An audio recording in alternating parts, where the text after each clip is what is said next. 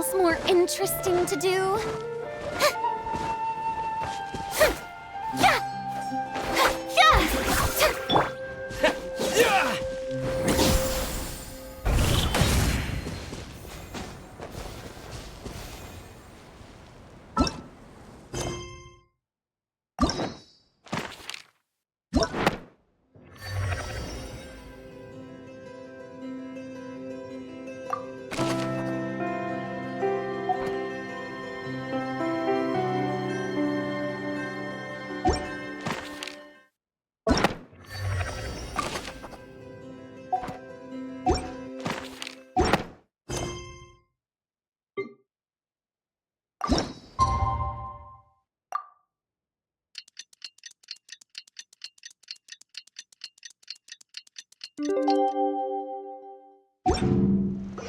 It's about time we headed over to the Curatorium of Secrets.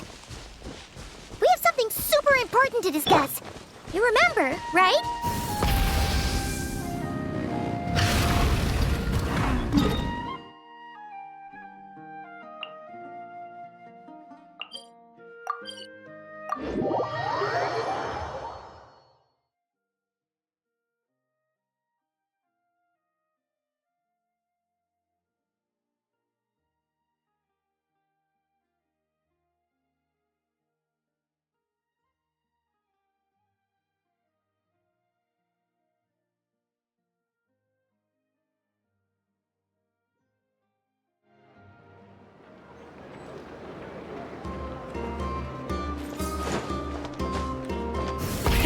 Rev the engines!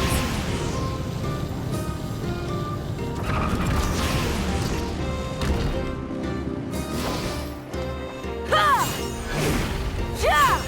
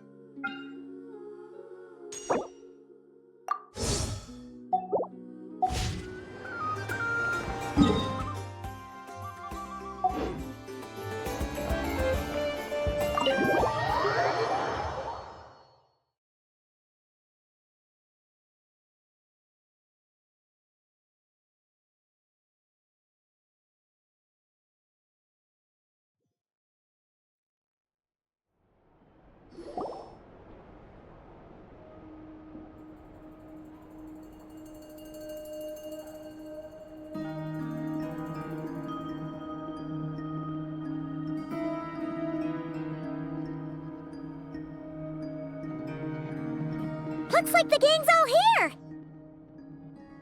Yep, all ready. How about you two? Green and good to go? Paimon's ready! Great, let's get rolling then. Great. Well, first things first. Wait. Someone's here. We heard your footsteps. Although... You've been here for a while now. I take it you followed the Traveler, but I don't sense any ill intent in you. Come on.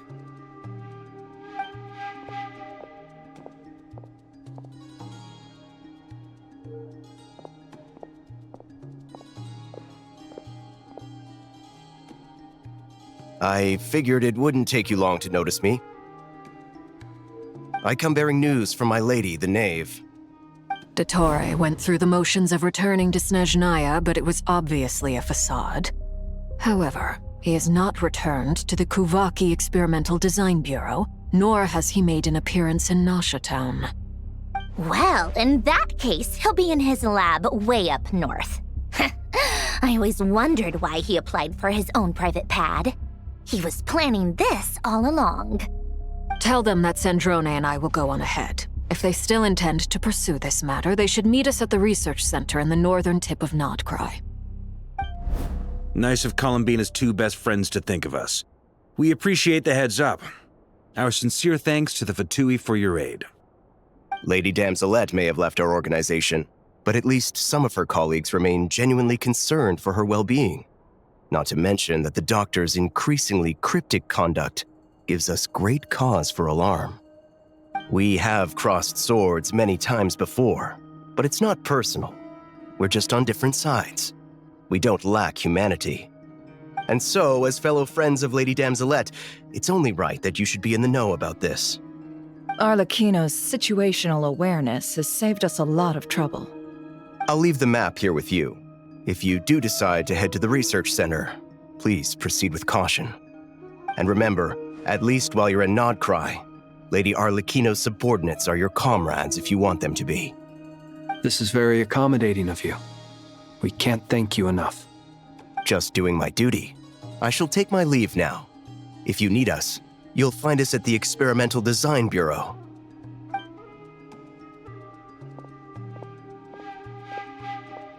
So, the doctors left the Experimental Design Bureau and headed to some research center up north. Marionette seems to think he's been planning this for a long time. But when did it start? Before he even arrived in Nodcry? It seems his loyalty to the Tsaritsa is lip service at most. Behind the scenes, he may even be working against her. Whatever his motives, we know that he's decisive and incredibly ruthless. Facing him unprepared would be a recipe for disaster. At this stage, it's difficult to predict his next steps. I suggest we split into two groups. We need some people to stay behind and guard Nasha Town. Well, as much as I'd love to help, infiltrating research labs isn't really my area of expertise. But at least take Cool Your Jet's Ducky with you. It should be some help during the battle. And as for Miss Inefa, I suppose you will stay to protect Miss Aino? Detecting operational logic. Protect Aino. Priority. High. Just in case, Servarka, I think it would be best if you stayed behind as well. You can leave the research center to us. I mean, I would have said the Knight of Berea should probably be out on the front line, but okay, fine. Leave Nasha Town to me. Be careful out there, okay? If things get out of hand, fall back right away. Yehodo will be on hand to assist you. In my absence, she can handle any intel gathering work. You got it, boss. You guys make sure to get back here in one piece, all right? We will. Things are moving fast. We'd better head off soon if we hope to keep pace.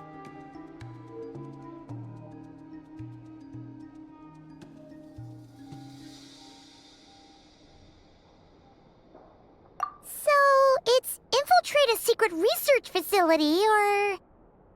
Yeah, alright. Paimon will help out here instead. Sounds like it's gonna be a pretty intense fight. We all have to bring our A game here. So, anything you need to wrap up before we leave?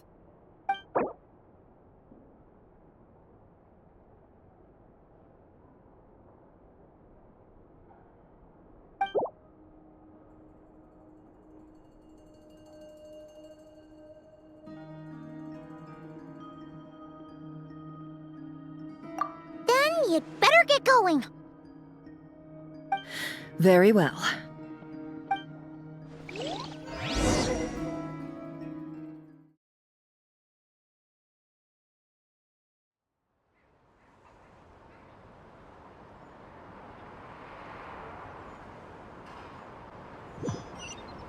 All these broken machines on the ground.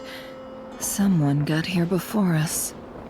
Could it be Arlecchino and Sandrone?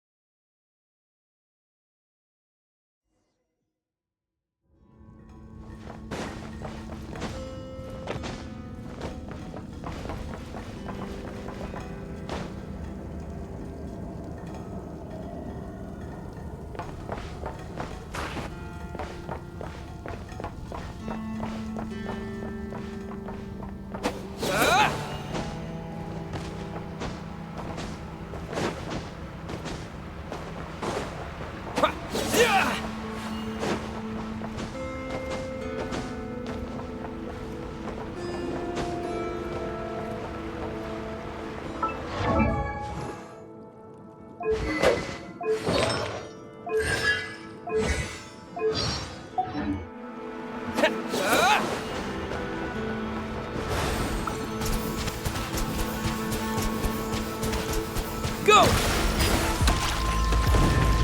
Yeah!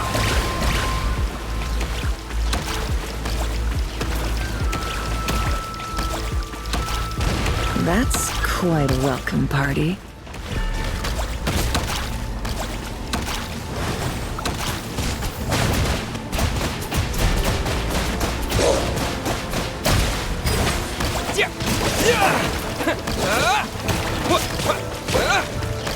Be silent. Observe.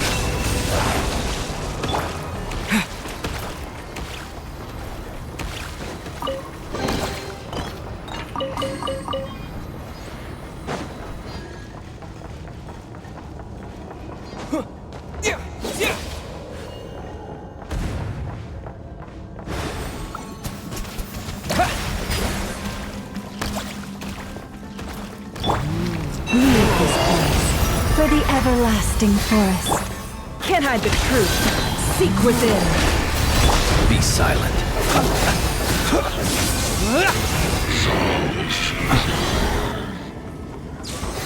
Get back! I said get back! Do you hear me? Why isn't it working? No! Don't come any closer! Don't!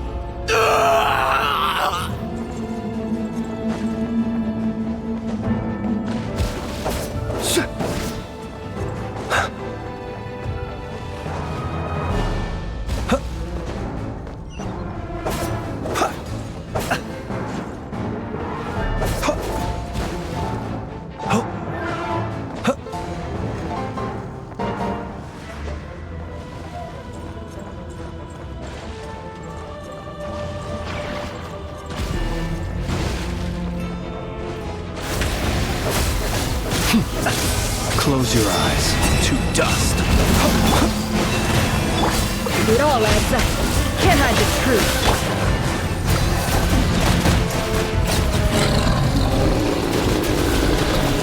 Go! You poor souls. May your spirits find peace. Grab that key on the ground. We'll probably need it at some point.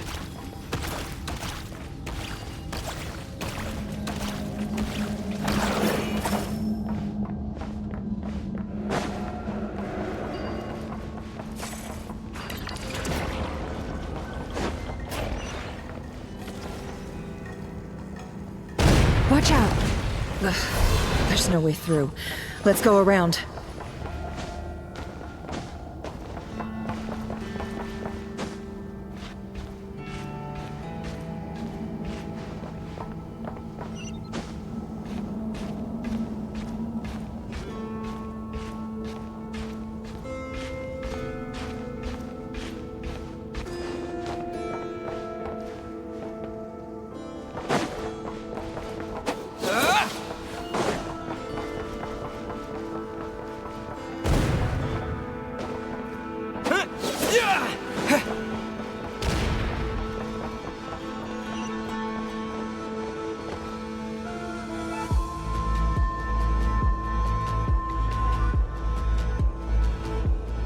What the? Trespassers? Here? What's wrong with you people? We're looking for the doctor, and we understand he might be here. I see you're fleeing the facility. You looking to settle a score with the doctor? Good luck with that. I don't think you have many chances left. Perhaps. But you might have a chance to live if you start talking. 2 other Harbingers had the same idea as you. They're already inside. But what good is it gonna do? The doctor wouldn't do something like this unprepared. Seems to me that you're not too thrilled about being his subordinate. Also, is it just me, or do I sense monsters nearby? If you'd prefer their company to ours, that can easily be arranged. We need to know what the doctor is up to. Please, if you know anything at all, tell me. This is about more than us versus the doctor. His actions could have consequences for all of Nodcry, and perhaps even your homeland, Snezhnaya.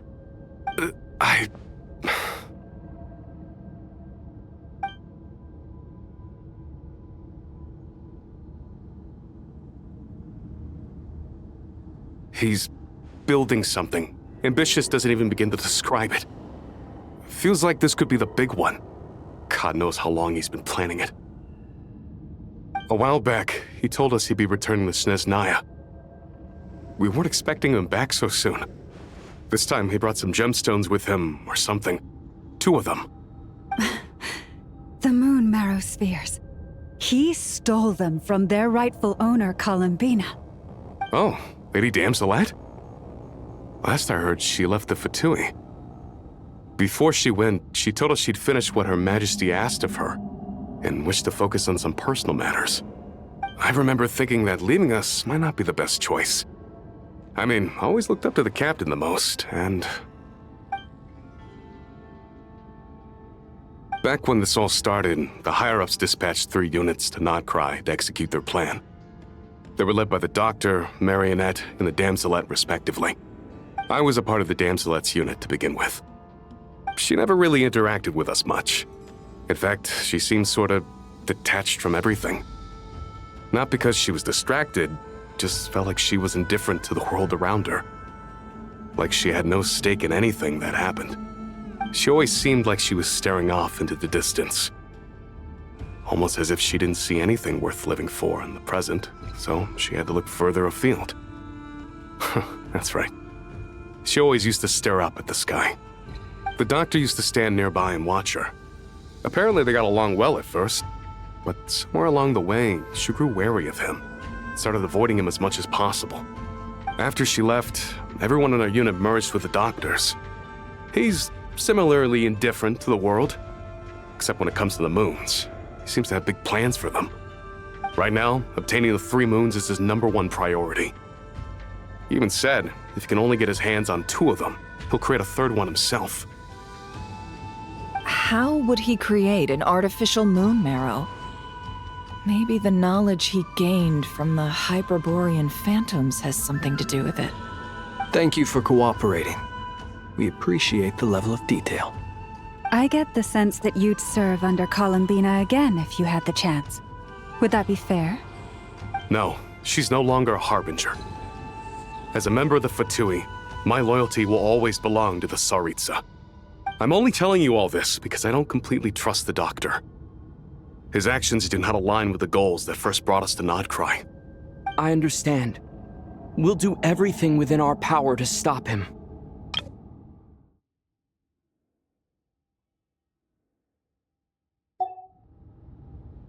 The Knaves unit is based at the Kuvaki Experimental Design Bureau. Maybe you can seek refuge with them. Well, now we know what's going on here. Artificial moon marrow. He's likely well on the way to completing it. Dottore's technological capabilities are far more advanced than I thought. I fear this could get ugly. Everyone, prepare yourselves.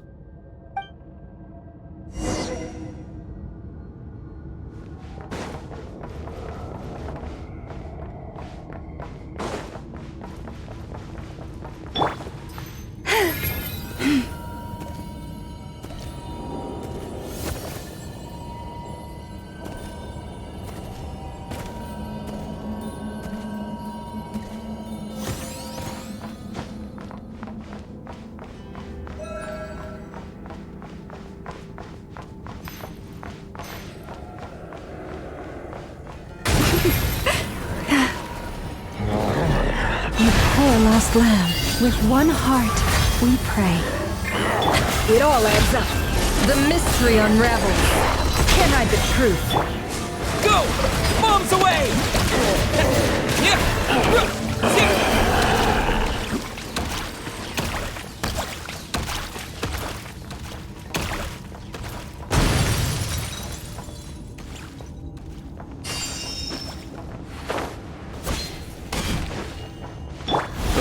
Sleep beckons. Go! No more lies. Seek within. By the frost moon of old. Forest?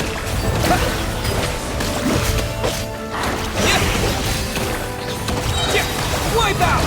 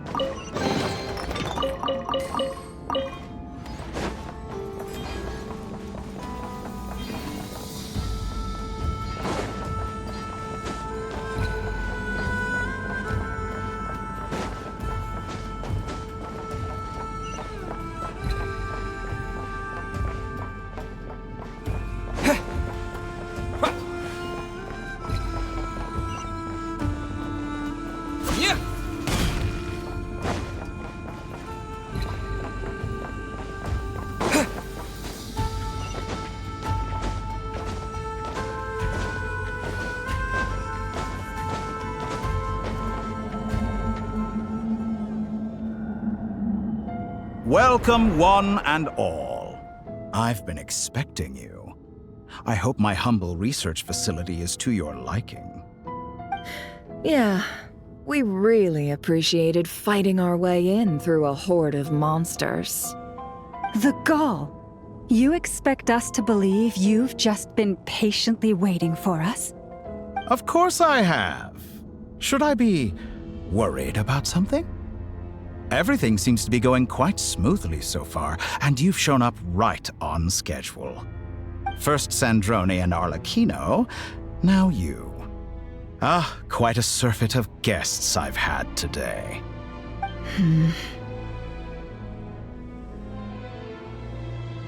If you were looking for them, I should probably mention that Arlecchino disappeared as soon as she entered the facility. As for Sandrone, why, she stood right here only moments ago demanding answers from me at the top of her voice. Hardly out of character. She never was one for basic courtesy. But I have to admit, I was a little surprised to see her showing concern for someone besides herself. Does everyone you associate with undergo such a change in temperament?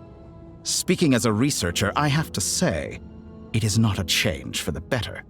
It threatens one's ability to remain objective.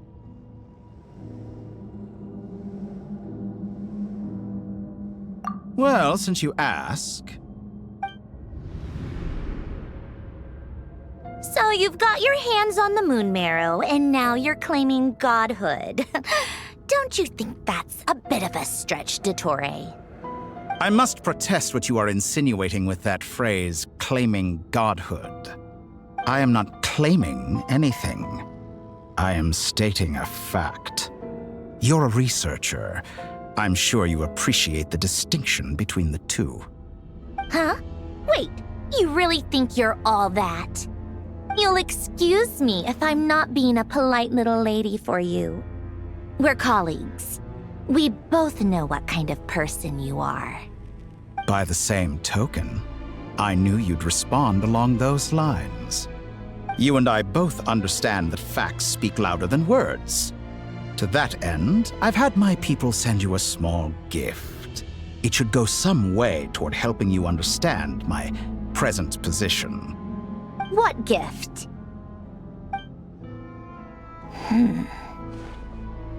Where have all your troops gone? Who knows? Perhaps they are already marching toward a new world, following in the footsteps of an unknown god. As vulgar and arrogant as you may be, dear Sandrone, I have no intention of taking out my displeasure on your subordinates. They will enjoy equal rights to my own. You sent your people to the Experimental Design Bureau? That's the Tsaritsa's property. Yes, and I am very mindful of Her Majesty's instructions. But you know full well that they do not conflict with my present goals. In which case, all I'm doing is conducting another one of my experiments. Is there a problem with that? Now then, you have a judgment call to make. Am I simply lying to stall you? Or is it possible that every word I am saying is the truth? In which case, your subordinates really are in danger. So now you've turned on fellow Fatui soldiers. You're completely insane. I have set a new rule for myself. Each person gets one chance. Naturally, that includes you, Sandrone. If you wish to leave, I won't stop you. We are colleagues, after all. Scumbag!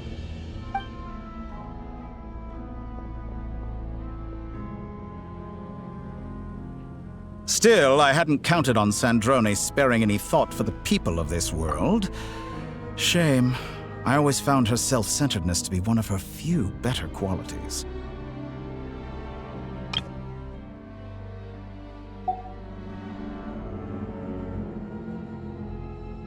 How can she ever hope to achieve greatness when she's so obsessed with protecting her little design bureau? It's more than a little disingenuous to speak of achieving greatness while taking hostages. Or does honor no longer mean anything to you? Honor? I have the marrow of 2 moons in my possession and will soon complete the construction of a 3rd. I will be the god of a new world. And you speak to me of honor? How charmingly naive. Those are sacred relics. You do not deserve them. In my view, many in this world do not deserve to be alive. And yet, I mercifully permit them to go on living, do I not? You'll come to regret your actions. Will I now? Let's see if you can make me.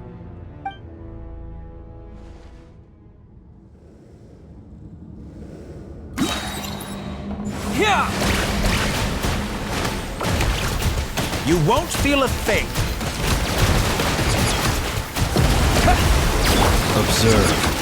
Beware the creatures of the night. Close your eyes.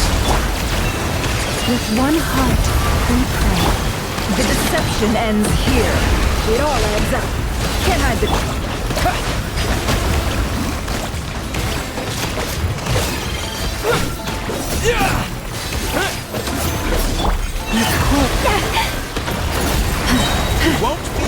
By the frostmoon of old. Absurd. It all adds up. Observe. Get lost. Water jet!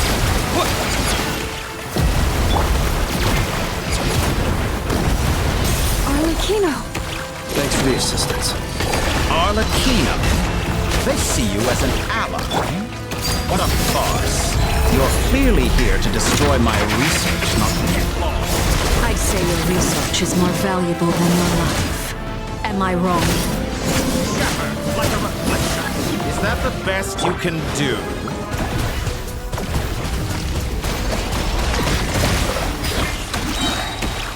Wipe out! Be silent. Boris, protect us. With one heart, we pray. Your actions betray your fear of me. It all adds up. The mystery unravels. Transfixed. You poor love. Can't hide the truth. Is that the best you can do? No more lies. Is this all it takes to tire you? This is where you fall. Laid bare. By the Frostmoon of old.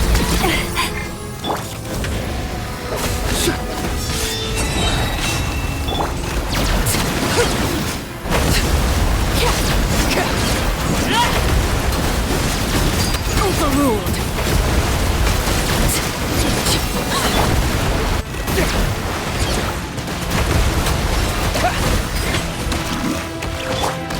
Boris? The Deceptatore is too powerful with the artificial moon arrow in his arsenal. Fighting him is futile. Quickly.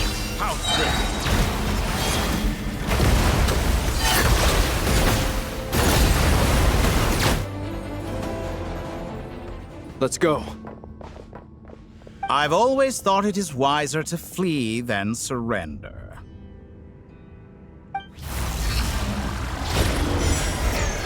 Watch out! What the? Forget about me! You should... Where's the Traveler?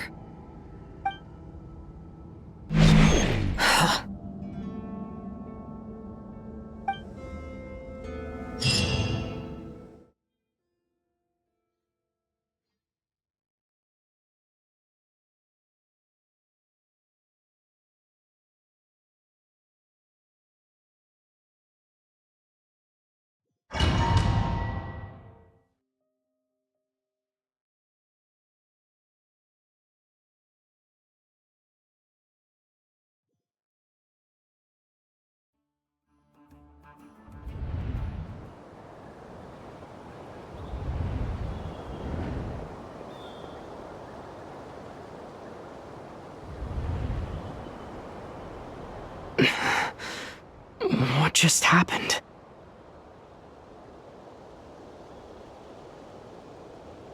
Nasha Town? How did I get here? Strange. I remember being trapped by Dottore during the battle. And now all of a sudden, I'm here. Something weird is going on. I guess I'll start by exploring the area. Huh? Traveler? What brings you here at this hour? Huh? What are you in the mood for today? A hot dog? Or something else? We've got some special discounts at the moment. Want to see the menu? Sorry, I'm not hungry right now. Ah. Well, feel free to take a seat for now. Let me know if you change your mind. Everyone seems to be acting normal. Am I just overthinking? Oh, darling, look who it is. One of our regular customers. Get the Traveler something to eat, would you, dear? Wait, why is he talking like that? Well, I'd love to, but can't serve a customer unless they order something.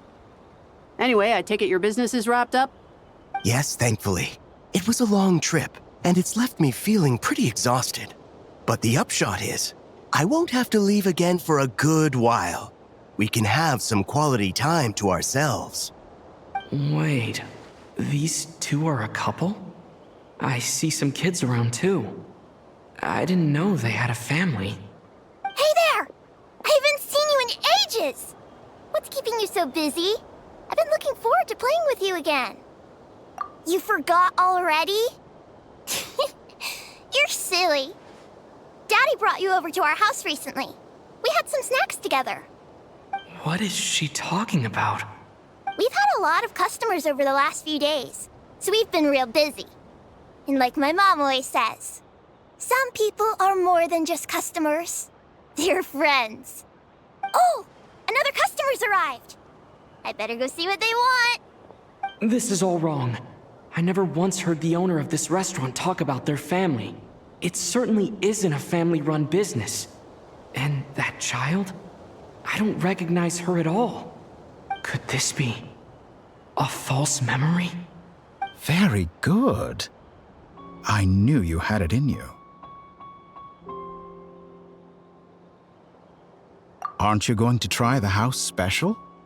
When did he show up? No. None of this is real. You don't seem to like it here. That's fine. We can change venues.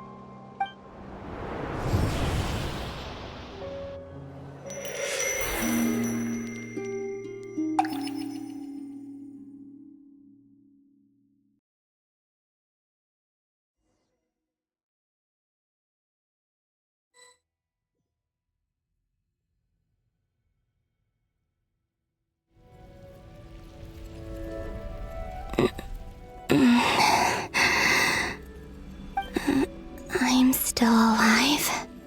Where is this place? It took all my strength to open the moon gate, and then I leapt into it. So this is the moon's reflection? The mysterious realm beyond the gate?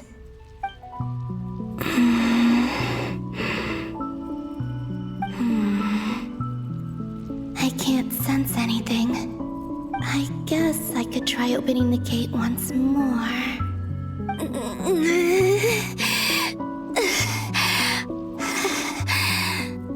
No response. Maybe this space can't be opened from inside. If this was the space that killed both Revier and his lover, then why am I unscathed? Or... no. I'm not unscathed. Even the air here feels frozen in place. There is nothing here with which I can restore my power. I should conserve my strength and proceed with caution.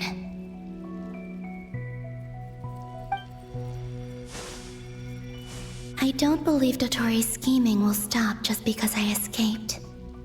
If there is any chance that I can get back to the others, any chance at all, I must return.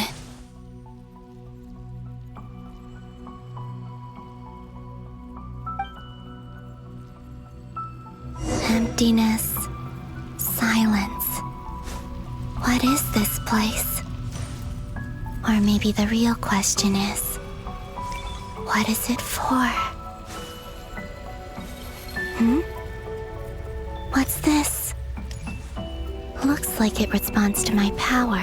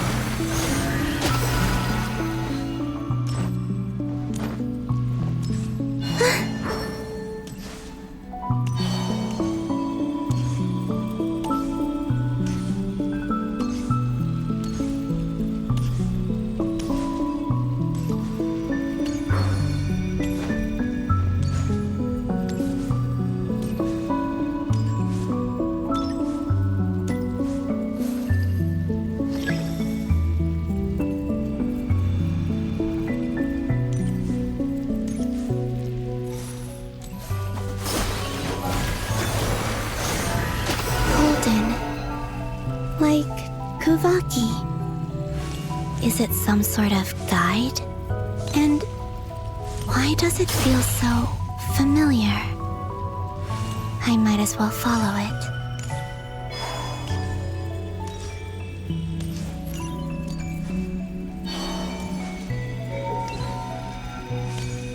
Where does this lead? Could it be the exit?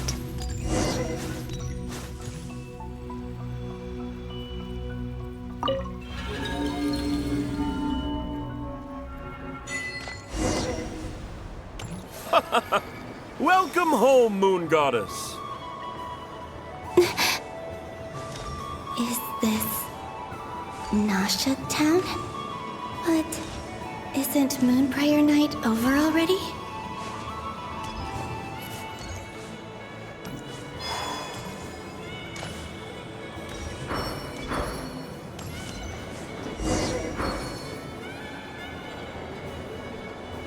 Goodbye for now, Columbina. I hope you have a wonderful night. I will. Everyone else. And me? Are these my memories?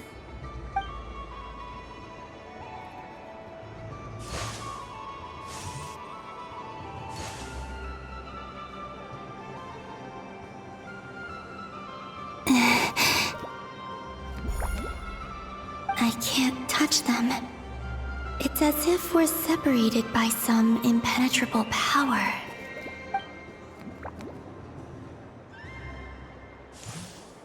Over here! Over here!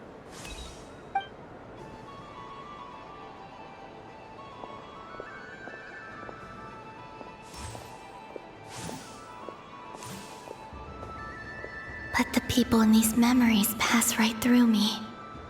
Just like when I disappeared. If only I had known what would come to pass after that. Even so, I should still take a look around. Just being back here. It gives me the strength to keep going.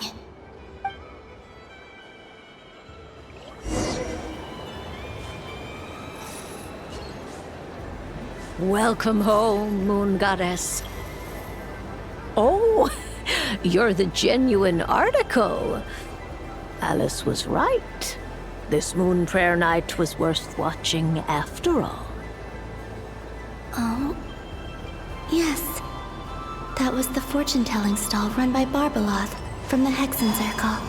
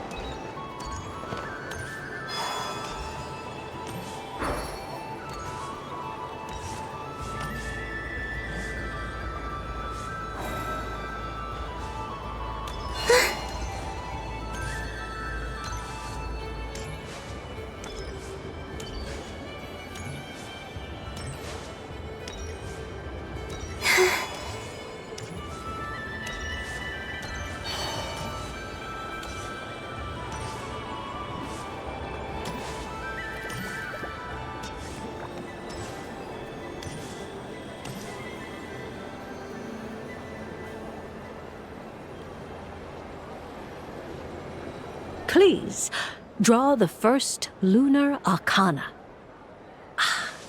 This represents destiny and is the foundation for the divination as a whole.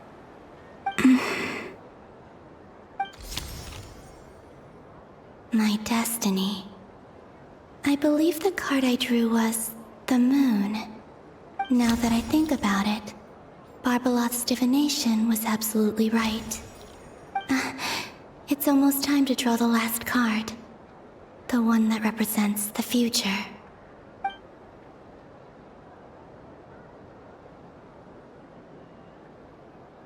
That was the card that popped out on its own. From here, I think.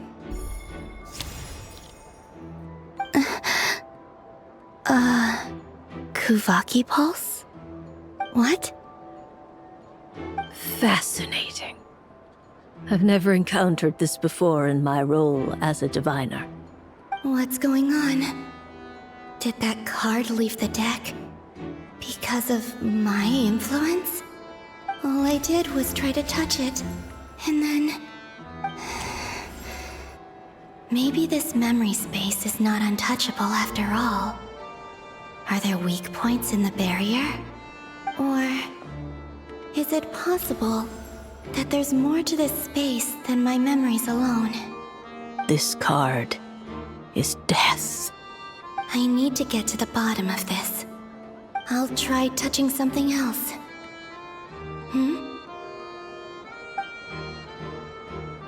Is this the wind? No, it's gravity. It's pulling me outwards. No, Traveler!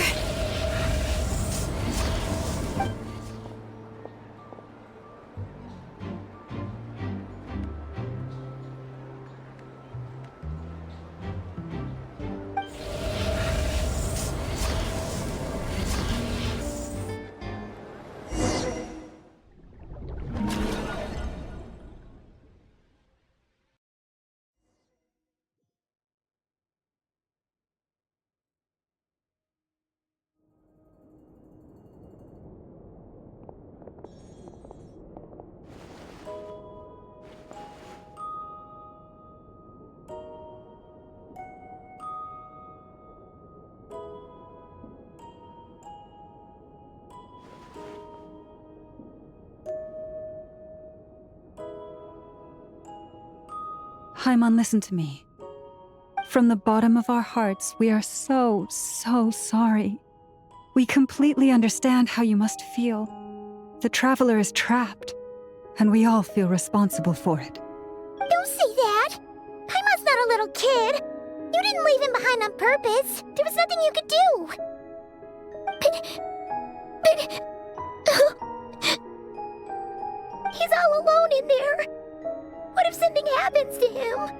What are we gonna do then? We've barely spent any time apart since we met. Is he gonna... die? We must find a way to rescue him. We were all involved in the operation where he was captured, and we do not abandon our comrades. That being said, it won't be easy. Through conversation with the others on our return, we've arrived at a basic idea of what we're up against. Dottore's lab has clearly been in operation for a lot longer than we realized. We found many monster samples stored there. In all likelihood, they were materials he used to research his latest technology. We also know that through his contact with the phantoms of Hyperborea, he gained knowledge about the moons and certain Hyperborean technologies. Using this knowledge, he then fashioned an artificial moon marrow to serve as a replacement for the frost moon beyond the sky. Unlike Columbina, Dottore is not being rejected by Teyvat. And even with 2 of the 3 moon marrows, his power far exceeds all of ours combined. Once his 3rd moon marrow is complete, Dottore will have completely seized the authority of the 3 moons. Teyvat's most primordial powers will then be in his grasp. Does that mean... I'm afraid so. No one could have predicted this level of insanity, not even from Dottore. And unfortunately, his insanity is coupled with an intellect and ambition that not even his peers in the Fatui can match. This is dire. Sounds like the world is done for. The 3 moons' authority can influence the very fabric of time and space. I dare not imagine what a monster like him would do with that kind of power. The trouble's already begun, I'm afraid. On our way back, we discovered that part of Nodcry is being enveloped by an unknown energy. We cannot ascertain what is happening inside. I'm convinced this is Dottore's doing. Not that there's any way to prove it. The issue is, we have no idea what his intentions are. The only thing more frustrating than facing down evil is knowing that it will surely come, but not knowing when. The Doctor is guilty of numerous crimes in Mondstadt as well.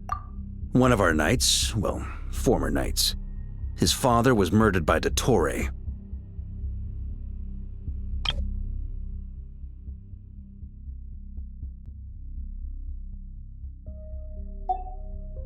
His ideology and methodology are a danger to everything in his path, from individuals to entire nations. He does not feel guilt, even when he acts against his own people. He doesn't see them as his own people, that's why. People like him see everyone else as beneath them. Right. He views other people only in terms of how they can benefit him. That's the basis of all his social connections. Granted, he's hardly the only harbinger to pursue their own interests. We all do. And Her Majesty is gracious enough to permit it. Still, her mercy has its limits. Dottore's actions have gone beyond even what the Fatui could have imagined. Usurping divine authority to become a god. For a servant of the Tsaritsa, that goes beyond being disloyal. It's treason of the highest order. We can't expect him to heed the Tsaritsa's will once he gains the Three Moons' authority. Even we Harbingers consider him the most self-interested among us. Poor Traveler. Of all the people to get caught by... We have to go save him right now! Please! We gotta find a way! Paimon, I promise you, we are with you all the way. I get how you feel. I do. But it's gonna take more than strong emotions to take down an enemy like Dottore. What we need now is more information. Right. We can't even guarantee he's still at his research center. Before we can think about mounting a rescue operation, we need to confirm the Traveler's location. I'll find a way. Paimon knows, but... She's so scared. If anything happens to the Traveler... He might be the strongest person Paimon knows, but he's still human. He feels pain and bleeds just like anyone else. Then think things through before you stick your neck out. Unless you want to lose your head. Sandrone. Miss Sandrone, you're okay? Put the stuff over there, and be gentle with it. Am I okay? As you can see, I've had to move my whole livelihood out of the Experimental Design Bureau. It's been swallowed up by Dottore's energy field. If I'd left it any longer, I probably would have gotten stuck there. Ugh, Dottore always goes a little loco when he finds a shiny new toy. Not that he'd ever admit that. But this time, he's gone full psycho.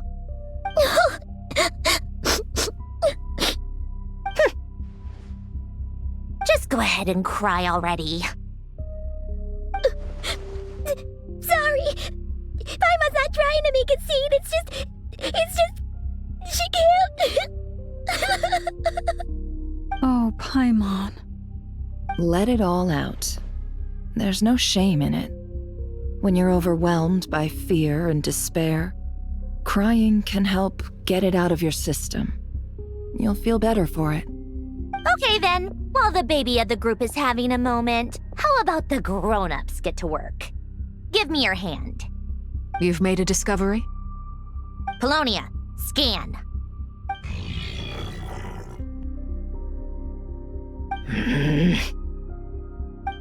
You, hand, now.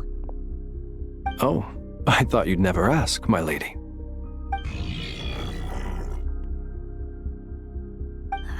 Curses!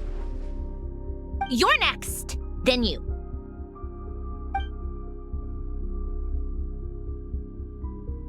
Dottore, you son of a...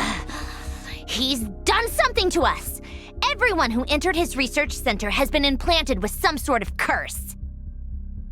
I don't feel anything unusual at the moment. Does that mean it hasn't activated yet? Is there a way to figure out its purpose and what might trigger it? My best guess is Dottore created it using the Moon Goddess's powers. 1 second, analyzing. Ugh! That friggin' maniac! So, what twisted game is he playing this time? The moment I analyzed the energy composition, some encrypted text appeared in my mind's eye. And when I deciphered it according to the Fatui standard encryption protocol, I got the following message. Feel free to run, or you will perish in nod cry. He's mocking us. Yup, he loves to toy with people. Only in this case, there might be more to it. But I didn't detect any murderous intent or malice either in the message or the curse's energy. As if this is him at his least malicious. Or perhaps all people are cowards in his eyes. Maybe he thinks the threat alone will be effective.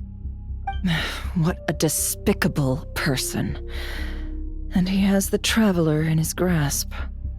If I may, as unhinged as Dottore may be, he has always exercised great patience with the objects of his interest. I remember a comment he made when we first arrived in Nodcry. He said, "This world is, on the whole, an exceedingly dull place. But at least there are a few intriguing features, such as the gods or the Traveler. Presumably, they interest him because they're unknown quantities. He wants to understand as much as he can about them." Agreed. The Traveler is Tevat's fourth descender. All Harbingers are aware of this. Since Dottore took such pains to capture the Traveler, he is unlikely to kill him right away. Okay, but we still have to do that rescue operation. Of course. I also think we need to read between the lines with Dottore's message. If he's encouraging us to run, that means we mustn't leave Nodcry under any circumstances. My guess is, his curse will only trigger if we leave.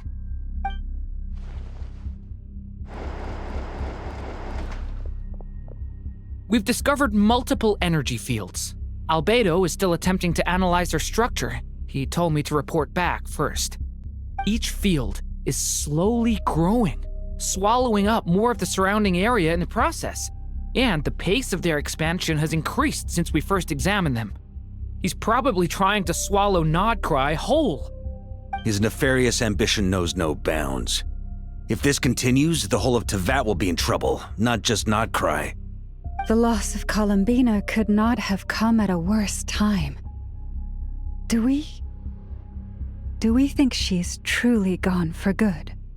She entered the space beyond the Moon Gate, knowing what became of Rerir and Thalindus.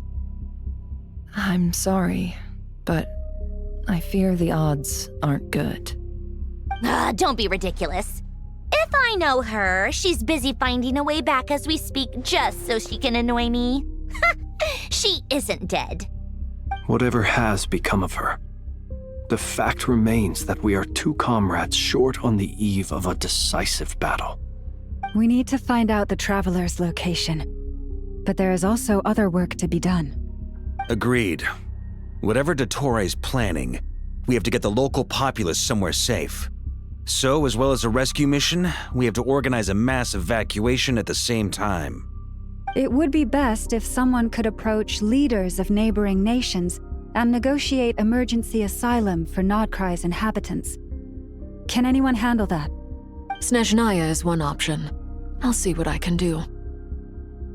This would be so much easier if the Traveler was here. No! Stop thinking like that, Paimon. Paimon will join you. She's pretty well connected thanks to the Traveler. Maybe it'll come in handy. Either way, that's what the Traveler would do if he was here.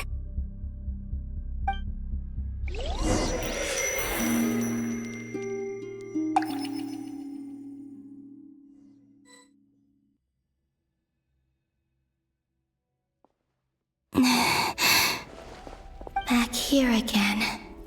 That gravitational force that pulled me back. Is this where it came from? When I saw that memory of Moon Prayer Night, I think I influenced reality. Was it just a coincidence? Or if only I could have sent the others some kind of warning on Moon Prayer Night. Maybe we could have stopped Dottore. I feel so heavy. Does entering that space consume a lot of energy? Well, even so, moving forward. Back to emptiness and silence again. I should try and find my way back inside that memory.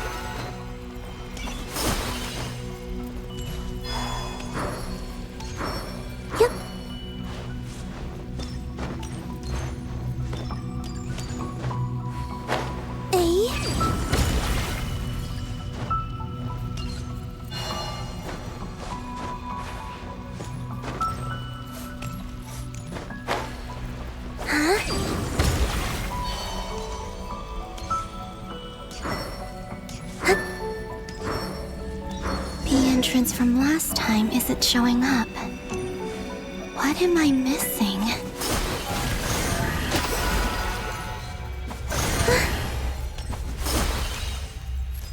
Looks like I need to gather these scattered fragments.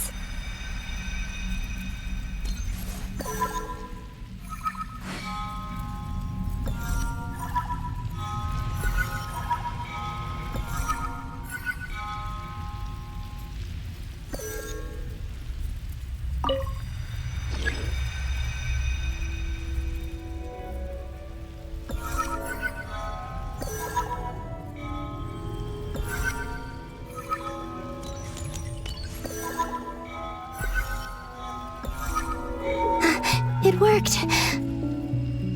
Hopefully I can stay inside for a bit longer this time.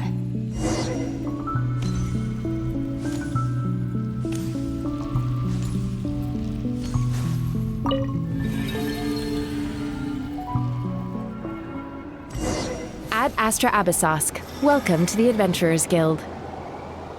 What? This doesn't look like Moonprayer Night.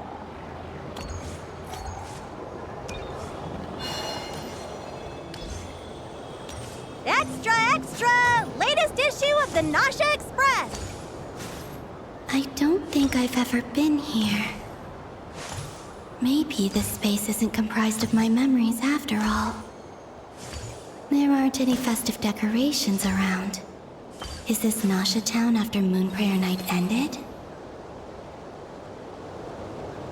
Did Dotori's plan not affect the town? Or is no one aware of what happened because he used the Three Moons' authority? Let me see if I can influence anyone else.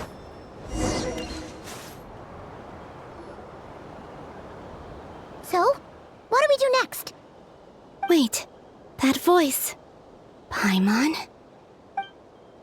The most important thing right now is to find that mage. Lauma the Traveler and Mr. Varga are here too. I'd better go pay the Fatui a visit. Traveler!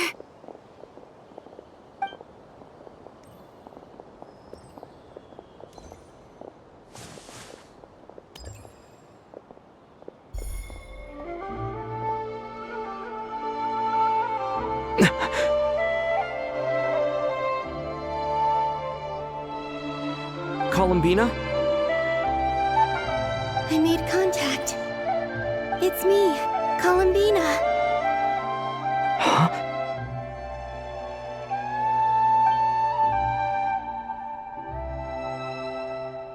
Traveler? Let's go! This is no time to be spacing out!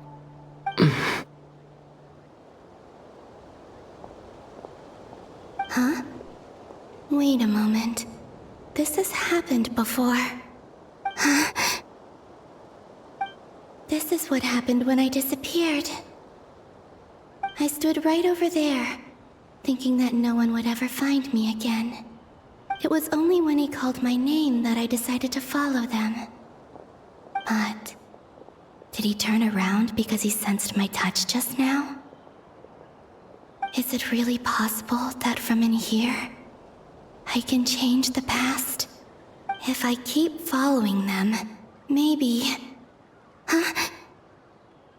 It's that gravity again.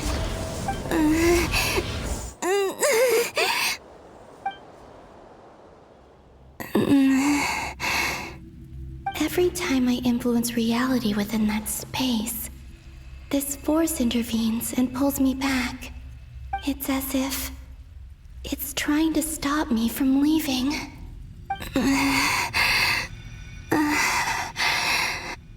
I'm getting weaker and weaker. I'll just have to try another approach next time.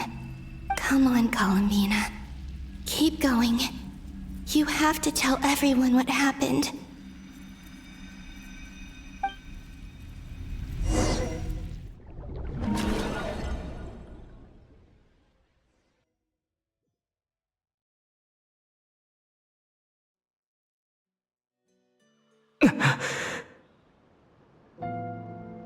Suddenly, I've been plunged into darkness. Alone.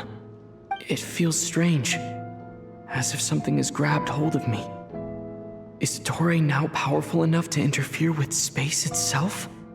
Look at you, standing so still in total silence. I almost didn't recognize you. Hello there, traveler.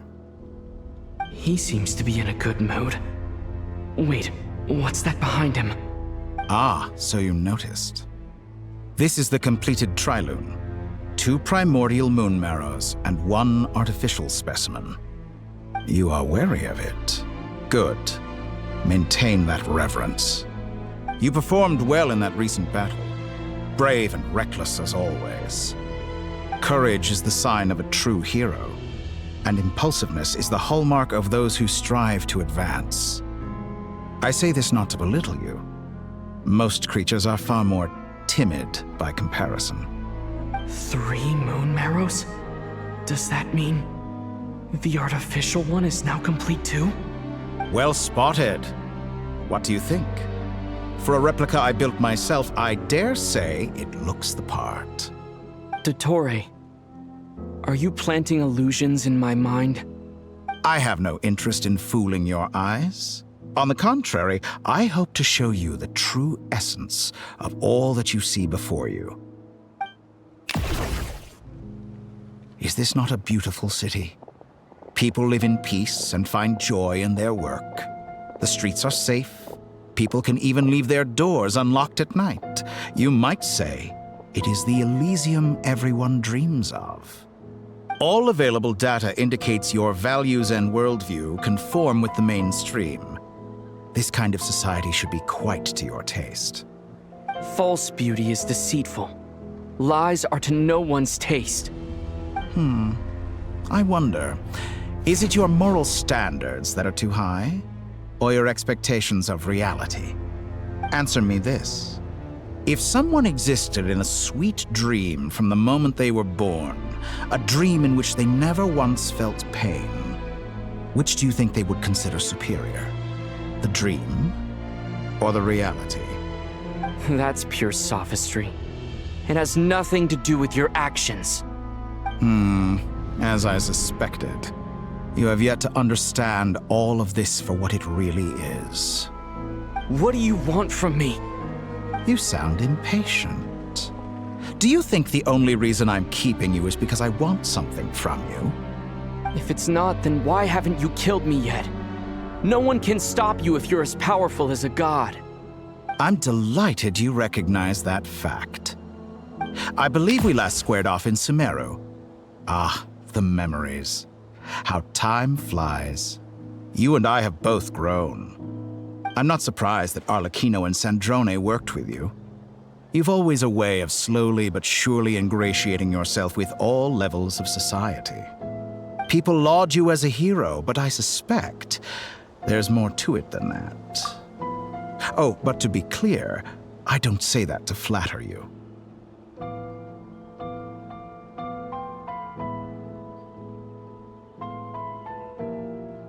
Do you always give your opponent an appraisal before you deal the final blow? Call it a long-time habit. I'm a researcher, and one of my duties is to give an objective assessment of my subjects. But you misunderstand. We are not opponents. Not at this moment. I just want to talk. Think back to Tartaglia, Arlecchino, Capitano, Columbina, and now even Sandrone.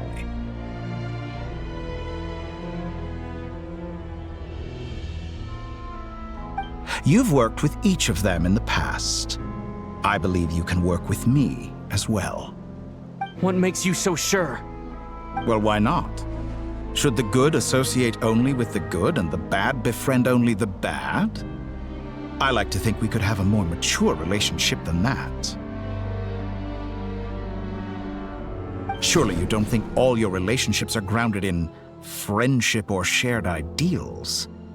People come together because it benefits them to do so. If you think of the people you admire, you must surely admit that they have provided some benefit to you. Morality, ambition, dreams. People have plenty of words to embellish the nature of their relationships. But once you break free from those ethical frameworks, you will see that the only thing connecting the two of you is mutual benefit. And that is what I'd like to talk to you about. We're finally getting into it. He's probably been planning to kidnap me for a long time now. But for what exactly? He has the authority of all three moons. I won't be able to gain the upper hand in a fight. Best if I pretend that I'm willing to negotiate for now. You say you're a god, but you also speak of mutual benefit. What could a god want that the three moons cannot provide? Excellent question. But before I answer, I would ask you the same thing. Gaining Columbina's allegiance was a rare and extraordinary feat. But the Moon Marrows are now in my hands, and I have the edge over her. For this artificial moon is not being rejected by Tevat. Her identity and lineage may have been a thing of glory in the old world, but they were also shackles that prevented her from ever integrating into Tevat. I, on the other hand, you may view me as a thief, but I have overcome that limitation. So what is it that the three moons cannot grant you? What stops you from negotiating with me to get what you want? I don't make deals with lying psychopaths. That's quite an accusation. Are you expecting me to get angry with you? Well, this is one aspect in which my personal growth has served me well.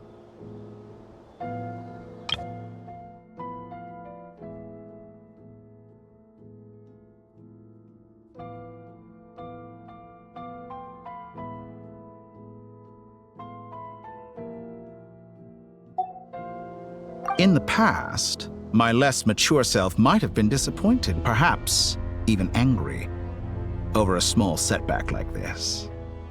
Like when you and Lesser Lord Kusanali joined forces to oppose me, for example.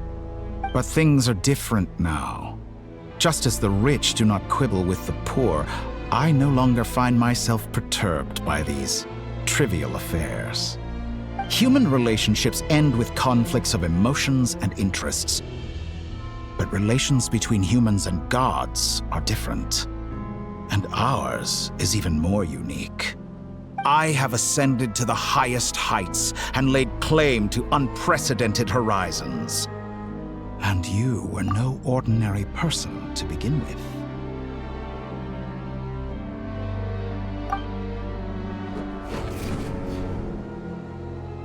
Allow me to show you the world, Descender.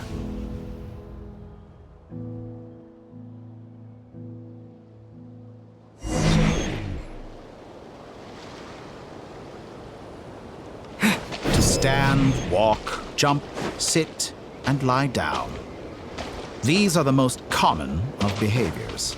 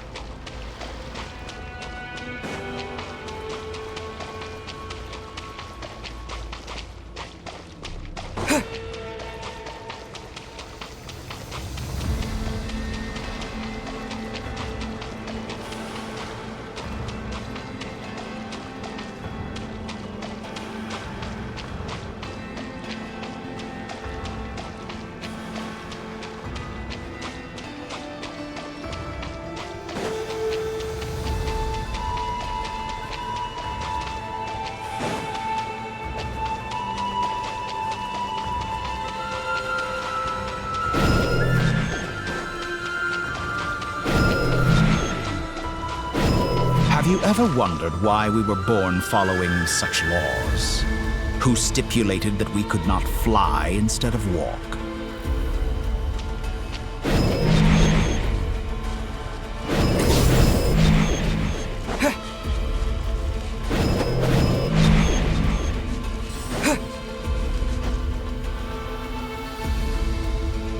Someone of your talent and experience must surely know of the 4 great rulers who serve the heavenly principles. They govern life, death, time, and space. One wounded by a blade will die from blood loss or infection, and one who falls into a lake will drown in agony. The elderly wallow in solitude, and the solitary age faster. Eventually, new life is born, only to embark on the same path of suffering. These 4 divisions anchor the world and shackle those who live in it. But they themselves transcend its boundaries, squandering the power bestowed by the heavens. All who live yearn for equality, but unless the gods prostrate themselves and profess that they are mere servants of the living, equality can never exist. Who makes the rules we must live by? Who has the right to restrict us? The limits of the body can be rejected.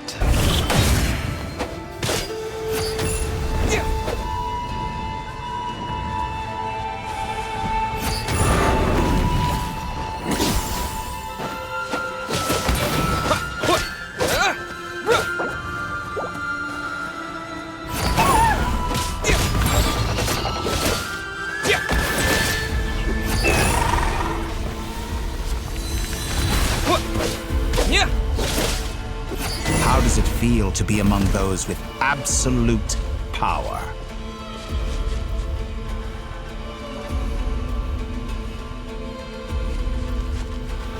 You cannot conceive the extent to which your flesh hinders your mind and spirit.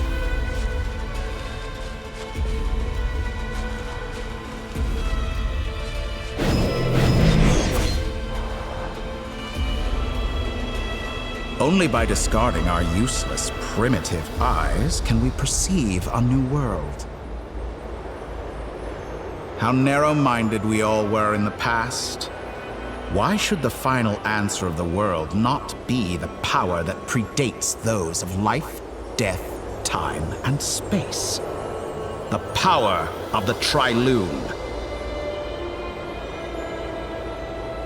Through it, I have glimpsed new experimental possibilities. Nature suppressed, authority exiled, souls controlled.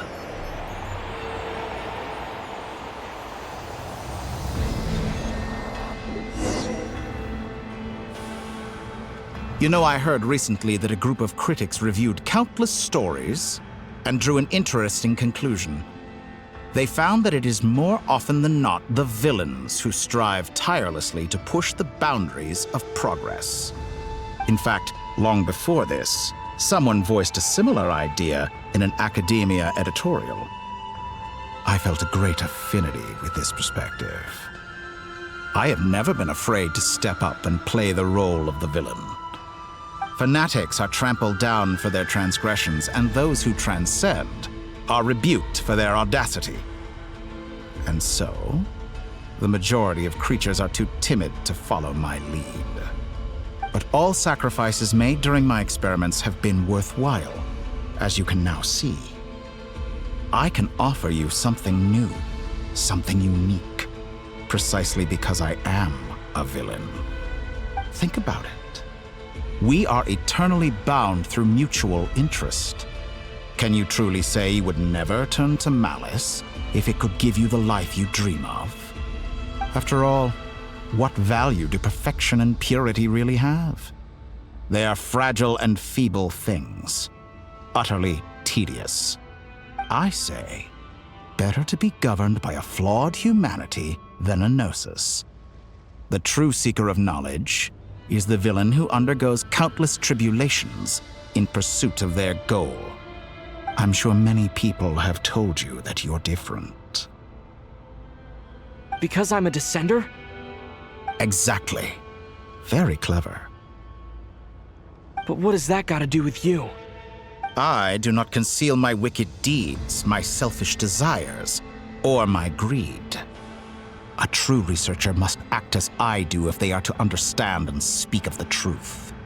And yet, a knowledge seeker like myself will inevitably grow tired of studying Tevat beyond a point.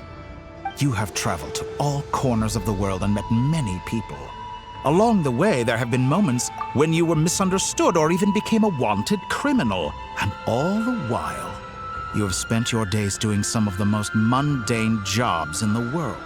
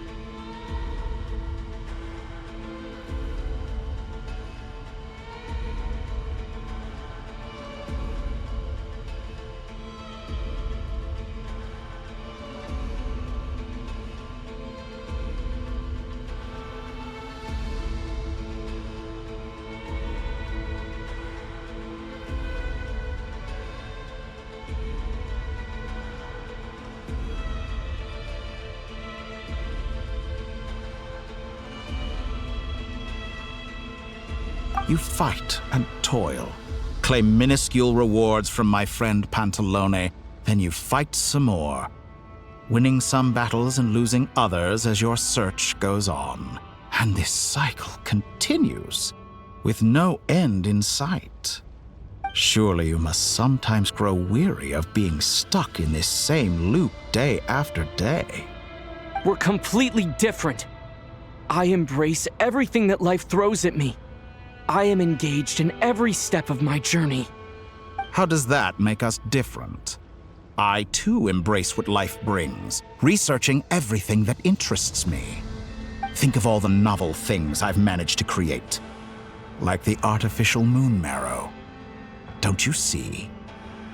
As unique a specimen as she was, even Columbina is not irreplaceable. Take that back! She's gone because of your actions! I didn't say that to anger you. Though admittedly, I don't see what there is to be angry about.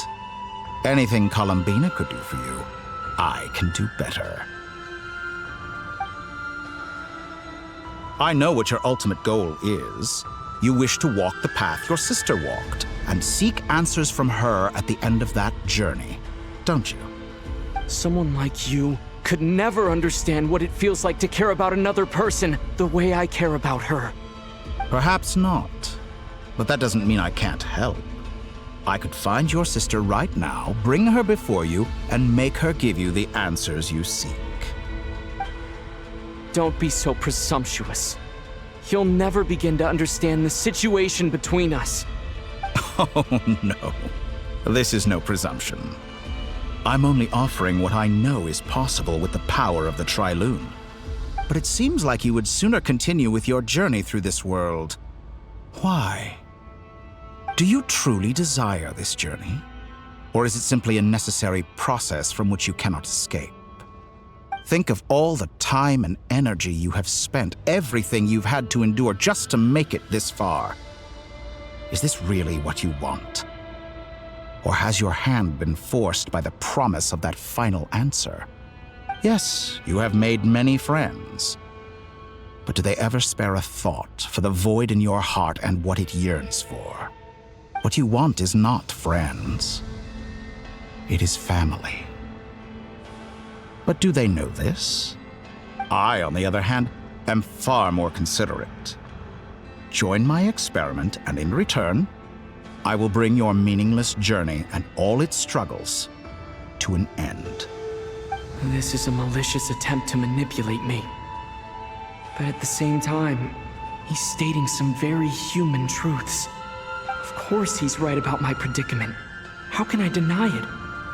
I have faced ungrateful strangers, never-ending troubles, an endless quest for answers. I want to see her. After everything I've been through, words can't describe how much I miss her. How much I want to be reunited with her, wherever you are right now. Do you miss me too?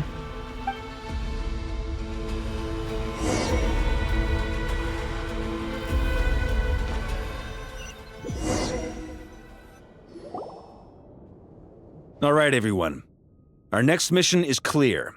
We need to contact all the major organizations, explain the situation to the public, and then begin the evacuation. The residents of Notcry are quite dispersed. The two most populated areas are the Southern Isles and Pyramida. Miss Lauma, I will leave Hisi Island and Nasha Town in your hands. I will liaise with the Fatui and Pyramida. Agreed. We will reach out to Natlan and Snezhnaya. Anyone found north of the Experimental Design Bureau should follow the Fatui to Snezhnaya. As for those dwelling south of that line, I will ask the Voynich Guild to help persuade them to leave. Then I, Mr. Varka, and the Frostmoon Scions will escort them to Natlan. The Voynich Guild has dealings with the Curatorium of Secrets. I will send them a letter vouching for your credibility. Yehoda, you should help Lauma. This is too big of a task for one person.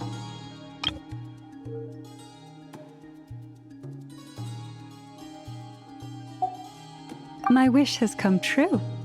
You're willingly lending me your most capable employee for the day. Well, good for you if all this only takes a day. Of course, if it takes any longer, I'll be charging a fee. Boss, wait!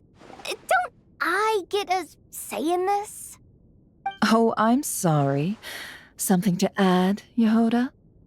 Well, no one's more important to me than you, boss. And remember how Lauma healed your eyes after that big battle? I think that's worth at least 2 or 3 days' work for the Frost Moon Scions. Are you completely incapable of acting in your own self-interest? Or do you simply devalue your own labor? Are you sure you don't want to come with us? Who will see to our other work if we're all busy evacuating residents? Sandrone insists that Columbina is still alive, and we have a traveler to rescue. There's much to be done. But boss, I'm just worried that... Well, Nefer, I'll link up with you once my tasks are complete. What makes you think I'd need you to do that? I'll need it. And considering the way you approach certain matters, I think you'll be better off with me present. That's quite enough. Just focus on your work first. I bet we're in for an uphill battle here. But we can help out too. Inefa and I are gonna help Nasha Town's residents carry their stuff. Loading schedule. Store essential local research data and technology samples, then escort the people to Natlan. Understood. I will execute this to the best of my abilities. Great stuff. Thank you, ladies. I've contacted the Lightkeepers. A colleague of mine will join us shortly. I will persuade them to conduct a thorough search of the region to ensure that no civilians get left behind. As for me, I guess I'll be making an early return to Sumeru. I think it's important that someone informs the Dendro Archon of what's going on in Notcry. Roger that. Someone should inform Mondstadt, too. Mr. Duran, can I trust you to handle that? I think you fly faster than any of us can run. As an added incentive, get there fast enough and I'll see about getting your gliding exam waived. Really? Ha! Mission accepted, sir. I intend to stay behind and help Miss Sandrone with her research. She has some alchemy-related questions that she'd like me to explore. She recognizes your expertise, then. I wish you a fruitful collaboration. Thank you. In truth, I was surprised to hear her express an interest in subject matter outside of machines. I believe she has been investigating some Fontanian technology recently. She made a point of bringing the relevant materials with her when she left the Experimental Design Bureau. She's sorting through everything in her room as we speak.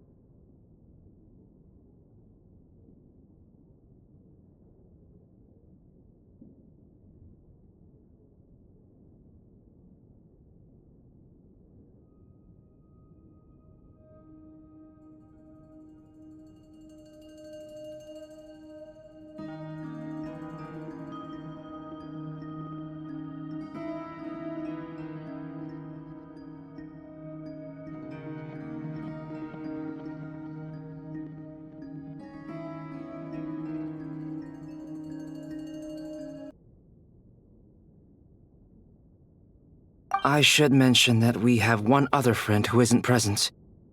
He hasn't made his position in all of this clear. But if we know anything about him, he's likely investigating on his own. Paimon's been very quiet today. But I know how close she and the Traveler are with the Natlanese. She should come with us to the border. Okay. Paimon will do her best. Make sure to heed Sandrone's warning. Many of us have been cursed by Dottore. As such, under no circumstances should anyone cross national borders. Remain within Nodcry. That aside, personally, I have faith in Columbina. Things look grim, sure, but who knows how it'll play out. Same goes for rescuing the Traveler. Both of them are important allies and friends. We'll be counting on you to gather intel on them, Miss Nefer. Oh, wonderful. You're all here.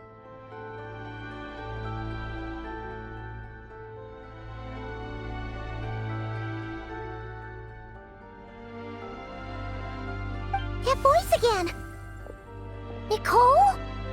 Whoa, that was loud! And it came out of nowhere. So mysterious. Sorry, this is the only way I can speak to you all right now. Please accept my apology. Anyway, time is short. I'll cut to the chase. We're still facing quite a catastrophe here at the world's borders. Alice has roped in every Hexencircle member she can get a hold of. Except for me. She told me I had to come and help you all out as a matter of urgency. I quote, "You love talking, don't you? Well, now it's finally your time to shine. Take these. Make sure the whole party gets one each. You'll be in charge of making sure everyone stays connected." Huh? Is this a Dodo communication device? Scanning. Unknown device. Analyzing. Unknown device. Conclusion. Cute. Affirmative. It is cute and good. I believe that I quite like it. This is no ordinary Dodo communication device. It's my very own special modified version, specifically... sorry. I almost went off on another tangent there. Anyway, help yourselves.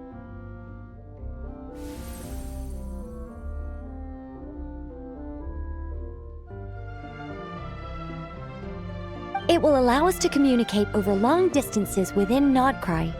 No more worrying about shuttling messages back and forth. What astounding technology. Am I right in assuming that it relies on your personal abilities to function, Miss Nicole? Yes, exactly. Right on cue, Albedo. I'd love to brag to you all about how it all works. But no, next time. Anyway, I'll be right with you all, serving as a communication hub. That's all from me. Head off as soon as you're ready. I'll be staying here to keep watch, and I'll be sending you my blessings.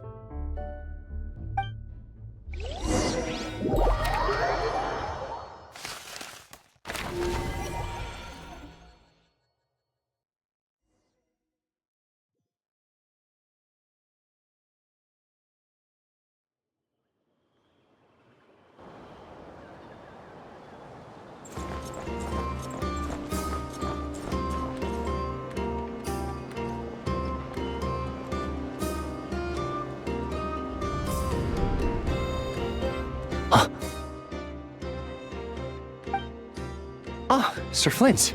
Perfect timing. I just arrived myself. You are most considerate, Master Ilua. But in fact, I know you have been sitting here for quite some time. If you saw me, why didn't you say something? I was curious to see how long you could sit still for. Also, shouldn't you have managed to sense me approaching? That would be a first. You always seem to appear out of thin air without making a peep. Also, how many times do I have to tell you not to address me as master? I don't qualify. I beg to differ. Why should a young man so well versed in social graces as yourself not be worthy of that title? Please, Lord Flint's... Sir Flint's. I'm begging you, don't flatter me into complacency like you do with everyone else. You understand me better than most. My newest acquaintances tell me I love complimenting others. What do you think? I think they don't understand why you do it. You just love puffing people up till they're a big, happy ball of hot air that floats away into the sky.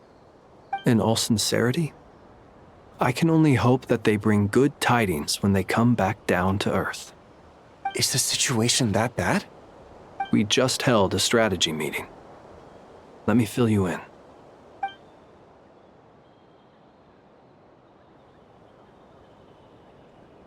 In short, we need everyone gone from Pyramida. We also need a team of Lightkeepers to scour the more remote regions of Nodcry for civilians to evacuate. I only hope we have enough personnel. We do. Old Man Nikita will definitely help, and we can recall anyone out on patrol to focus on this instead. Good. I'm sure you and the others will make short work of this. Now, don't forget, once you've completed this task, make sure you and the rest of the team evacuate to either Snezhnaya or Natlan as well. Flint? If you've got something to say, Master Ilua, why not guess what I'm thinking right now? You mentioned that you have something else to deal with later. How difficult is it going to be? I doubt it will be easy. I know you're a Lightkeeper, and it's your duty to protect others in times of crisis. But I have a feeling that you'll be walking into grave danger. However bad things have gotten in the past, Nodcry has never faced a mass evacuation before. But from the sounds of it, you don't intend to come with us. I don't mean to pry, and it's probably none of my business. But whatever it is you're intending, you don't have to go through with it, you know. I've been afflicted with some sort of curse, and I'm told it may well trigger if I set foot outside of Nodcry. As such, I cannot leave. I have to act, if for no other reason than to fight this curse. What? No. Why? Why would anyone want to curse you? There are plenty of people out there willing to trample over others in pursuit of their own goals. Frankly, Sir Flint, I am furious. You're making light of what is an incredibly serious situation. Indeed I am. And? And what? I told you, I'm furious about this. Nothing I can do about it, I'm afraid. Things happen, and we just have to deal with them. If you find yourself feeling angry, perhaps start by drinking a big glass of water. Hey, you mean you're completely unmoved by my anger? I'm devastated. Then allow me to express my sincerest regret. Come by the lighthouse sometime. We'll catch ourselves a few fish, have a little barbecue, play some cards, and bask in the sun. Maybe I need to spell this out. Lean in a little, Flint. Oh my, this doesn't bode well. Word is that you were caught up in a real horror show recently. People were amazed that you returned safe and sound. They've been debating whether you're even human. I've returned safe and sound from plenty of crises. When you say people, do you mean other people? Or do you just mean you? Fine. I'll be frank. You're not human, are you? Heavens. Now that's a horrifying thought. You know what? Forget it. We'll revisit this once it's all over. A sound plan. Albeit a little ominous sounding. Just promise me you'll come back in one piece, all right? For you, Master Ilua. How could I refuse? Also, please pass my regards on to our colleagues. Tell them, thank you all for your assistance.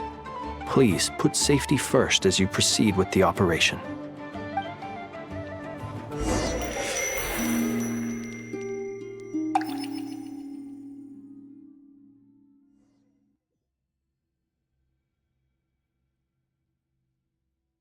have to keep searching for a path toward reality.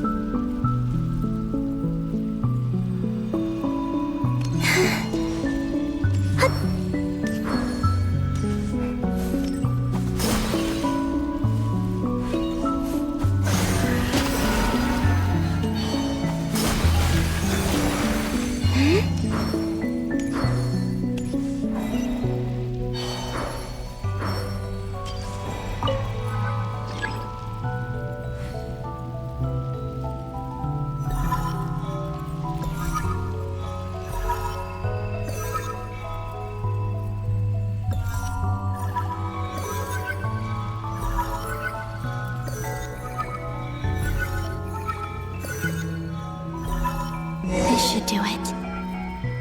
The last 2 times I tried to influence reality in this space, it consumed a lot of Kuvaki. I'll try and be more careful this time. I need to leave key clues behind using less power. I hope everyone still remembers what I said on Moon Prayer Night.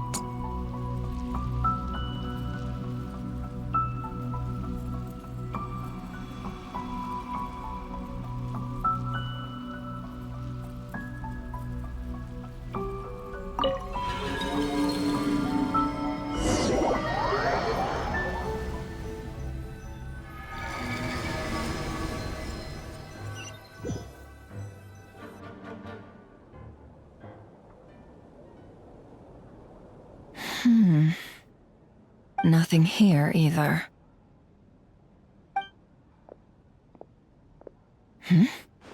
Flint's?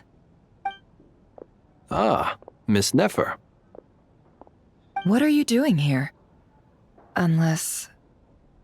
I just spoke with Itlua about arrangements for the search and came for a walk nearby. As for you, why would... It appears we think along similar lines. And neither of us likes to accept things at face value.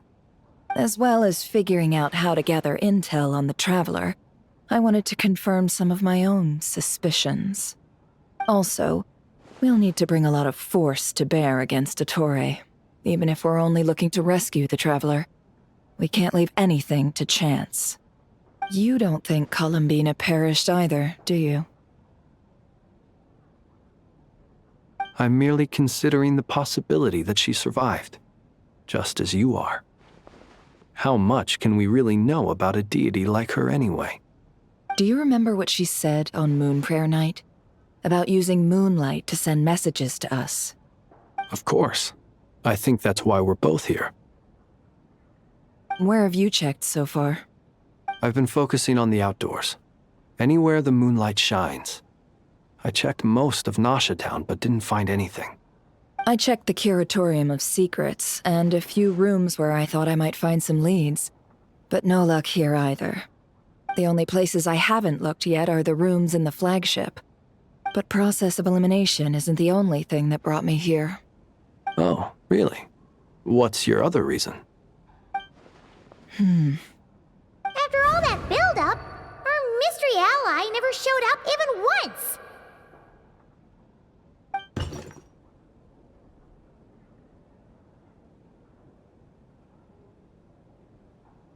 Huh?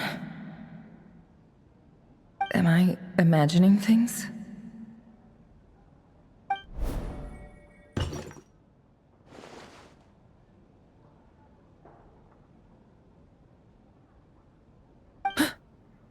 Come on, let's see what's going on. Oh no. I knocked over a vase as soon as I came in. It must have been caused by a Kuvaki fluctuation when I entered the space. Although, it seems like I'm not about to be pulled away this time. It looks like as long as I'm careful with my actions, it doesn't count as influencing reality. Anyway, is this the flagship? The Traveler mentioned that's where he was staying.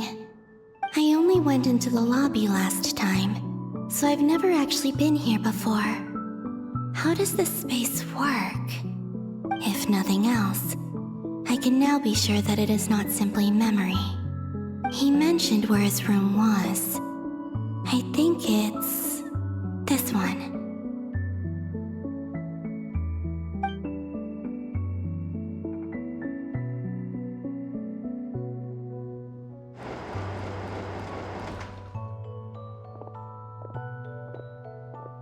The door is closed.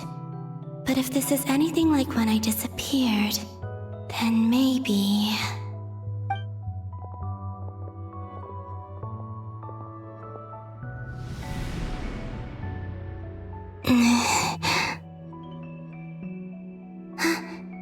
I'm in. He and Paimon aren't here at the moment. I hope he's okay. I wonder what happened to him after that battle with Dottore. Best not to dwell on that for now. I need to try and leave them some clues.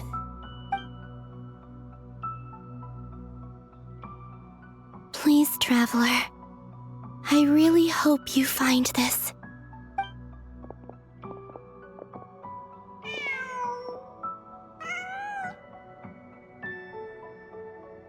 Huh. Just a cat. Nothing else here strikes me as noteworthy. Didn't you stay here for a couple of nights once? Before Rerir showed himself, yes. It's also where the Traveler and I first met. Did you notice anything unusual during your stay?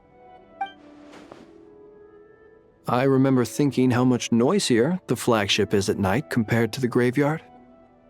Other than that, no. Traveler and Paimon were most congenial neighbors. This is where they've been staying, yes? Over here? That's right. I wouldn't usually condone breaking and entering, but we can make it up to them later. Focus now. I have to write a message on the wall using Kuvaki, just like I said on Moon Prayer Night. Simply open your windows on nights when the moon shines bright, and the moonlight will naturally flow towards the words I have written. Here goes. I'll need to carefully control my strength.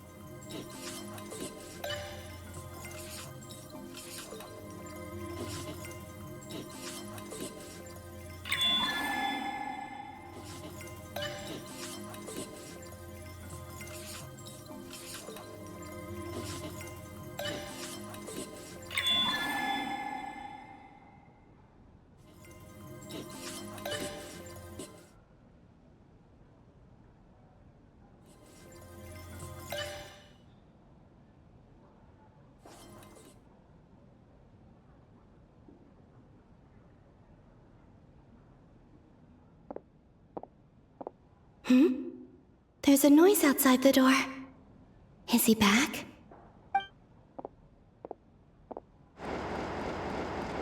Please, you have to see these words.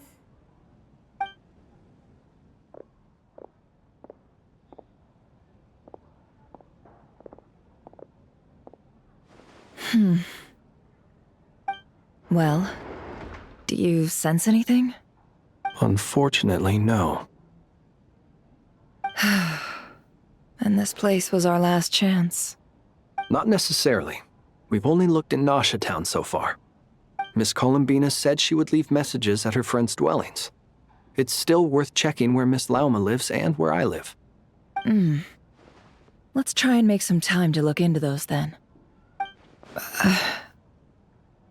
Wait.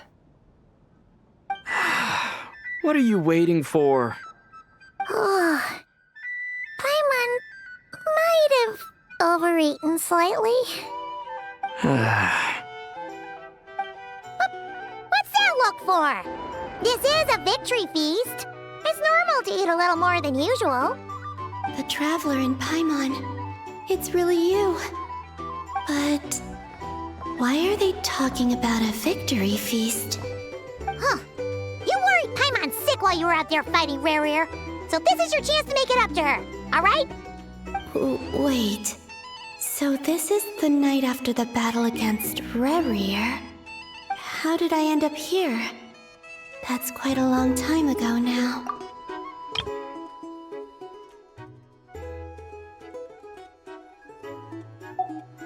Wait. Time. That's it. Every time I've entered reality within this space, it's been at an earlier point in time. Every one of those points has been before I fell into the moon's reflection. And everything I've done to affect reality really did happen in the past. Does this mean that within the moon's reflection, time flows backwards? Starting from the moment I fell in? Not long till Moon Prayer Night now. It's gonna be even livelier than tonight. Although, it's gonna be sad saying goodbye to the damselette. She seems like a really nice person. Paimon. No, I can't. Even if I make contact, they probably won't understand what's going on. And in any case, I'll likely get pulled away again if I do. Instead, I have to find a way to get them to notice what I've written using the moonlight. Wait, even I hadn't thought of doing that before Moon Prayer Night. They'd never conceive of that possibility. Is there truly no other way? Don't lose heart. We'll find a way somehow. Huh? Oh, you say that, but the Frost Moon is beyond the fall sky. If we wanted to go visit her, how would we make it through to the other side? We might not have all the answers now, but I'm sure we'll find a way one day. Huh. Guess someone's gotta be the optimist. The present. The future. That's right. There are still things I can do. What's your plan? Flint's, when you were staying next door, did you ever open the window? No. The rooms here are dark and damp, and there's such a buildup of dust on the windows that the moonlight can't even get in. I didn't think it was worth the trouble. The moonlight? Ah, I think I see where you're going. One moment. I'll see if the owner is available. Don't bother.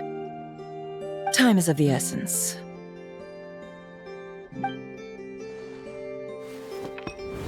Time. Even if no one sees what I've written at this moment, maybe someone will remember what I said after Moon Prayer Night. I need to write down as much information as I can. And maybe one day...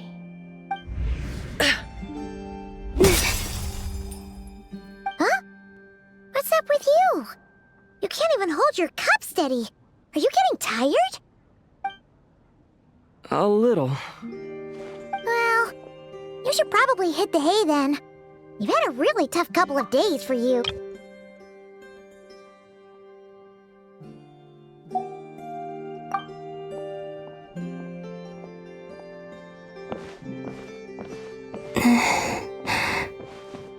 You truly have. You helped defeat Rare, helped me reclaim my name, and you helped the others organize Moon Prayer Night. Wherever you are right now, I'm sure you're still fighting against the injustices of fate. This is all I can leave for them. How I wish I could stay here. But it's time for me to go. I hope to see you again in the next time. And if the opportunity presents itself, I will surely return to your side. Huh. Columbina. She's alive. Not only that, but she's left us an entire wall's worth of clues. She even wrote down what would happen on Moon Prayer Night. It's just a shame we found it too late. I am here. Time in this place flows backwards. I am constantly moving forward. It sounds like she's found a way to influence the past using Kuvaki. But her future is our past.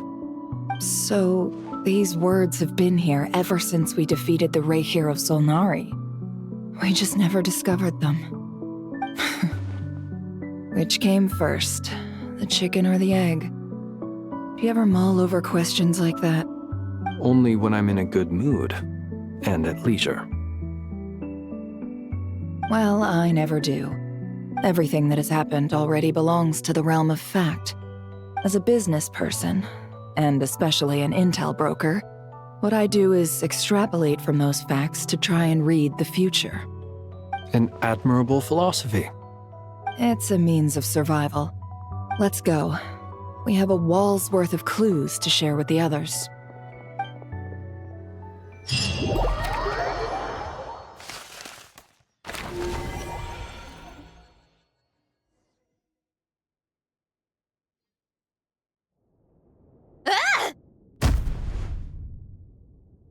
It appears that the doctor's energy signature has changed to something similar to Kuvaki, but not like the Kuvaki we're used to. Nodcry's Kuvaki devices will only have a limited effect on it. I can see why you've chosen to place your hopes in alchemy instead. Also, I must say these books are rather profound. My subordinates just shipped them in from Fontaine. Some of them are from the Narcissenkreuz Ordo. Some are incident reports from Petrichor, and then there's a few test reports for these junk machines. Additionally, after some further scanning, I've discovered something extremely annoying. What's that? Tevat's skies contain multiple moons. A long time ago, when I did my first scan, I detected 3, just as the legends say. But when I checked again just now, I detected 4 moons. So there's one extra? Yeah. Originally, I thought that if I could still find 3 moons, that would at least mean Columbina's still alive. But then it occurred to me that apart from the frost moon, Tevat's moons are just husks. And husks surely shouldn't show up in the scan, since they're not alive. It's weird, isn't it? If we can't even distinguish between a dead and a living moon, how are we supposed to know whether a moon goddess is still alive? Or does this mean that the moon marrows are equivalent to the moons themselves? It's certainly possible. In which case, the 4th moon you detected may be Dottore artificial creation. So he wasn't bluffing. He really built his own moon marrow. Ugh! I'm so mad right now! It's easy to get overwhelmed when you have too much on your plate. Maybe you need to relax. Perhaps try going for a walk, or simply take a few deep breaths. Nothing can calm me down at a time like this. I need more time, and I need progress.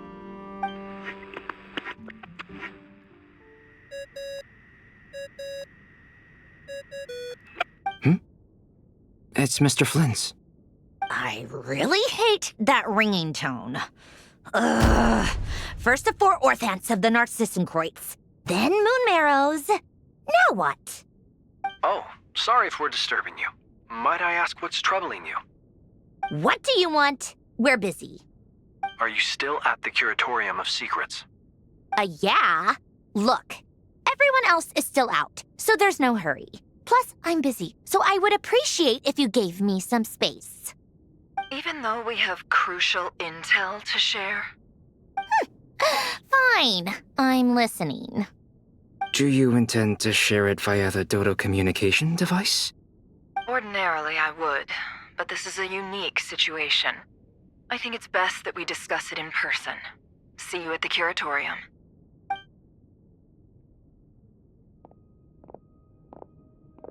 All right then.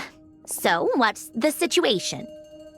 The rest of the team is still out working on their missions and evacuations, but we've decided to fill you in on the most crucial information first. Sandrone, you were right. Columbina is most likely still alive.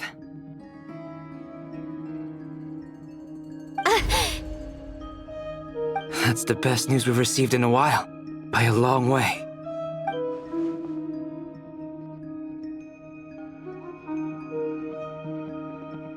Random locations. Appearing in reverse order? Are you serious? So not dying isn't enough for the moon goddess, huh? She has to show off too. Anyway, does this mean we can deduce her condition from the moon marrows? Miss Sandrone, there's nothing wrong with simply admitting that you're happy to hear the good news. I'm not. And she's the least of our problems. We're facing a huge crisis. If she can't control the flow of time in there, she's just gonna keep moving backwards. Different points in time won't intersect, and she'll never find a way out. Let's say life begins with a drop of water. When did time begin? The moment this planet came into being? No, that's not right. Her final destination would be the moment at which the space she is in was created. But it doesn't seem like we can influence that space from the outside world. So how can we help her? Also, if she's alive, Rerir and Thalindus might be too. But as far as we know, neither of them have come back out. That space may not have an exit at all. I'm afraid I must concur with Miss Nefer in this. Can't exactly argue with that. Let's leave it there for now. I've taken notes on everything you said. Will it help with your research? I doubt it's gonna help with breaking Dottoro's energy fields. But who knows when it might come in handy. Better to have it all written down than try to remember everything when I need it. All right, I need to get back to my research. Mr. Albedo has made a lot of suggestions that will require my undivided attention. Sure, I'll stay here. I have things to work on.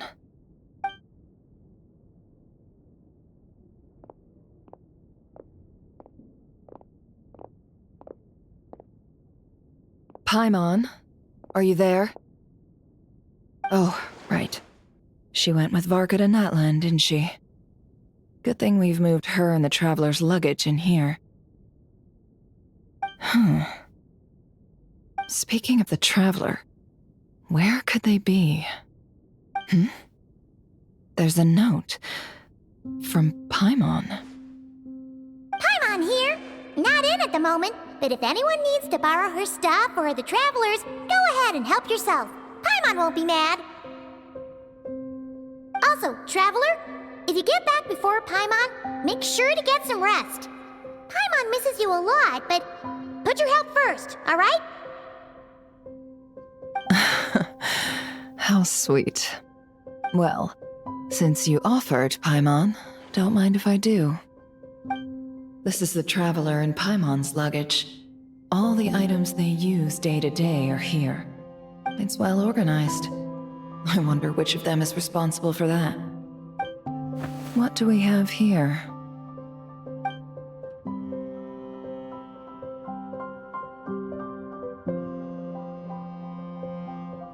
The camera captured a special moment that can only occur between people who are close to one another.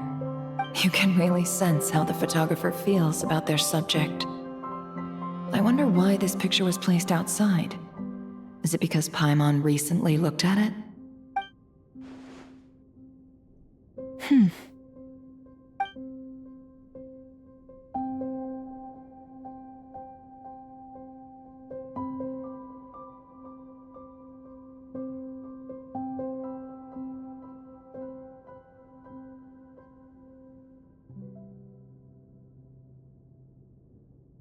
This must belong to the Traveler. Perfect. I'll use this. Hang in there. We'll find you.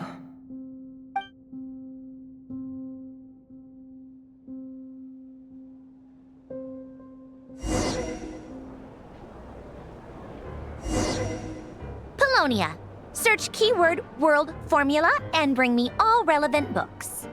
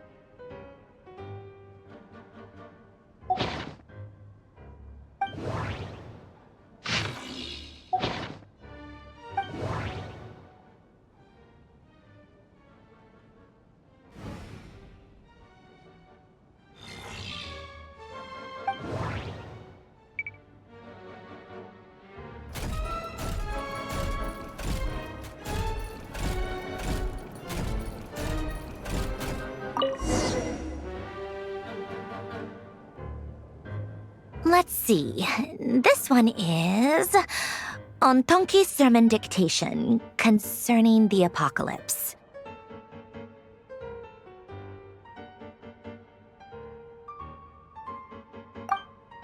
I believe that the correct term for this is Fortuna. This was an ancient Romorian technology, a wisdom unparalleled. I never imagined that Romorian ideas would be so similar to the diagram I have named, the World Formula. This is strong evidence that human civilization should gradually shed possibilities as it continues to explore and evolve. The end of humankind may well be upon us right now. The sparks of civilization shall run out, unless we consider introducing variables from outside the system. Variables. Surely that can only mean one thing. Descenders? Dottore likely captured the Traveler because of his descender status. But the Three Moons' authority comes from the world itself. Why would Dottore need anything beyond that? Where does this variable factor in? The world formula calculates the fate of an entire world. Introducing a variable would therefore give us...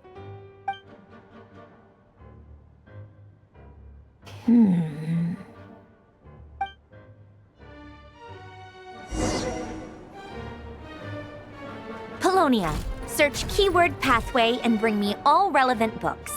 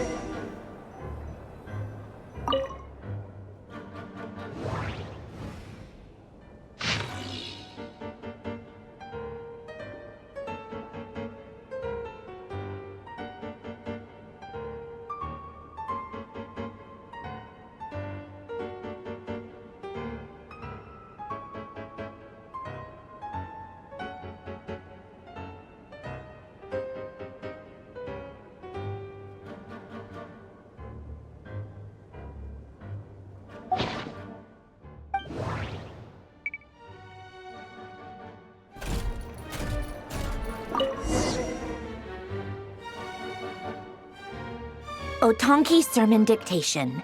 Explications on the Chemical Marriage. These titles are pretty esoteric.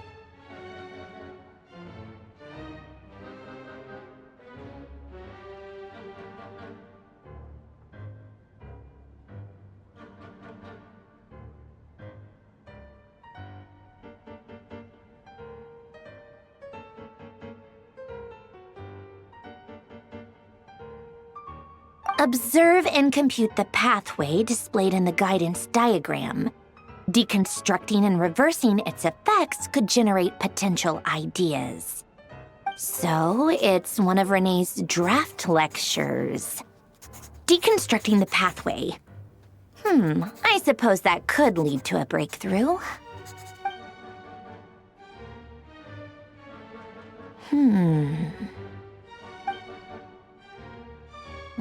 This is so long. This guy sure loves showing off his knowledge.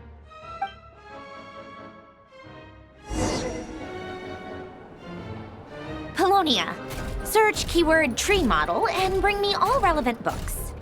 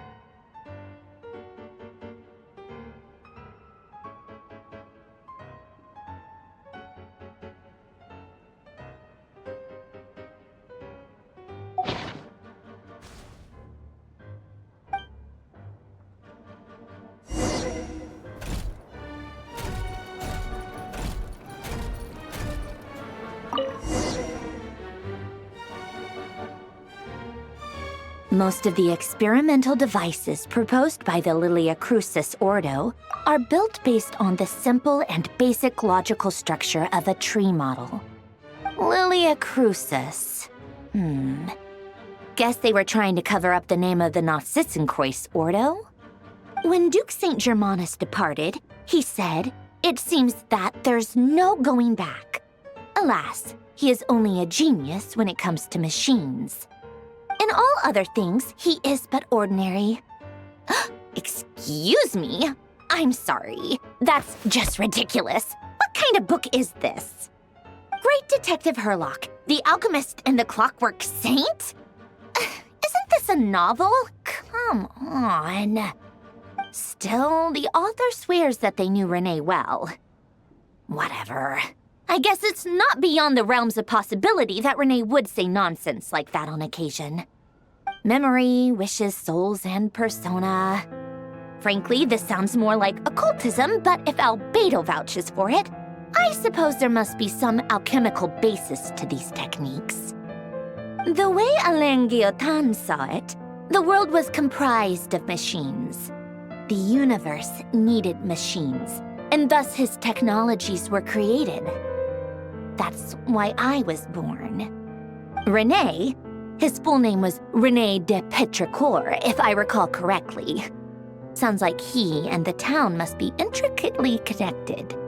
That place was also the source of most of our information regarding Remurian civilization. Seems like some of his projects were based on their technology. The cutting of souls and storing them in vessels. These seemingly unrelated techniques underpinned Renée's research. Assuming that the 4 orthants correspond to alchemical categories. The chemical marriage model? Alain would have scoffed at that. He never would have let those theories or parameters anywhere near his mathematical formulas.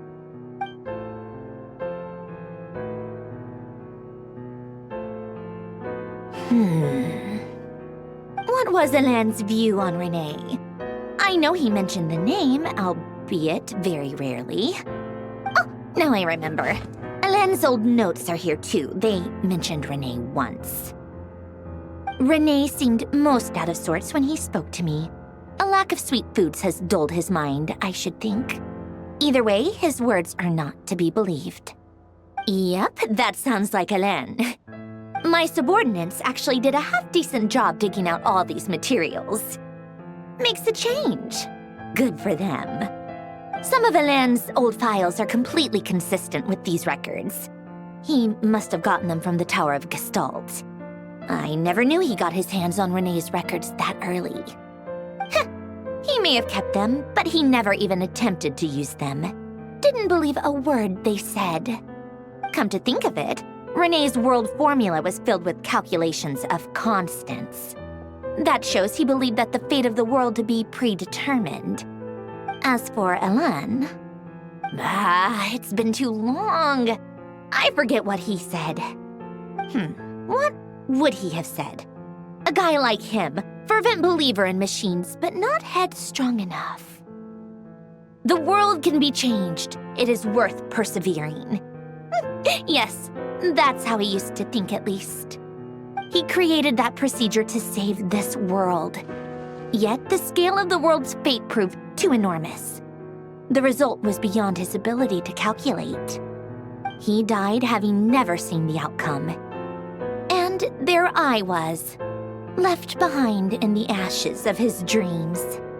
Did you really never take a close look at Renee's research? Or did you read it but deem his philosophy incompatible with your model? The very thought of trying to incorporate his ideas probably made you feel sick to the stomach. Well, don't worry, because there's a whole new category of lunatic in town. Next to Dottore, every other madman looks sane. You once asked me what I wished for. Should have asked him instead. He's the one pining for things you'd sooner die than witness.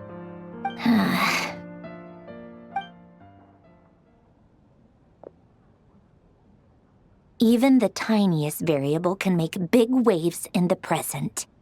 Now then, Allow me to put these incompatible fragments together in your stead. First, establish and verify the existence of the Great Circle. Absolute nihil on one end, absolute reality on the other. Now, search between these two extremes. Then, the construction criteria. Variables. The sparks of civilization shall run out unless we consider introducing variables from outside the system. Input variables. Traverse the world, space-time, and civilization. Then extract the essential nodes from the records to determine which variables they point to. The primordial power that differentiated itself from the void. The power of light. Yes, light. Records. Hyperborea. This is horrendously complicated. After all that, I'm still missing a few variables. I need to think this through again. How do you think it looks, Polonia? Like the frenzied scrawlings of a madwoman? Fine, keep it to yourself. It's not like you can talk anyway. I'll assume you gave it a passing grade.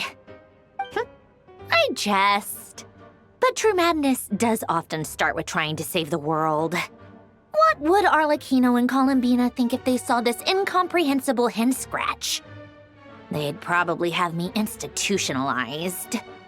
So would Rosaline. She's been dead for a while now. When I close my eyes and think back, I can still see her face. And that enormous dress she used to wear. Such a bizarre choice. What possessed her? Oh, and the clack-clack of those heels used to drive me insane. No one's asking me, obviously, but I hope you all know that I never wanted to save the world. I'm not crazy.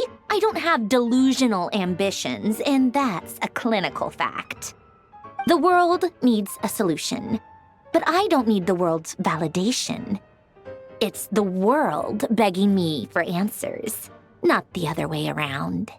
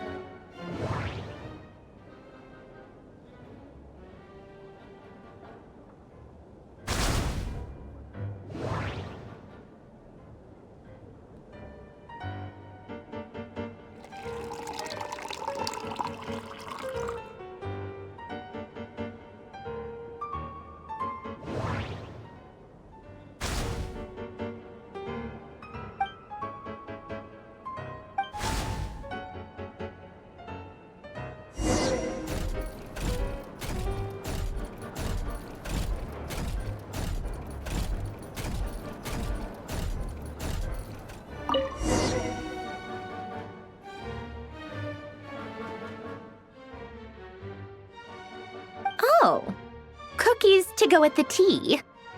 Let's see. They must be from that person who brought those documents. I see they're from Hotel de Boer. Something's written on the box. We are proud to present this homage to the Fortress of Meropede's fun-filled mill collection system. Fortune cookies. Have a lucky start to your day. Sounds like a dumb gimmick to me. Be early to bed and early to rise. Get plenty of sun and drink plenty of water. Then things will surely go well for you. What? Are you kidding me? Somehow I doubt that an early night and a glass of water is magically gonna save a world on the brink of existential peril.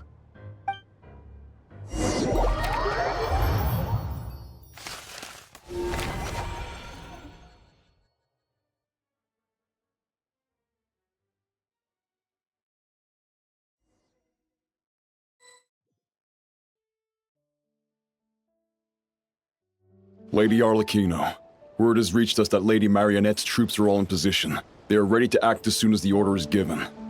Excellent. The only thing is, they are fewer in number than we expected. It looks like many of them must have lost their lives at the hand of the monsters released by the Doctor. Can't be helped. Allow them to join our ranks and keep in contact. As you wish.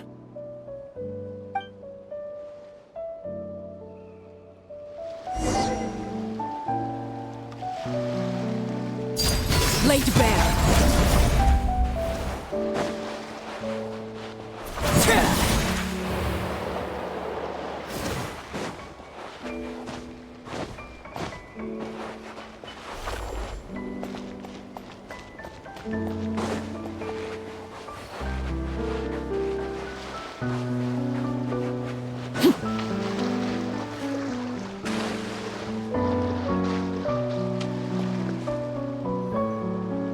It's been a while, Arlecchino. You look well. Did Dottore really have to build his lab right on the sole path between Snezhnaya and Nodcry? Had to go on a huge detour to stay out of its line of sight. Sounds like an arduous journey. I assume you've brought word from Her Majesty? Of course, all part of the job. Firstly, the Tsaritsa has authorized Fatui Internal Affairs to review Dottore's case. They will reach a formal verdict on whether he has turned traitor and whether he poses a threat to Snezhnaya. While they're working on that, I've been ordered to come and receive the refugees from Nodcry. They are nearby. My team will escort you to them shortly. Great. Aside from that, Her Majesty has a message for you and Sandrone personally. Huh? Where is Sandrone? She stayed behind to work since I was making the trip anyway. It seemed sensible to have one person on standby at base while the other came out to meet you. All right, guess that's just how she rolls. In that case, tell her that the Tsaritsa's decree this time is pretty awesome sounding. I think she'll like this one. Still, I wonder what... Wait, what's that? Did one of our troops turn into a monster? Take him out.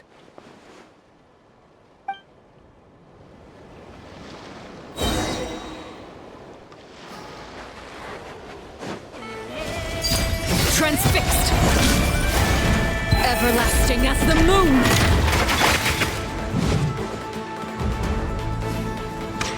You can run, but you can't hide! Overruled! You've gotten stronger, Arlecchino. Nice! Stop that right now. I appreciate the praise, but I am not fighting you today. I knew it.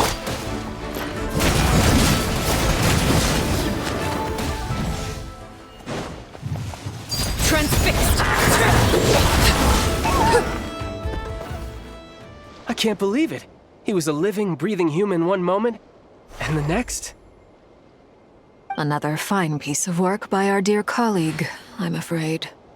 What in the world has been going on in Nodcry? A lot. But long story short, Dottore stole 2 moon marrows that should have belonged to Columbina, then built a 3rd moon marrow of his own to concentrate the Trilunar Authority in his hands. What? What do you mean he built a moon marrow?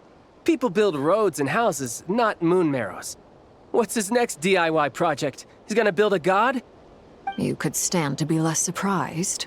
We are harbingers. The work we are engaged in makes the creation of gods seem mundane by comparison. I tell everyone who asks that you once crossed swords with Rex Lapis while serving as a key supporter for Rosaline's plan. But right now, you're acting like a common adventurer. Thanks for speaking up for me. Those 2 really took me for a ride back then. Then again, surely no common adventurer would manage to get tangled up with them the way I did. That's gotta count in my favor, right? It almost sounds like you wish to repeat the experience. I might have to lower my opinion of you. No. I'll stop talking. Please, go on. Dottore is currently still experimenting with his newfound power in ways that continue to corrode the outside world. As for the human mutation, I believe this is simply a consequence of his experiments, and not a strategic move.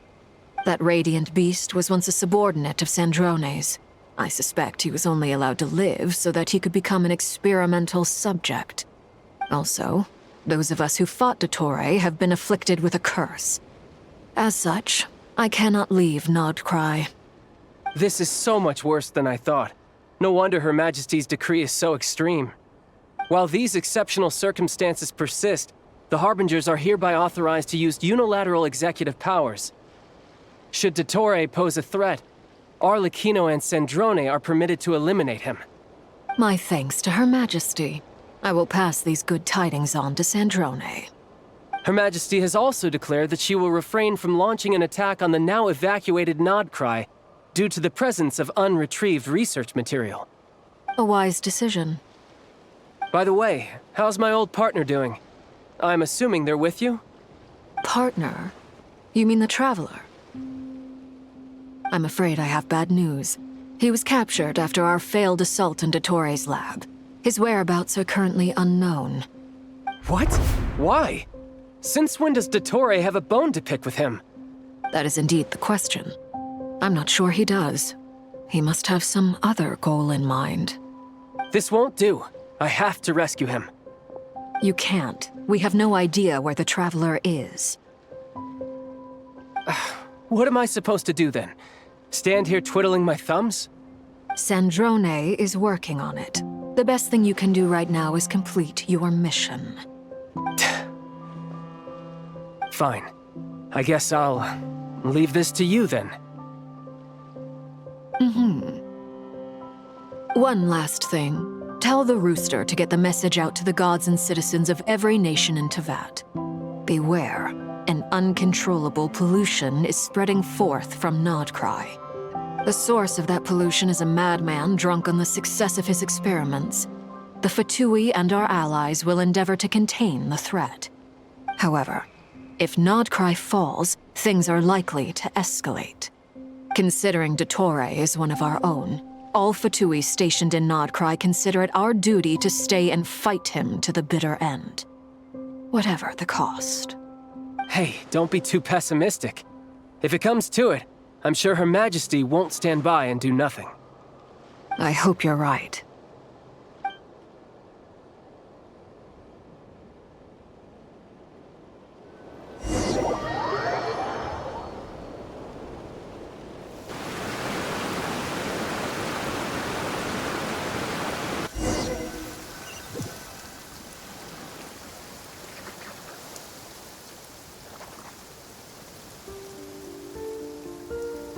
You're right on time. Thanks. Hey, do you think I'll get that gliding exam exemption? I made sure I was on my best behavior in Mondstadt. I landed well outside the city and walked in through the gates. I'll help you apply, don't worry. For now, let's see what we have here. What are the doctor's energy fields even made from? The usual attract and repel principles that govern Kuvaki don't seem to apply to them. They are very mysterious. But ultimately, they appear to be comprised of energies from the three realms. Thanks to research by Master in the Hexen Circle, we know that Tevat's 7 elements are derived from the more primordial power of the Light Realm, which is antagonistic with the power of the Void Realm. Since you have the power of the Dragon Durin within you, I'm sure you can already tell that this energy field contains no abyssal energy. That's true. It's not abyssal energy. It's something pure, wild, and untamed. I've been thinking about something. Do you still remember the device that Dory supplied from the Academia when you and Miss Columbina fought Rarier? That was one of the most marvelous feats of ingenuity I've ever seen. The design, the craftsmanship, the material selection. I couldn't fault any of it. Not to mention the operating principles. Surely the most ingenious feature of all. Dory didn't go into detail on how it functions, but I have a working theory. The clue was that Miss Columbina was somehow able to use the pyro energy that you provided, despite the fact that, as a moon goddess, she should only be able to use Light Realm energy in principle. Now, all elemental energy is, of course, derived from Light Realm energy to begin with. Hence, I suspect that the device works by restoring elemental energy to its original state. This presumes a theoretical model of the 7 elements akin to that of light refracted through a prism. Perhaps it is no mere analogy. Maybe there is indeed a prism in this model. I almost wonder if the idea for the device was conceived based on direct observations of said prism. It would explain how such an ironclad design concept was achieved. It is at once a masterwork of engineering and a groundbreaking application of the Academia's latest elemental theories. I suspect only Lesser Lord Kusanali herself could have devised such an ambitious technology. But back to the energy field before us. If this is pure light realm energy, its relation to elemental energy is one of integration versus division. Or you could say that the former contains the latter. Could this mean that elemental energy can dilute the power of the light realm? Should we give it a try? We should.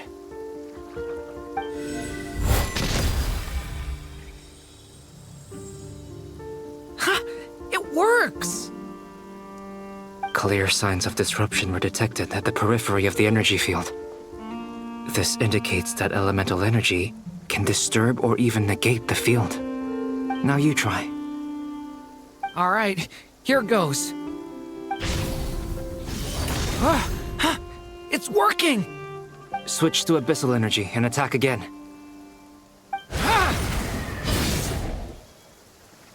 No surprises there.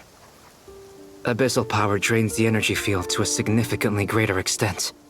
I now feel confident in asserting that the energy field is indeed pure light realm energy, and that elemental energy can dilute it. But the energy field is huge. How much elemental energy will it take to neutralize it? We don't have to neutralize it completely. We can try other approaches. That's all for theory. Would you like to continue watching? So you knew I was here. Huh?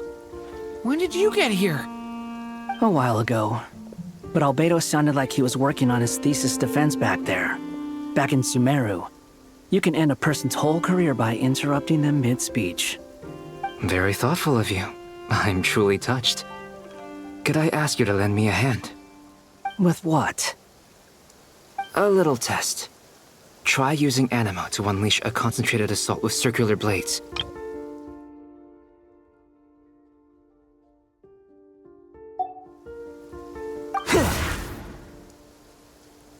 Nice! This time it tore through the field. Tremendous. This is a major breakthrough. Should we go through? We probably shouldn't risk having mutually antagonistic energies in such close proximity. Durin, you stay here and watch the entrance. Hat Guy and I will go in to investigate. Sounds sensible to me. Keep your eyes peeled, Durin. Don't worry, I got this. You two be careful in there. Just give me the signal if you need help and I'll dive right in. What do you mean, signal? It's based on a new alchemical concoction I developed last month. When 2 bottles of it are smashed on the ground together, they emit a blinding burst of light. If it comes to that, remember to shield your eyes with your hat. Glad I asked. Thanks for the heads up.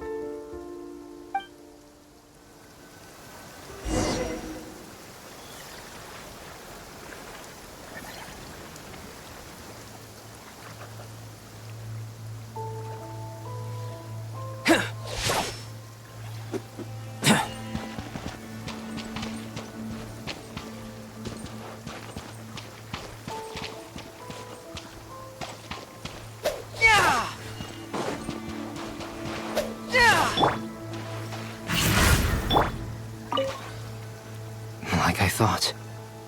Beyond a certain distance, we can't see the opening where we came in. Maybe that's to prevent people from escaping. Sounds like Dottore style to me.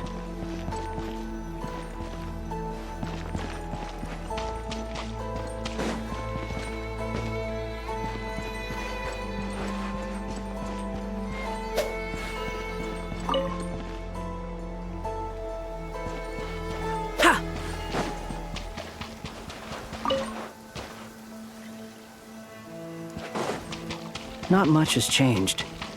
Things are basically the same here as they were before the energy field appeared.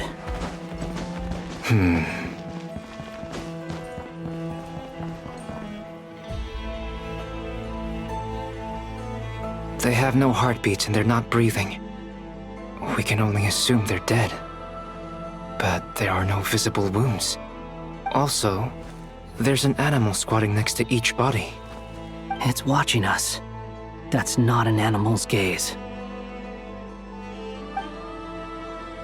What are you trying to tell us? Doesn't seem eager to talk.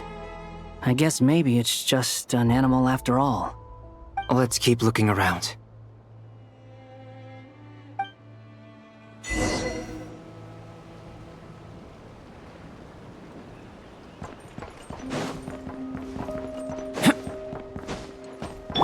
Squall and Fury!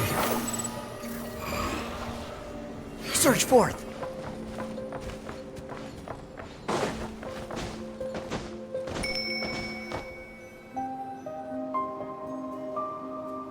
Same situation everywhere. Not a living soul in sight. Just countless bodies with animals standing watch over them. Well, I think we can safely rule out the possibility that they're all pets. Is skirting around the topic your way of showing consideration for other people's feelings? Just being cautious. I don't doubt that you can handle the truth.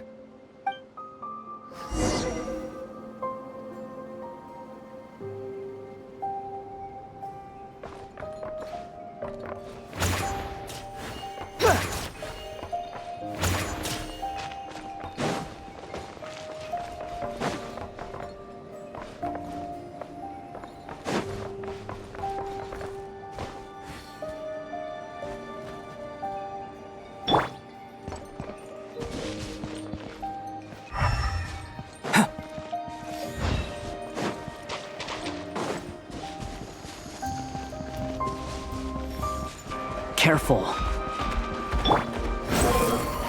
Please. Help us. Please. Over there. Please. Help us.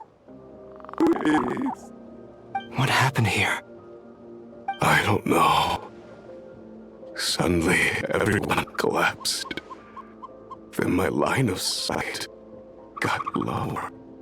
I still have some of my senses left. I gotta get out of here.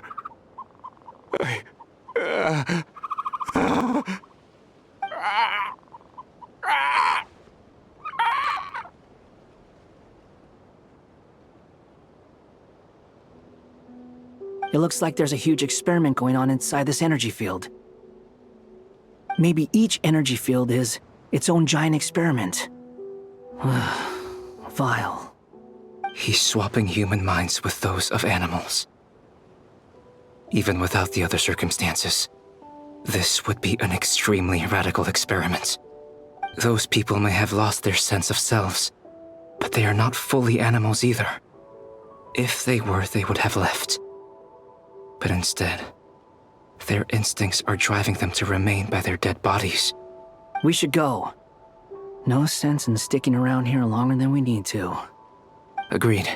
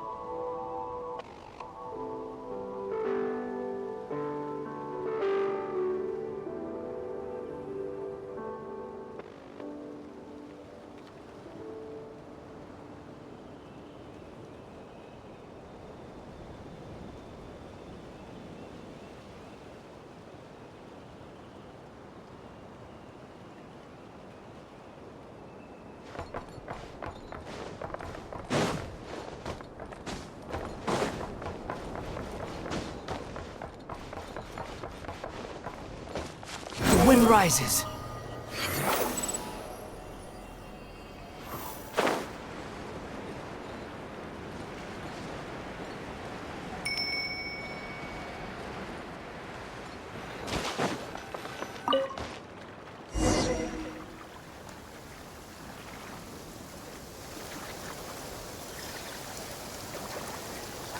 You're back! Everything okay? We saw some things that take a strong stomach. Otherwise, we're fine. We should share our findings with the others.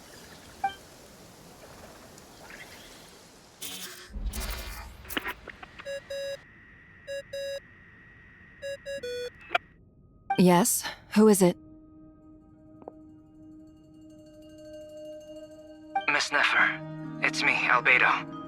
We found a way to break through the energy fields. With enough control, it's possible to tear them open using elemental energy.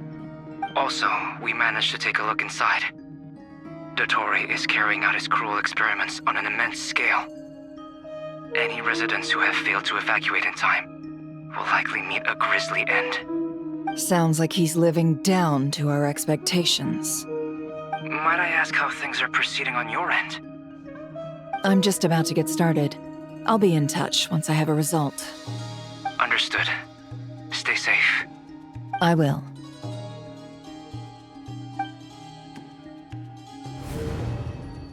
Well, Nefer, I'll link up with you once my tasks are complete. What makes you think I'd need you to do that? I'll need it. And considering the way you approach certain matters, I think you'll be better off with me present.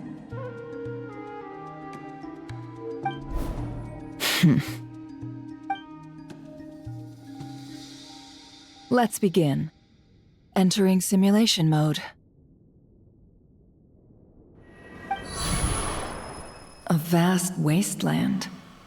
Is this the Traveler's inner world? I was expecting something more vibrant, to be honest. Wait, someone's there. What are you looking at? In that case, I'll look at it with you. I want to know all about everything you've seen and experienced. Is there somewhere I should return to? Or should I stay here and be the hero everyone says I am? I don't dislike my current life. Roaming the land, fighting battles, accomplishing missions, earning a living, looking after Paimon. It's not so bad. I guess the only thing that's missing is that you're not here with me. This is the conscious layer, which contains a person's true feelings. It is filled with both longing and kindness. I suppose anyone who lives long enough ends up wishing for someone who can't be there. Maybe it's the only way we can feel truly alive. Time to delve a little deeper.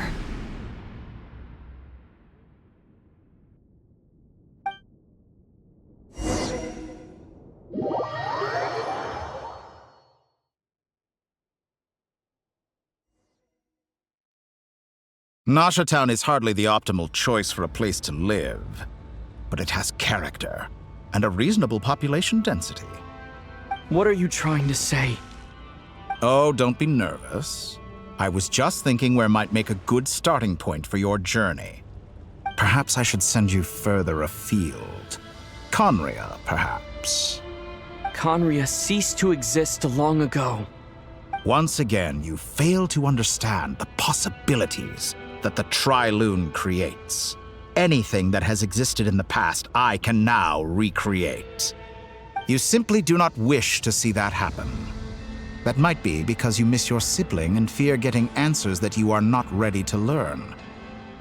But this is not for me to judge. If we are to collaborate, we need to maintain an amicable relationship. In a moment, you will be able to... Oh no. What are you...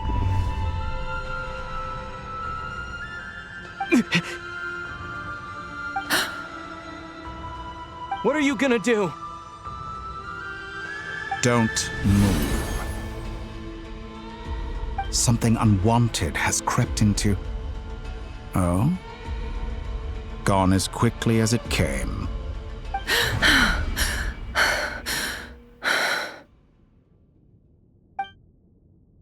Did you save me? If I hadn't cut the connection, Dottore might have caught you from the other side and destroyed you. This was a good idea. but once is plenty. You were exceptionally brave. Excellent work.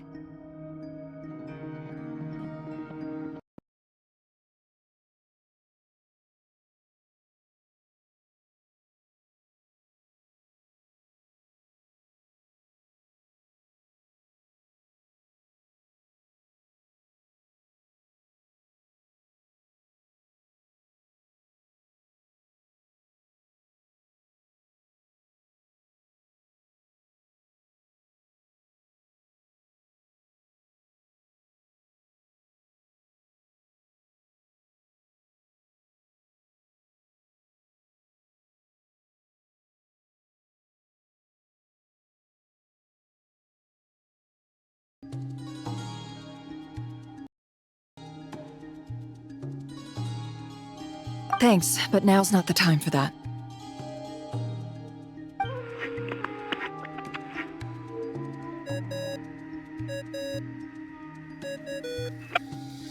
Albedo speaking. I think I know where he is. What is this endless darkness? I can't see anything, even though my eyes are wide open. But why? What happened? Ah, sorry about that. I take it you didn't notice. Just now, a friend of yours took a little peek into your mind. Could it be Nefer? How did she do it? Did she use something as a medium to connect to me? Do you think she's aware of your current circumstances?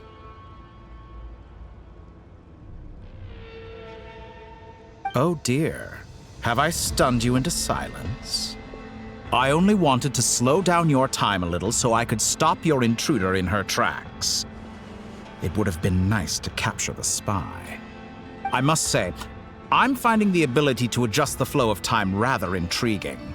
The moment you closed your eyes, time seemed to grow impossibly viscous, didn't it?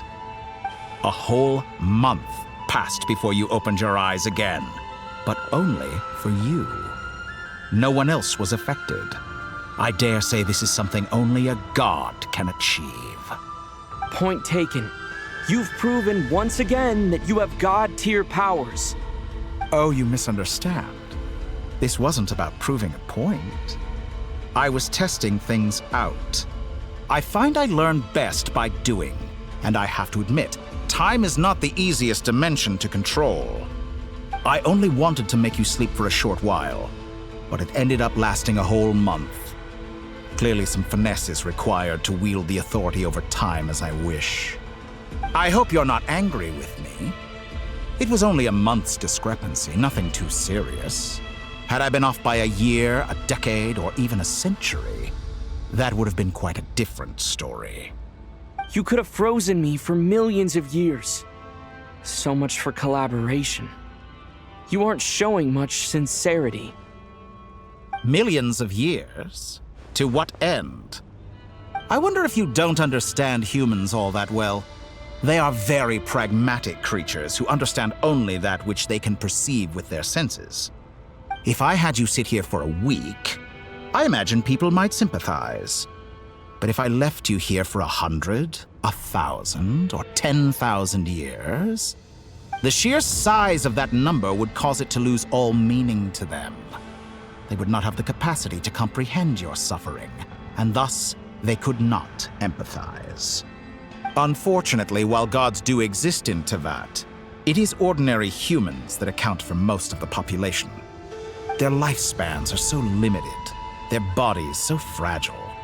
Did you ever really hope that they could begin to understand someone like you? Your long life and unique origins make you fundamentally different from them. How long will it be before they start to treat you like the alien you are? Before you are ostracized, outcast? Alien? Even I feel bad for you sometimes. This world has made you into a slave. So many times you have served its will, and not once have the powers that be ever thought to grant you the one simple thing you wish for. You have been treated most unfairly. I can change that. I will grant you special privileges and give you back the status you rightly deserve as a descender.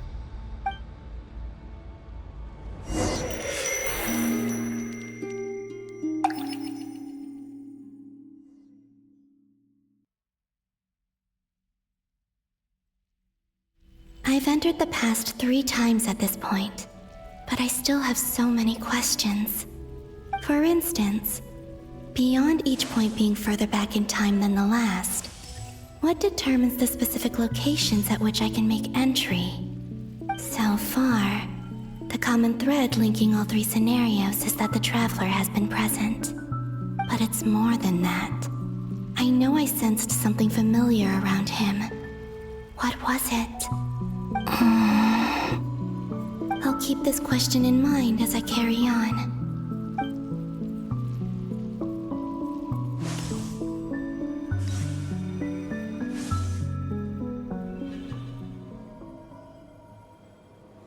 Humans, you never change.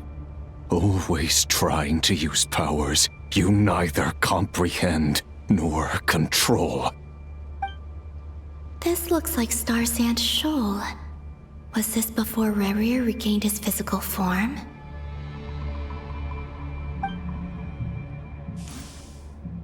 You've messed with the cannon again, huh?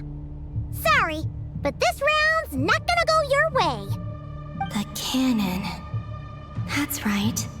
I was at Silvermoon Hall and I sensed an abnormal Kuvaki fluctuation coming from Nasha Town. And right after that, came an ominous power emanating from Star Sand Shoal. My body was once torn into countless pieces and hurled into the swirling chaos of time itself. But even so, my life and will were not extinguished. I wonder if I could try to prevent his resurrection. But how would I do it? What can I do, here and now? Traveler! Behind you! Look at that light!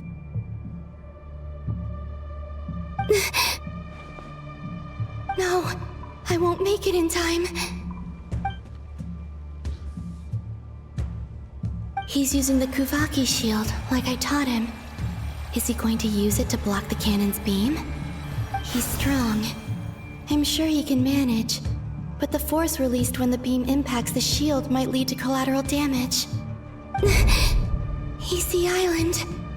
The Frost Moon Scions will be exposed to lethal levels of Kuvaki. A question, if I may, kind Miss Columbina.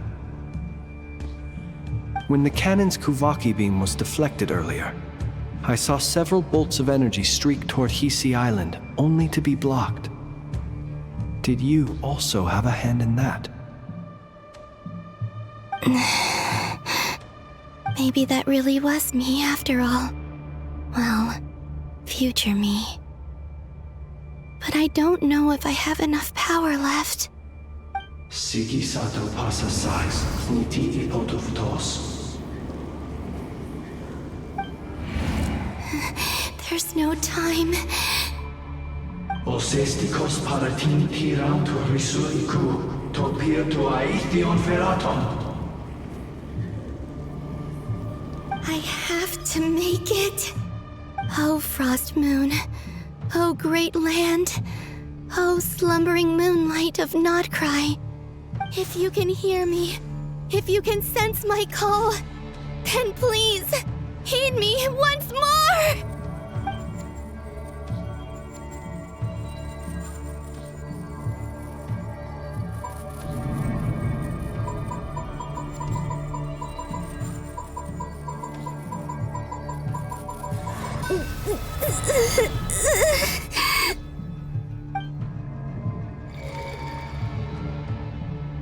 Did it work?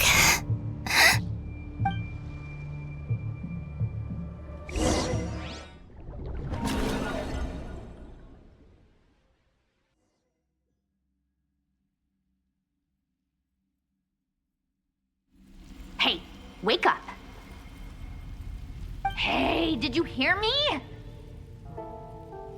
Bina! I said wake up! Now! Oh, good morning, Sandrone. It's 3 in the afternoon, actually. And could you kindly not use my quarters as your personal nap room next time?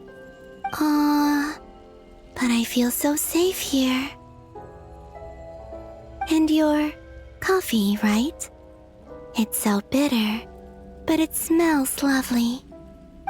It's like you were raised by wolves in a forest or something. What did you drink growing up? Grass tea? The Frost Moon Scions certainly led a more frugal existence than the Fatui. Then I'll bet you've never eaten one of these before. It smells delicious. That's because it's a Fontanian recipe. I had a little free time today, so I made a batch. Rosaline will be here shortly, but if you really can't wait, I guess you can go ahead and... Hey, at least let me finish before you start eating! Did the Frost Moon Scions not teach you basic table manners? Or did the rules not apply to you because you're the high and mighty moon goddess? These are so tasty. Of course they are. I made them. I was worried they might contain traces of machine oil. What?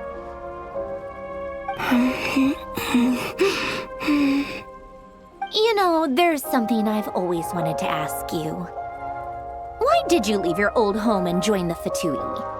I mean, I'm sure their food was awful. But there's gotta be more to it than that. Well, life there didn't go quite how I imagined. What were you expecting? You're a god. Your followers are gonna make some demands of you, right? Surely you can just answer a few prayers here and there in return for the free food and drink. How bad can it be? Well, would you help other people just for free food and drink?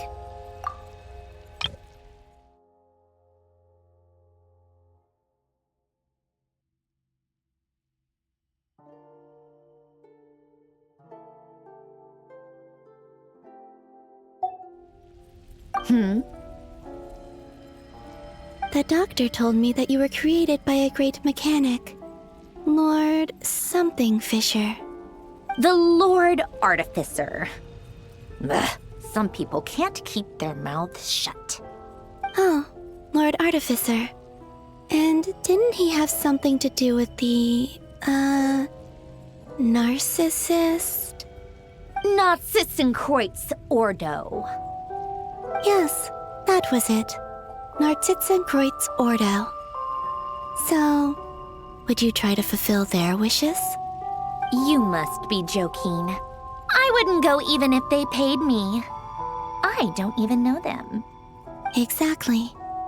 Well, I felt the same way. I did not know the people who made demands of me. Huh. What do you know? We're on the same page for once. In his later years, Alan did ask me if there was anything I wanted to do. If I had any wishes of my own. Well, I don't. And I'm not in any mood to fulfill someone else's either. Who's Alain? He was the... You know what? Never mind. You're not gonna remember.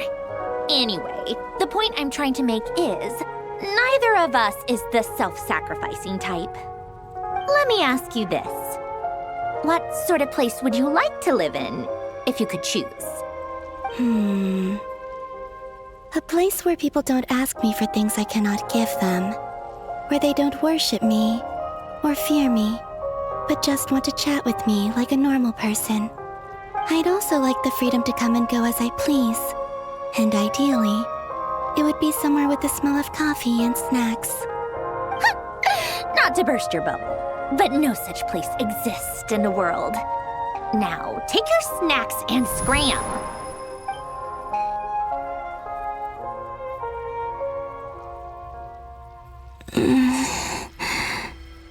Did I pass out? Of course. friends from my past. Sandrone, Traveler, I miss you all so much. Back there, I guess I managed to harness all the Kuvaki energy on Hisi Island. But how did I do it? Time is flowing backwards here, and I can use that familiar power to enter the world of the past. That mystery ally everyone talked about. It was me all along. I can sense that there isn't much more power remaining up ahead. What lies at the end of all of this? Will time keep flowing into the past? And will I ever find my way back?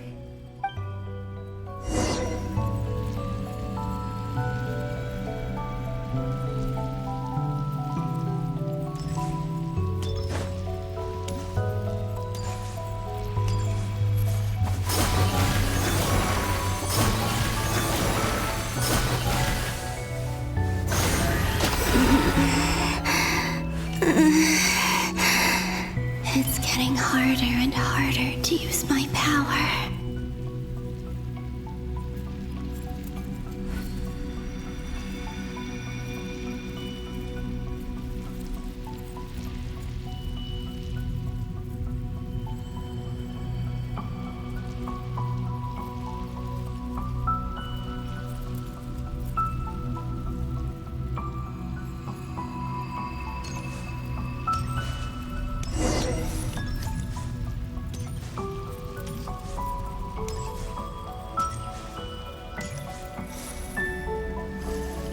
I'm no match for the Abyss in this state.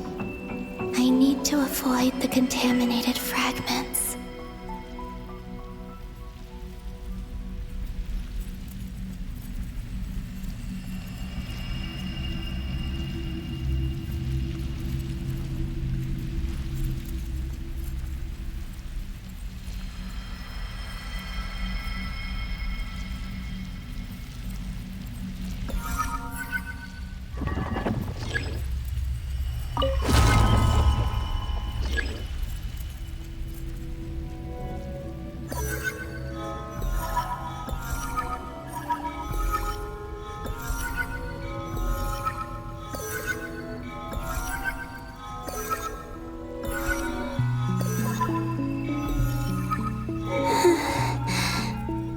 Time to go.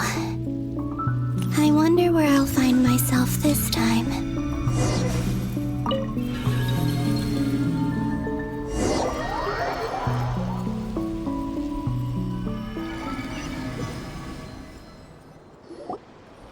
The Final Night Cemetery. This is where Flint's is based. Or not! How are we supposed to read through this many files? Difficult, yes, but it is also our most efficient option. Seems like they're searching for information. Oh, I remember. Flint's and Varga talked about some files on the Wild Hunt. Was this my doing too? To expose the true intentions of this Rarir, we need to dive into Notcry's history. Are my actions changing the past? Or are they simply completing a process? Is all of this inevitable? Or am I the one making these decisions? If I choose not to help them now, will it change how things turn out? Hope we don't land on our heads then.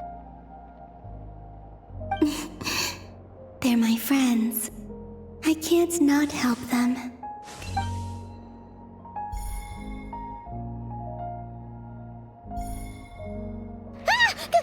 Ghost! And the other one was... here. Hey! Another file's moving!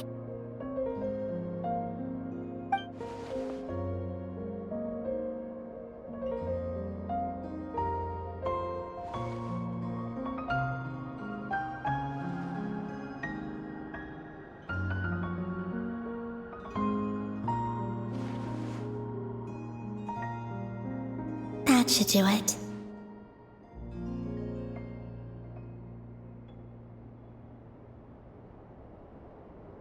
Hmm? Luanatar? You can sense my presence? Wait!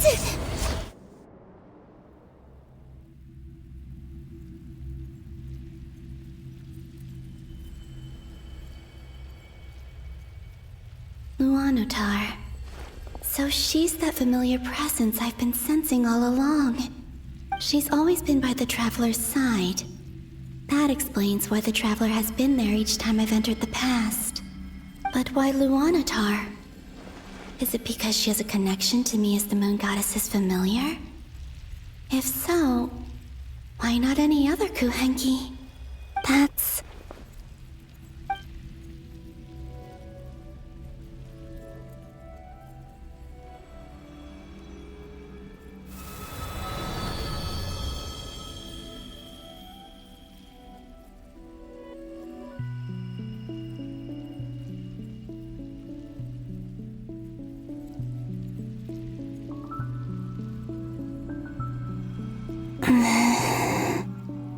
I cannot sense any power up ahead. Just a void, stretching out into infinity. This is likely my final chance to enter the past. It's now or never. I have to find a way back.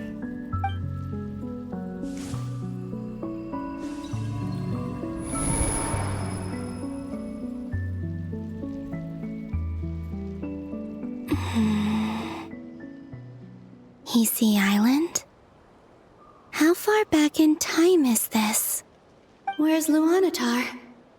I can't sense her presence this time. Oh, seeing Anafa and Aino reunited like that sure was heartwarming. Traveler, Paimon. No, stay calm. I don't have much power left to change things. I don't even have that much time left here. Think, Columbina. How do I find a way back? A way back... to where? Do I go back to Moonprayer Night? Or to the future that followed? And if I return in my current state, what will become of me then? Dottoro's actions that day proved that he'd been planning that for a long time. He had already seized the power of 2 moon marrows before capturing me. Even if I managed to get back, how can I fight against him when he wields the Tri-Lune Authority? I can't. If I go back like this, I'll be playing right into his hands. I have to find some way of rivaling the power he has usurped. Wait. Time flowing backwards. The Tri-Lune Authority. Does that mean... I think I know what the final destination of this lunar reflection might be. I know what I must do. Speaking of homes, we must already be close to where the Frost Moon Scions live. The vibe here feels different, just like the scenery. But how do I communicate my plan to my friends? Should I write it down here? No. Someone else will see it. I need something with a close connection to me. Something I can use as a medium to tell them what's happened to me in here. Now it makes sense.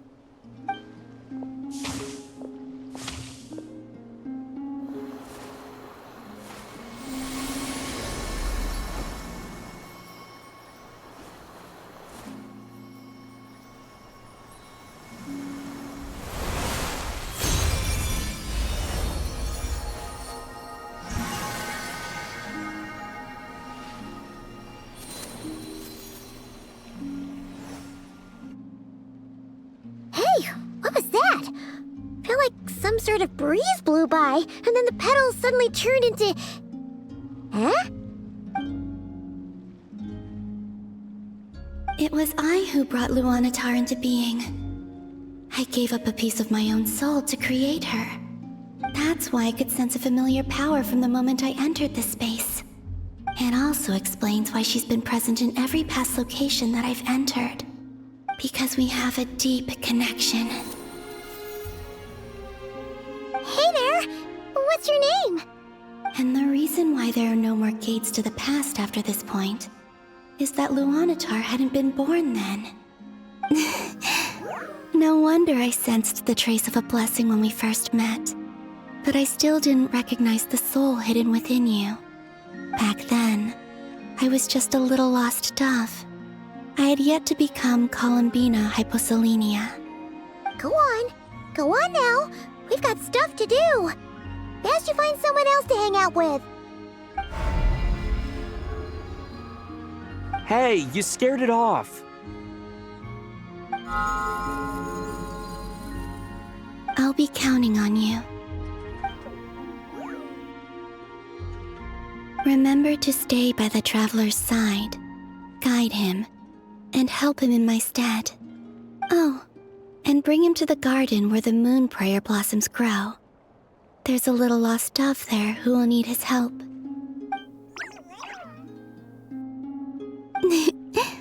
Go on.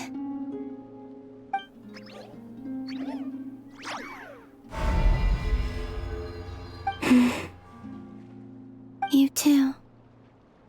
Go and live your story. As for mine must go in a different direction.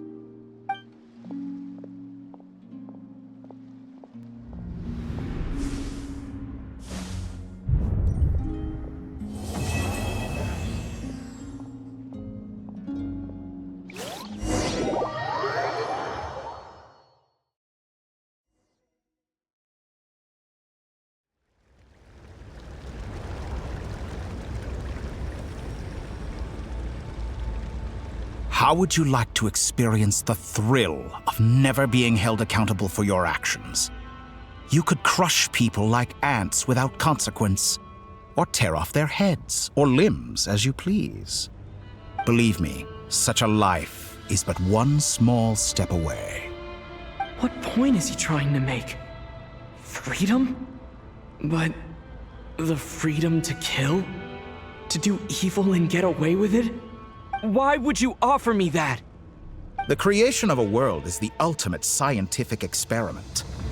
I have taken my research to the highest level, where I shall be not just a god, but also a servant to many sacred spirits. I shall heed the truth and perform holy deeds. A god's laboratory is the perfect playground, but it needs the right occupant to explore its full potential. Mortals are found everywhere one looks. Not so with Descenders. I'd prefer my first guest to be a distinguished individual such as yourself. And I know you could make the most of the opportunities it offers. So the condition for entering the new world is to take innocent lives. The same dilemma that Rerir once faced. Could I really bring myself to kill others for my own benefit? Rerir did. And look where it got him. Have you made up your mind? I can't do it. Your playground is no place for me. You're putting your hopes in the wrong person. But we both know I'm not quite the hero you say I am either. I have my own reasons for the journey I'm on. And they aren't all selfless. You've grown a lot since we last met. But there are still things you are unwilling to compromise on. This will only hinder you. Why don't I lower my requirements a little as a gesture of goodwill? I'll give you a little time to learn to be a less noble soul. That'll make things much easier for you. I really doubt I could live that sort of life. And yet you already sound less defiant than a moment ago. The benefits appeal to you because you can read the signs of the times. Why don't we return to my research facility? Your last visit was so rushed. There is much that I have yet to show you.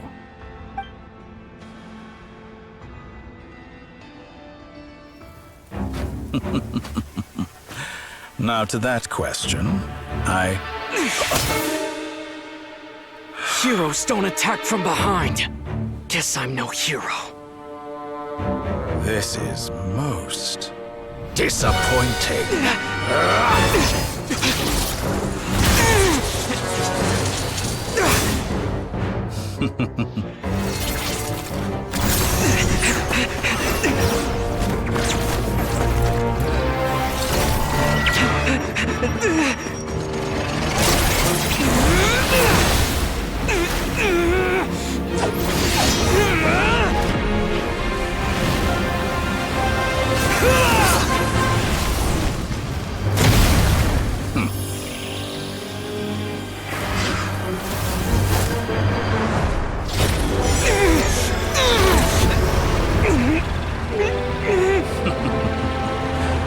Now then.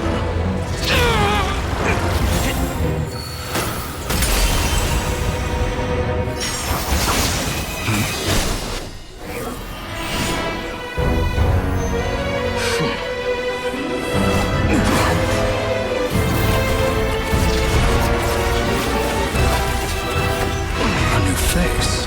Interesting.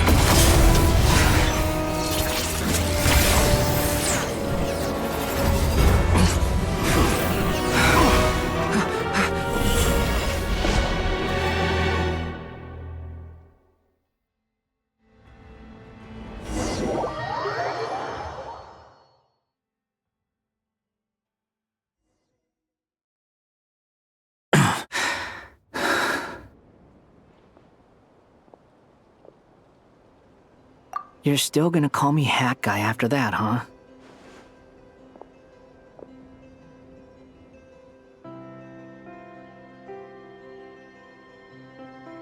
I didn't see anyone else in there who needed saving.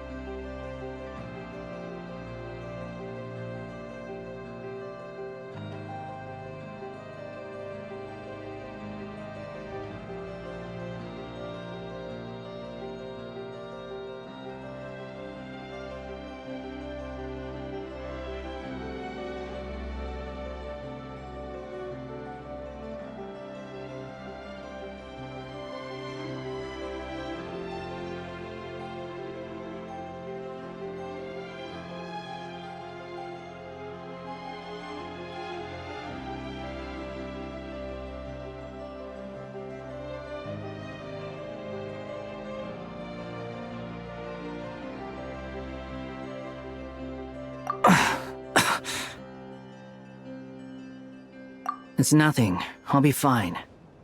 Why are you looking at me like that? Is it that shocking that I'd come to your rescue? I owed you a favor back in Sumeru. Now we're even. Distracting Dotori was tough. I won't lie. He's not gonna fall for the same trick twice. That was my one shot. I'd hoped to use it to take him out. Ugh. I never wanted to obliterate someone more than I do right now. Dotori doesn't recognize me, but his segments were originally made based on an analysis of my operational principles. I expect it's only a matter of time before he figures out what I am. So Dotori doesn't recognize Wanderer because he deleted himself from Irminsul. Did he really miss his only chance for revenge by saving me? Why the long face? Hey, I'm not blaming you, okay? And I'm not complaining either. Rescuing you and killing Dotori are equally important goals. Everyone would be pretty stuck without you. It's best you live to fight another day. How are you holding up? Are you all right? Hat Guy said to put safety first, so we agreed to run as far away as we could after leaving the energy field and only meet up once it was safe. You don't look injured. It seems that Dottore didn't do anything to you. All right. Rescue operation complete. Let's head back. There's a lot more work to be done before this is over.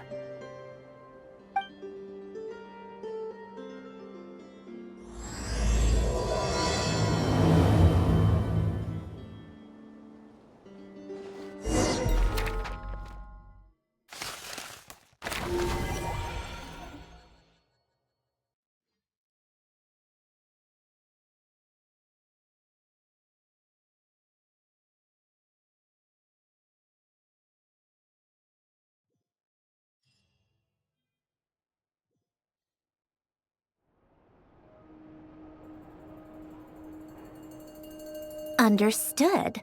I will bear the Tsaritsa's decree in mind.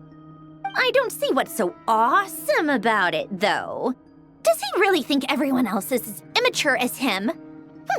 I'm not stooping to Tartaglia's level. I thought you might say that. How's your progress? Quite promising, actually. That alchemist Albedo gave me a few ideas. Remember how I asked you to look up some files for me? That stuff on the Nazi-Kreuz Institute. René de Petrichor and Jakob Ingold.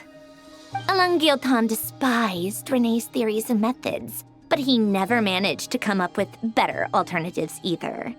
So I adopted some of René's ideas. I thought Alain was like a father to you. He and René were mortal enemies, were they not?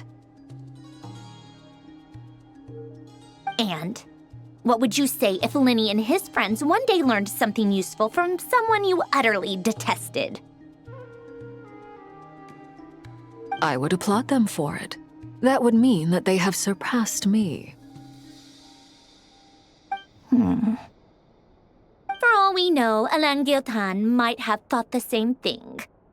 Not that it matters, though. He's dead, and I'm alive. So it's my call to make. Once you die, it doesn't matter how great you were in life. Only the living get to decide what happens next. Hey, come on out. They're back. Huh?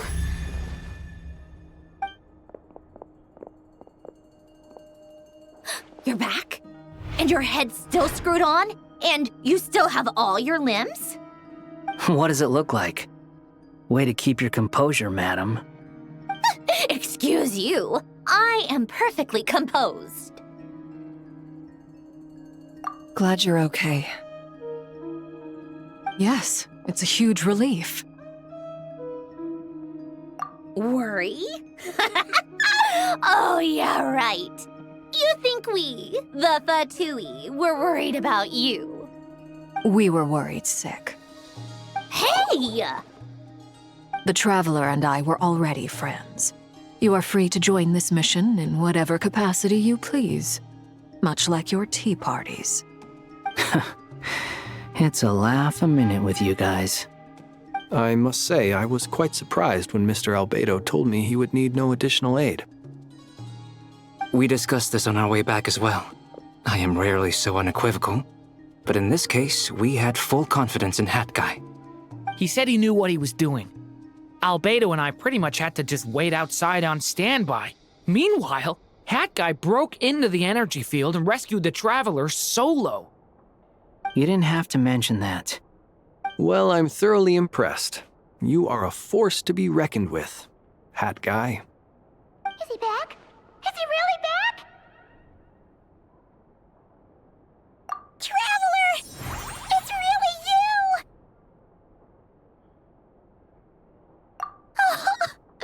Oh, thank goodness! Paimon missed you so much! You can finally breathe easy, Paimon. It's great to have you back in one piece! Oh, Paimon's been having nightmares the whole time you were gone! Look at them. You know, once you reach my age, there's nothing better than watching a misty-eyed reunion between friends. It's nothing. Same goes when you get to my age, too. I bet Ino and Anefa would be tearing up as well if they were here.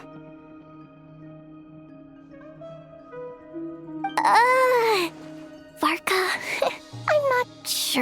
a Nepha can cry? Oh, yeah, good point. Hey, your eyes are looking a little red and puffy. Come here, let's hug it out. What? Ew, no! No, thank you. You're not my dad, okay? Knock it off! Everyone, I'm sorry for all the trouble I caused you. But the silver lining is, I didn't come away from this ordeal empty-handed. While I was being held captive, I learned a lot about Dottoro's current capabilities, and what he plans to do with them. Allow me to explain.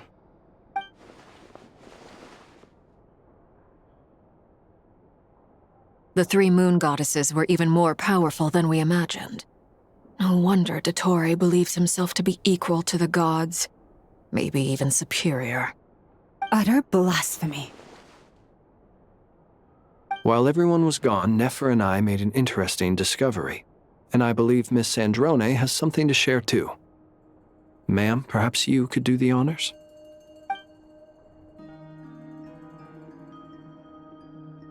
Called it. Getting rid of a pesky troublemaker like her is like trying to clean up after a crumbly cake. It always comes back to haunt you.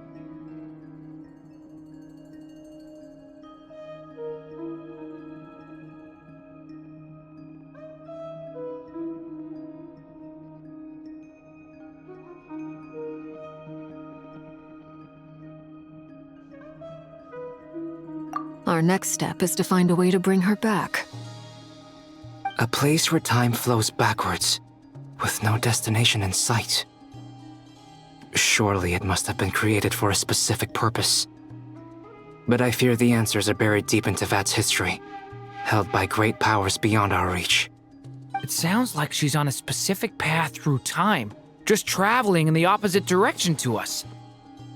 The question is, where does that path lead? Or will it keep going to infinity? We considered that question as well. Strictly speaking, time is not infinite. Indeed not.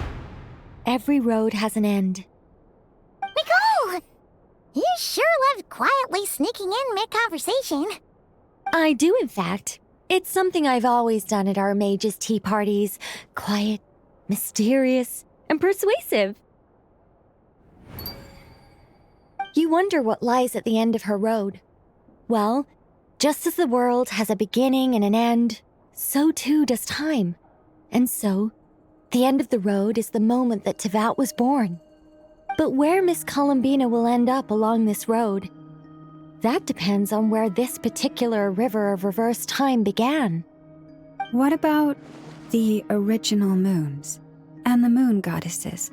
Do they have a beginning too? All things do. In the beginning, no moons adorned the sky. It was the Dragon King Nibelung who raised the three moons into the heavens, and thus were the moon goddesses born. They were shadows of the planet, born to wield Nibelung's authority and oversee the world on his behalf. They were extensions of his will, manifestations of his majesty. But then one day, they disappeared just as suddenly as they had once been brought into being.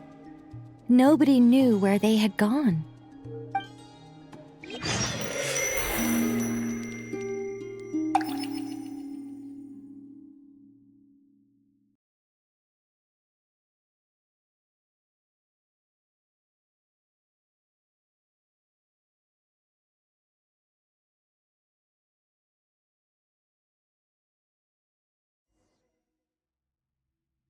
Like I thought, no more paths back to reality have emerged since. But how can I be sure that I'm going the right way without scenes from reality to keep me on track? I can't even be sure of how long I've been walking for. The further I travel, the less stable this space becomes. There are even moments where I can sense something that feels like abyssal energy. They can just materialize out of thin air. I have to keep my wits about me.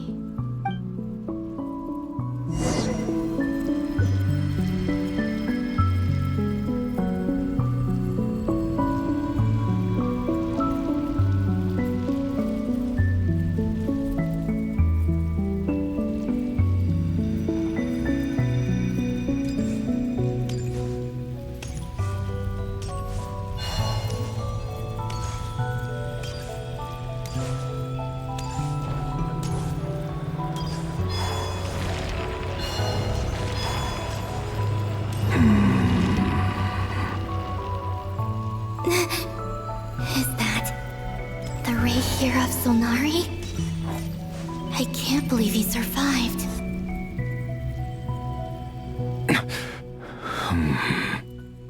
You are the moon goddess. But how? Please, there's no need. I'm not interested in fighting anymore. I find that a little difficult to believe. Yeah. Honestly, so do I. The way you used my own power against me was... It was a brilliant strategy. And then, in the final moment before I was thrown into this space, I got to see an old friend. Mr. Dainsleif. Right. It was so long ago now. But we were friends once. And when I first got here, I was filled with hatred, remorse, and rage. How I cursed and devoured. I tore everything here apart.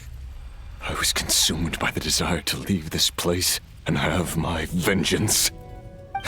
But to no avail. This is a place with no exit. This is the second time I've entered this space. Though I have no memory of the first. I was torn to shreds the moment I entered. But this time I survived. It must be partly because of this new body. And partly because of all the Kuvaki I absorbed in Nodcry. Are you the source of the abyssal power in here? Not all of it. Some is from when I first arrived here and tried to destroy everything. But there was already a degree of abyssal power here before I entered. And like a venomous snake baking in the merciless sun, it tried to slither into my shadow. Tried to? So, you rejected it?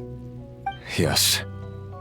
Because after that, the world suddenly became silent for a moment. What do you mean? The voices in my head, they were gone. And then I saw her. Her? Thelindis. My former lover. Never mentioned that she saw a memory of Thelindis leaping into the moon's reflection.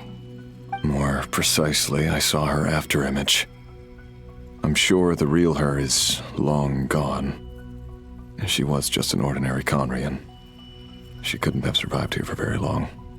Anyway, why have you come here? Didn't you know it was a dead end? If I hadn't escaped through the moon gate, my friends would have been in far greater danger. Oh, I see. Because of your power. The power of a moon goddess. What? You'd like to know how I know, wouldn't you?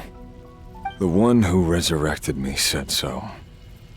I could hear a deep lust for power in his voice. Do you mean... Dottore? Dottore. So that's what he's called. He'd been collecting fragments of my body for a long time. All so that he could resurrect me at the moment of his choosing.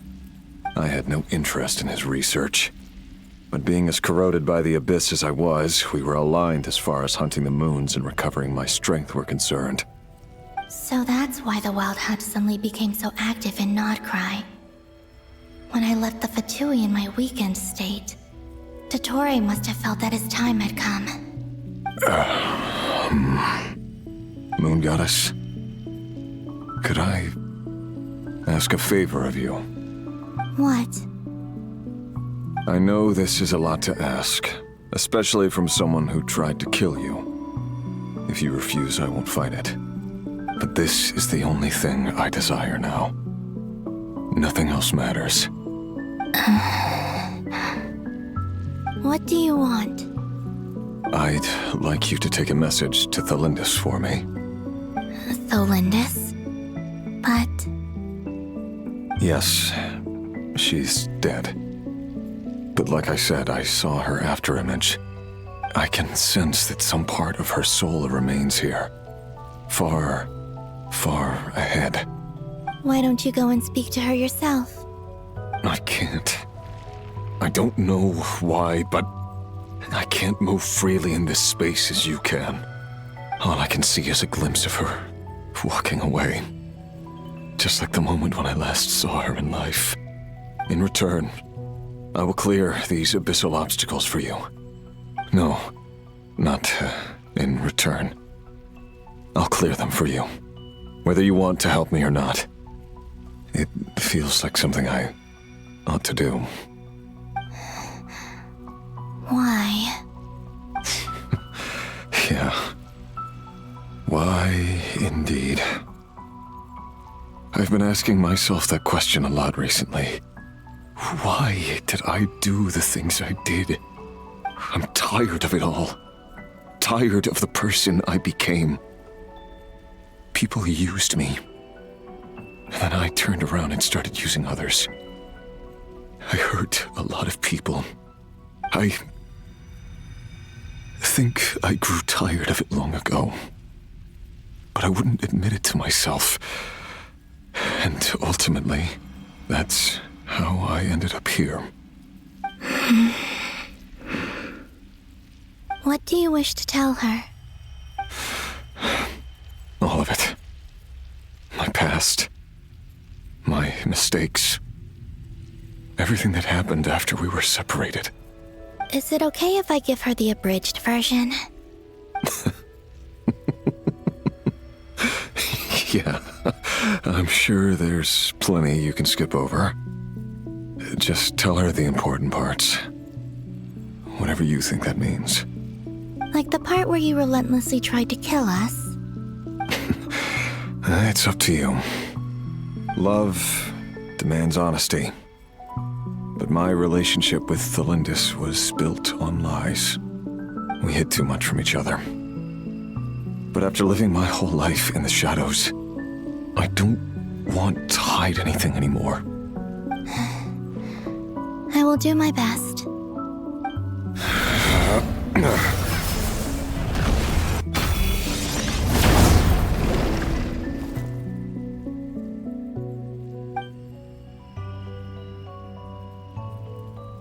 There. The abyss will no longer stand in your way. Even though Mr. Dainsliff felt he had to fight you, I think he still regarded you as a friend. Dane? He said that you betrayed him, but he also felt great remorse at never having understood what you were truly going through. Why tell me this? Because if he'd known that someone could take a message to you, I believe that's what he would have said. Thank you. It means a lot. I know this will sound strange coming from me, but don't die, Moon Goddess. I can tell that you're determined to get out of here.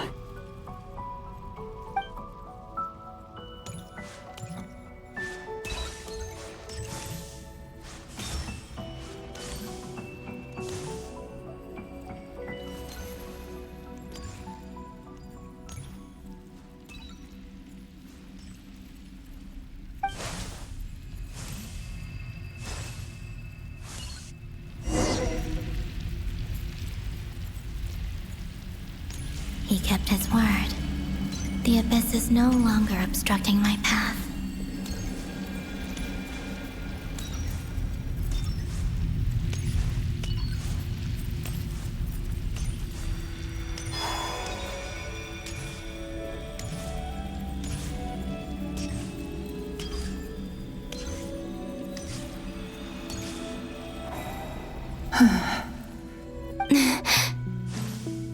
Is that the Lindis?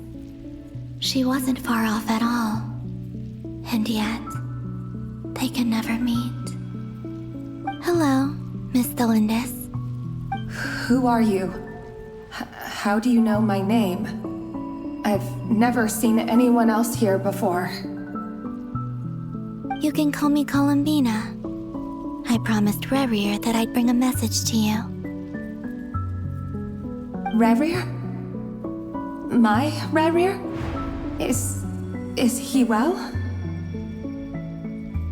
He's doing better than he was. Better than he was, huh? Sounds like he's had a pretty rough time. Others have had a rough time on his account too. In many cases, their time ran out because of him. And I'm not just talking about the children of the Crimson Moon. So, things got worse before they got better. Could you tell me what happened, Miss Columbina? Are you sure you wish to know? Yes. This is my opportunity to learn the truth. No matter how hard it is to hear, I have to know. I admire your courage. However, time is short. I cannot stay here for long.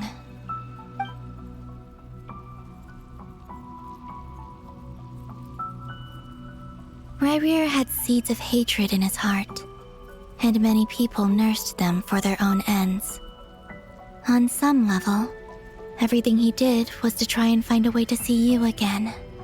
But in the end, he came to regret his mistakes. He wanted to apologize for hiding his past from you. Beyond that, he did not say specifically what it was he wished to convey to you. But I'm sure that you've always been on his mind. You are what has kept him going over all these years.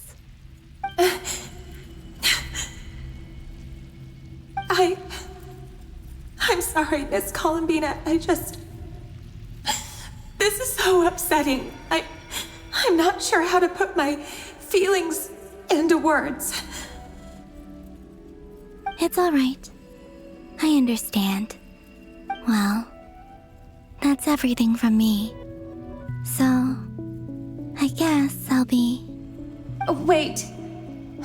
One moment. Time flows backwards here. The road ahead only leads further and further into the past. I know. I intend to reach the end of that road. Without a moon marrow, without the 3 moons' power, you won't make it far. Wait, unless... Are you one of the moon goddesses? You could say that. I see. I often think to myself, if life is like a train ride, why haven't I reached the terminus? Where am I even going? And it's not just me, it's this whole place. Wherever it is, it seems like it's existed forever. It's such a mystery. Where is it going? I must seem so ridiculous. I can't answer these basic questions, and yet I jumped right in here without hesitating, only to be torn apart the moment I entered by powerful energy currents. Only my soul remains now. Thinking back, I was suddenly overcome with fear and terror in that moment. Perhaps I too became bewitched by the abyss. I may have been the leverage it needed to control Rerir. I used to be a researcher at the Universitas Magistrorum in Conria, researching the iridescent moon's marrow. Eventually, I came to the conclusion that time in here flows in reverse. Rerir was one of the Finster King's retainers. With me, he was in an impossible position. It plagued him constantly. I wanted to help him escape his lot in life. I wanted him to be happy, so I thought I'd use this place to return to the past. At the time, I thought I could just go back to the day that the Finster King first found the princess. It was only after meeting the princess that the Finster King started going too far with his research into the abyss. That was the day all of our woes began. I thought I could stop the king from ever meeting her and solve everything. I couldn't kill the Vinster King himself, so I had to find another way to save Rayrir. That's why I wanted to go back, to kill the person who had brought new possibilities to our realm. I'm sure it was a futile endeavor, but the Abyss probably enhances the basest human desires. So I naively hoped I could change everything. But I was simply too weak. Like a speck of dust against the whole universe. Look at me. I didn't even survive the journey here. Not physically, at least. I know I'm never getting out of here. But you're different. You can make it, and I want to help you. I owe you that much. How do you plan to help me? Have you noticed the golden energy that exists here? Based on my past research and my observations since coming here, I believe they carry you forward faster. I can share what I've learned and help you understand the pattern in which this energy appears.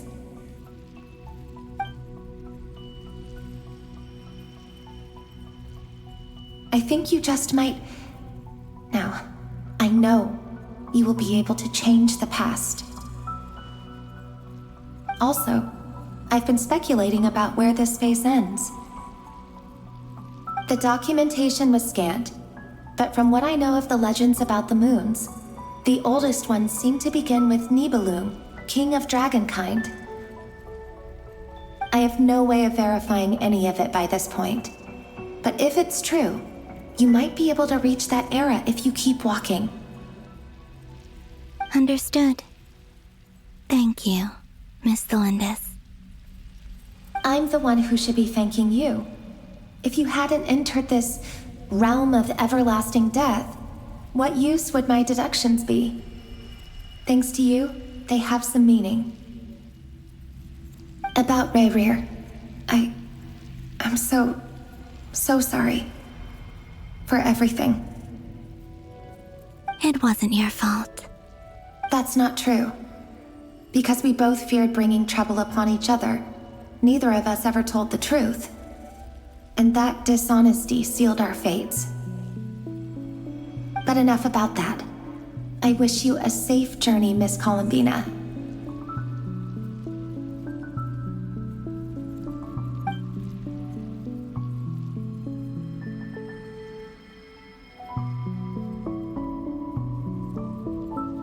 And may the outside world never have to experience pain like this again.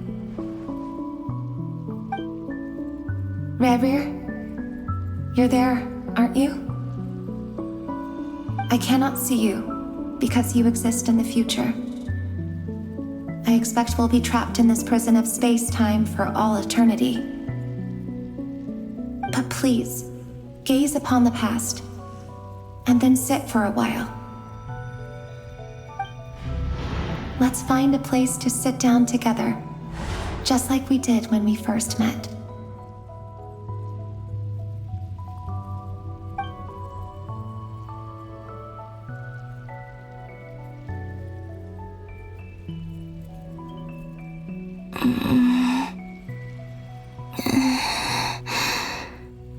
How long have I been walking? How much further till I reach the end? Is there even an end to be found? Everything's getting blurry.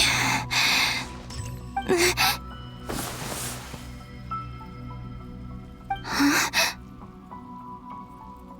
Are you all right, little sister? Have you come from the distant future?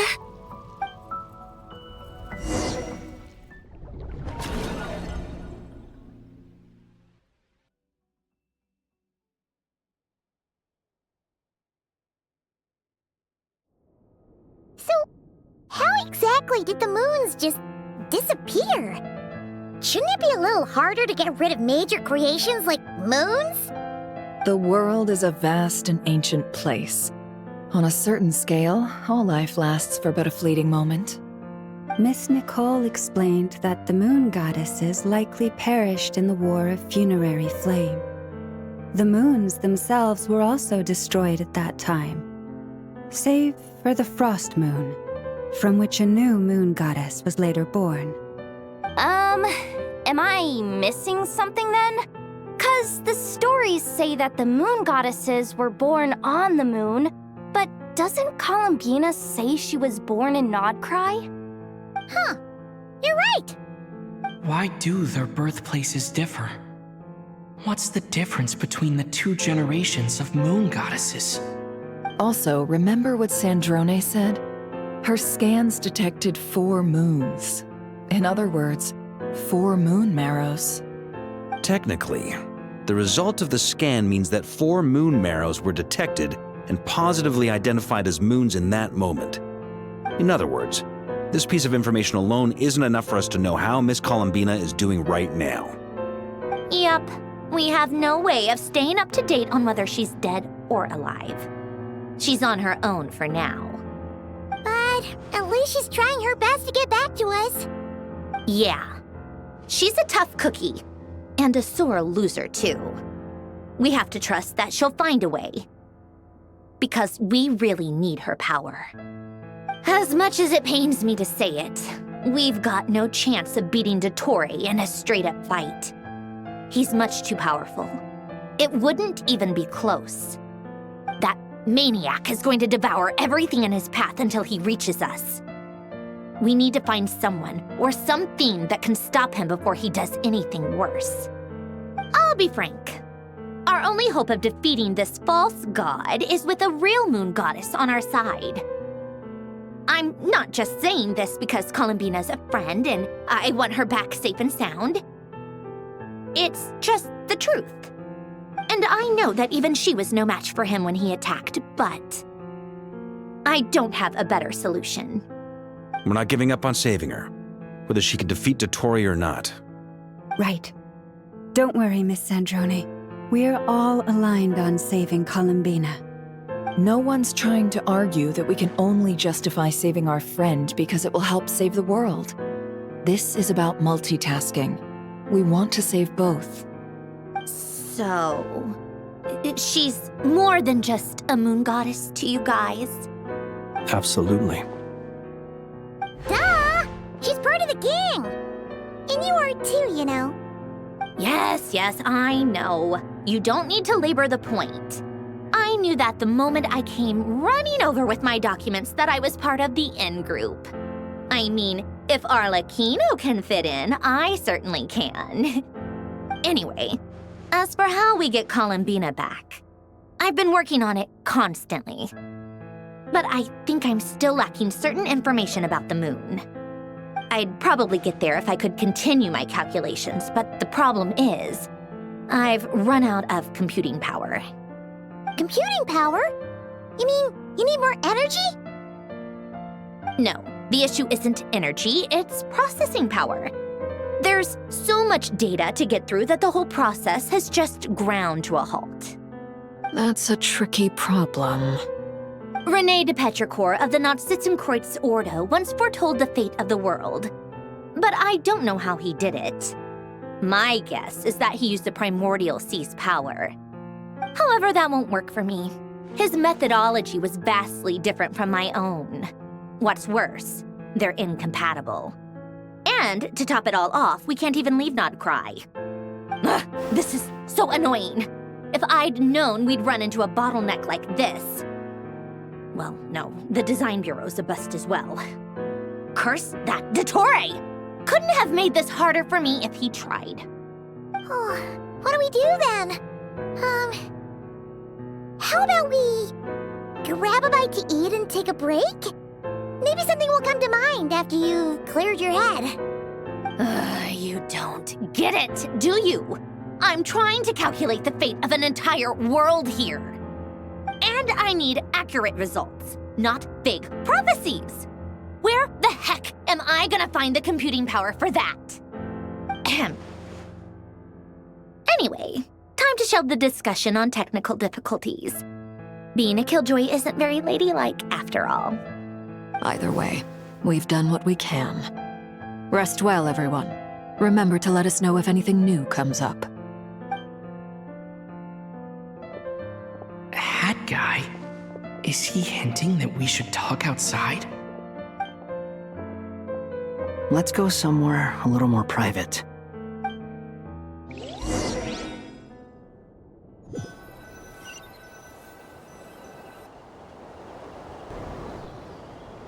You know that Dory went back to Sumeru, right? Yeah, she mentioned she was planning to head back. Things aren't looking good for Nodcry. She's gone to spread the word so that Sumeru has a chance to prepare for the worst. From what I know of Dottore, there are two possible reasons why he hasn't made a move yet. One is that he's still working through some kinks in his new powers. The other is, he wants to see how we're going to react. He'll easily devour everything eventually, so I guess he's in no rush to make it happen. The first false god he made was me. Now it's his turn. Even though my records were erased from Irminsul, Dottore's ideas haven't changed one bit.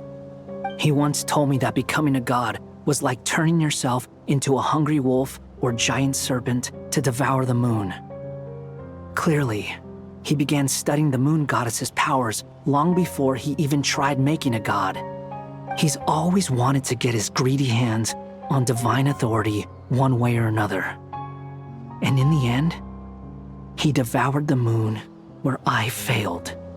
In the desert of Sumeru, there is a chessboard built by King Deshret, also known as Al-Ahmar. I don't know if it was a real game, or if he was just trying to challenge his servants and citizens in some way. But creating games and setting rules, gods do that as a matter of course. That's the kind of power Dottore craves. Now he has the Trilunar Authority. His power is leagues beyond the common people. I don't think there's any point in other nations rushing to the front line. They're better off focusing on defense and hoping they can fend off any threats that spill out from Nodcry. Either way, Dory will inform Lesser Lord Kusanali, and she will contact the other gods in turn. The Seven will have some recourse available. If nothing else, their protection should keep the rest of the world from descending into chaos as quickly as Nodcry has. So on the bright side, even if Nodcry is doomed, your friends in other nations won't be in any immediate peril. That's good to know. But I'm not ready to give up on Nodcry yet. There's a word for people who refuse to let anything go. It's called being greedy. Maybe it sounds greedy to you, and probably naive too. But whatever you call it, that's what gives me the determination to keep fighting. Battles are fleeting, but the will to fight is a long-term commitment. Give up for even a moment, and your resolve will shatter. Why do you always feel the need to do the right thing? No one is born to be a savior. I mean, who's gonna criticize you if you fail or give up? Don't take this the wrong way, but Dottore said something similar to me. I guess the Fatui attracts people who don't believe in saviors. Not necessarily. It's less about belief for me. I just want to know how determined you really are. After all, I don't owe anything to anyone else here. Only you. You look kinda worried. If your arch-nemesis was about to achieve their ultimate goal, I think you might feel a little worried too. That's true. Dottore is about to become an omniscient, omnipotent deity. That's gotta be a bitter pill to swallow. Still, you're calmer than I expected. Obviously. I have to admit that my past self was a reckless fool who misunderstood not only the point of revenge, but how to achieve it. And as much as I want my vengeance, I know I'm not gonna get it by acting alone. If the world's taught me anything, it's to think before I act. Too bad it never taught me any other virtues, though. So, I am going to destroy Dottore, no matter what it takes. So, what's your plan? I'll get to that. First, tell me, what do you think of Sandrone? Just like Paimon said, she's a friend, part of the gang. How much do you trust her? This is a serious question. Think carefully before you answer. Although she's with the Fatui, she has her own values, and she's helped us a lot. If nothing else, she's clearly going the extra mile for Columbina. I see no reason not to trust her. If you say so. In that case, the three of us need to talk. I have some thoughts about her computing problem. It can be solved, but it will come with a cost. How much? If I can afford it, I'll cover it. Sometimes your heroism really backs me into a corner. You know that? Come on, let's go talk to her.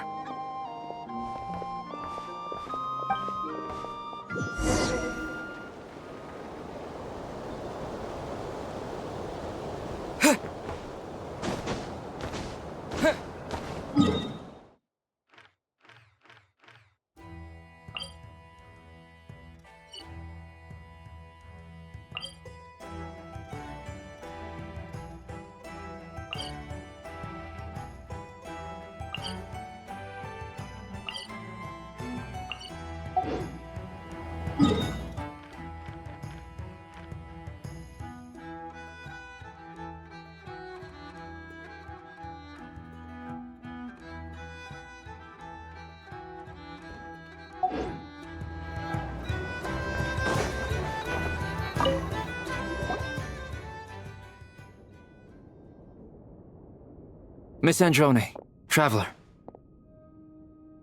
Hey there. Paimon's here too! She was just helping them sort through their things. How did your chat go? That was fast. The call only just ended. Well, you said it was urgent, so we got here as quickly as we could. Albedo, I have some alchemy questions for you. I see. Looks like my knowledge proved useful after all.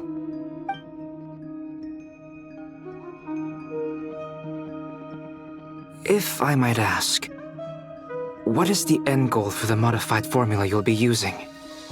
I needed to predict the future of the entire world. But I've run into some teething issues since trying to implement Renee's theory of the 4 Orthants. I see. I'll have a look at it. Still, computing power is the real issue here. How do you plan to solve it? About that, it's been sorted. Oh, with the Traveler's help?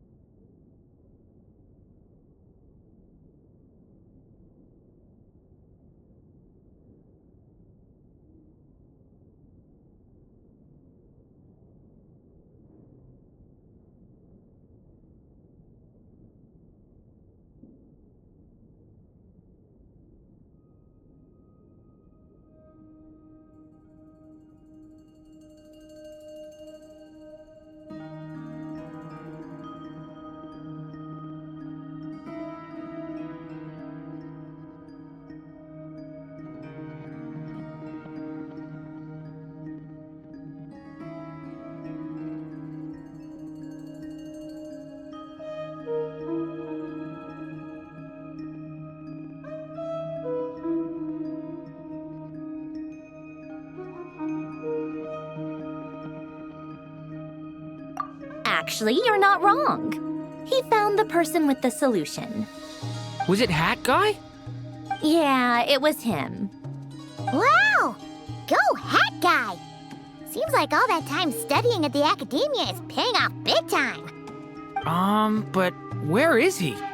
Wasn't he the one who asked Albedo and I to come here? Come with me.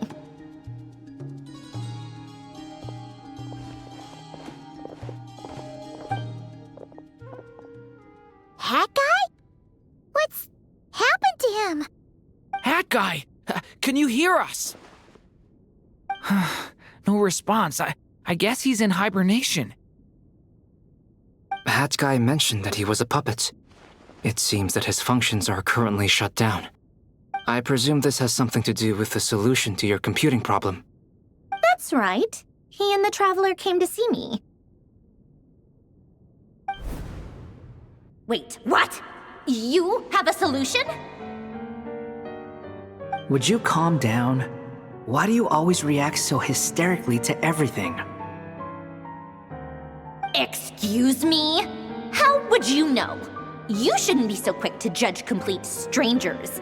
It's very bad manners. Oh, please. It doesn't take that long to figure out that you have a temper. Where does a mere student get that kind of confidence? I've actually published more papers than you. Not that status counts for much. Even Paimon's applied for academia admission. Huh? Are you serious? See? This is why I can't be bothered to explain myself. She recognizes no one's skills but her own. Okay, fine. I'll hear you out. So, tell me, how do you propose to solve my computing power problem? This world itself is constantly processing all kinds of information. If it's the world's future you're trying to calculate, you need a processing device that's designed to cope with that volume. Easier said than done. Only Irminsul can handle that kind of... Wait, is that what you're suggesting? But surely we can't just plug my formula directly into the ley lines. You should be able to tell that I'm not human, right? Yeah, I noticed. The technology, though, seems pretty ancient. Very different from Pontaine's. It's a completely different system. Conrian, to be precise. I'm what they would have called a puppet. Puppets need an energy source and processing power. The artisans who built them sought out the materials most suited for that purpose. You? Do you mean... The Traveler and I have talked it over. He's willing to vouch for you. So, I'll allow you to borrow my core for your calculations. It was built using wood from a silver-white tree, which makes it a small part of Irminsul. Conrian technology and Irminsul wood. Who in the world could have built you? Are you sure about this? A puppet without its core will cease functioning completely. And if it's left in that state for too long, it might not recover. You could die if you do this. You do realize that, don't you? I can put two and two together, yes. No need to rub it in. I won't lie to you. This has never been done before. I cannot guarantee your safety. Doesn't matter. I'm prepared for the worst.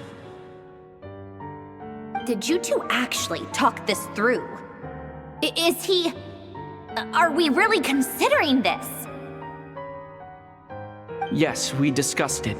The bottom line is, he trusts me, and I trust you. Let's give it a shot, shall we? Honestly, I have no clue where this kid even came from.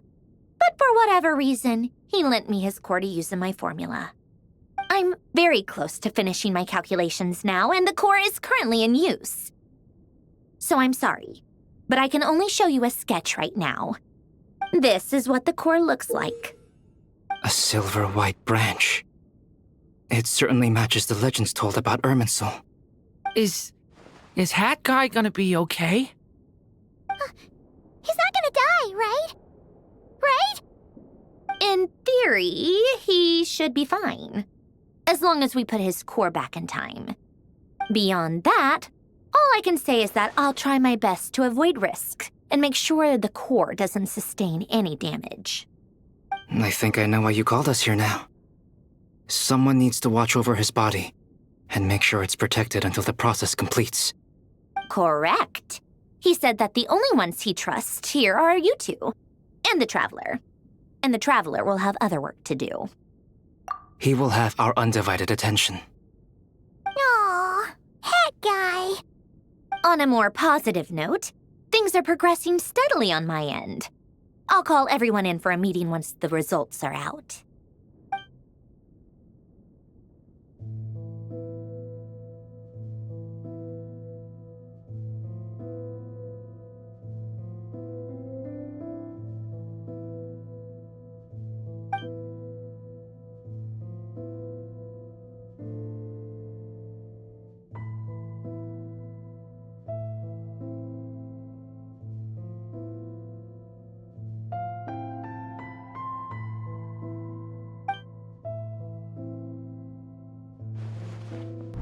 The worst case scenario with the core removal is either a system reset or a total loss of function.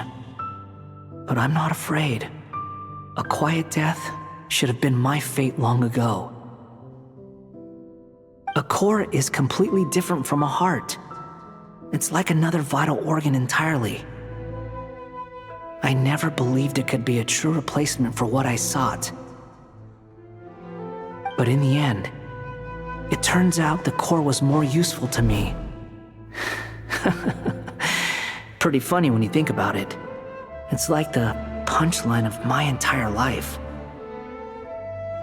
Do you think there's any difference between a puppet and a human? If not, then this would just be another samsara. I have already experienced both a past life and a next life. Part of me wonders whether I'm only capable of making this decision because I've become a real human. What's with that expression? Isn't this a good thing? Sandrone will succeed, won't she?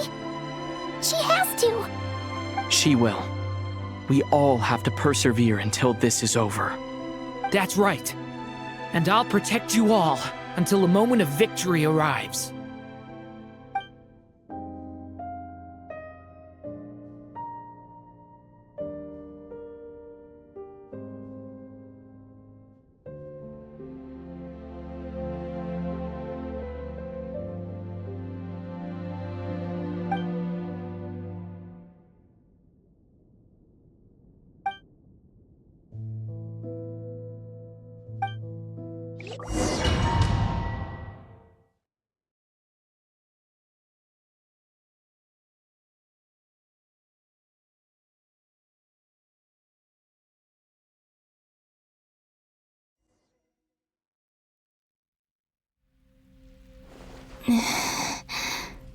Who are you? Call me Sonnet. You have the same power as Canon. Sonnet. So, you're the goddess of the iridescent moon? Oh, goodness! You recognize me? Well then, what's your name? Columbina. Columbina Hyposelenia. Hyposelenia? What a lovely name. Did you choose it yourself? It was a joint effort between me and my friends. Friends? You mean your friends in the heavens? Huh? Oh, sorry. You must be exhausted. I apologize. Hang in there. Let me introduce you to my older sisters. Do you mean the other two moon goddesses? Arya and Canon? Wow, you sure know a lot. Hey, does that mean that our story goes on into the future? Oh, I guess that wasn't the best question to ask. It's all right. We were prepared for that possibility. You could say we were too prepared. I can't even remember how long my sisters and I have been here by this point. When did you get here? How long has it been? I can't say for sure, but it feels like it's been forever. I see. Are you feeling all right? You look a little unwell. I can hold out a while longer.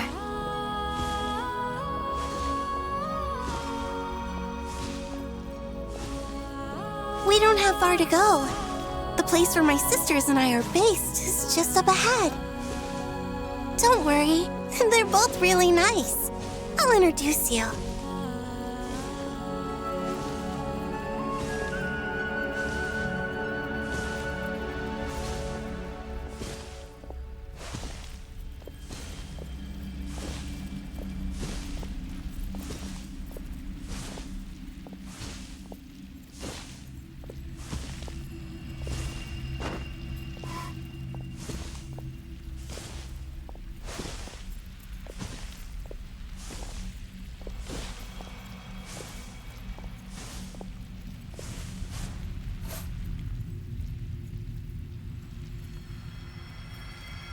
Sisters! I'm back! And look who I've brought with me!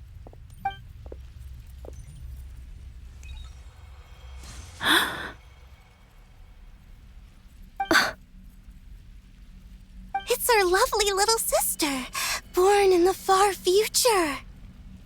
The pleasure is all mine.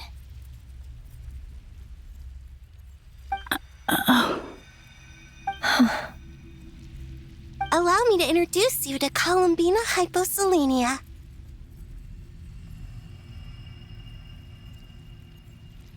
This is Arya, the goddess of the eternal moon. And this is Canon, goddess of the frost moon. Canon, don't you think Hyposelenia's power is similar to yours? Hello, Columbina. I apologize for our startled reaction just now. And please, forgive our little sister if she's been annoying you. She tends to talk a lot. It's fine. You seem shy. Don't worry, Columbina Hyposelenia. No one can hurt you here. Could you tell me where here is? Please. I must know.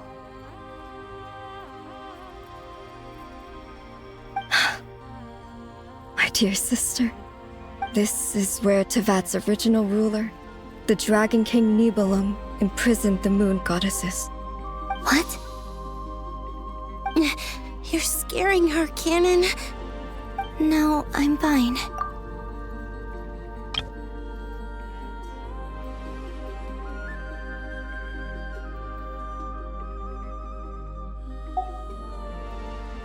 Please, continue. Nibelung, our original master, created us in the distant past to maintain Tevat. But he left this world and traveled into the dark universe beyond, to explore worlds vaster still.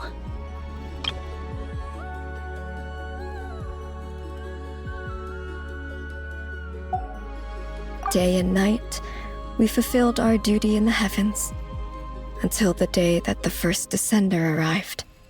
The great ruler of the firmament. The heavenly principles.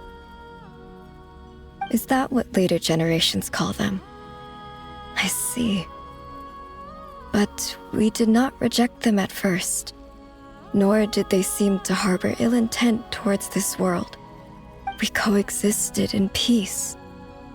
They were like a guest in our home. Slowly, however, we came to realize that our guest had a growing desire to change and dominate the world. And you didn't stop it? No. There was an order to the rules they set up that Nibelung never taught us. We wanted to know if this order would bode good or ill for Tevat.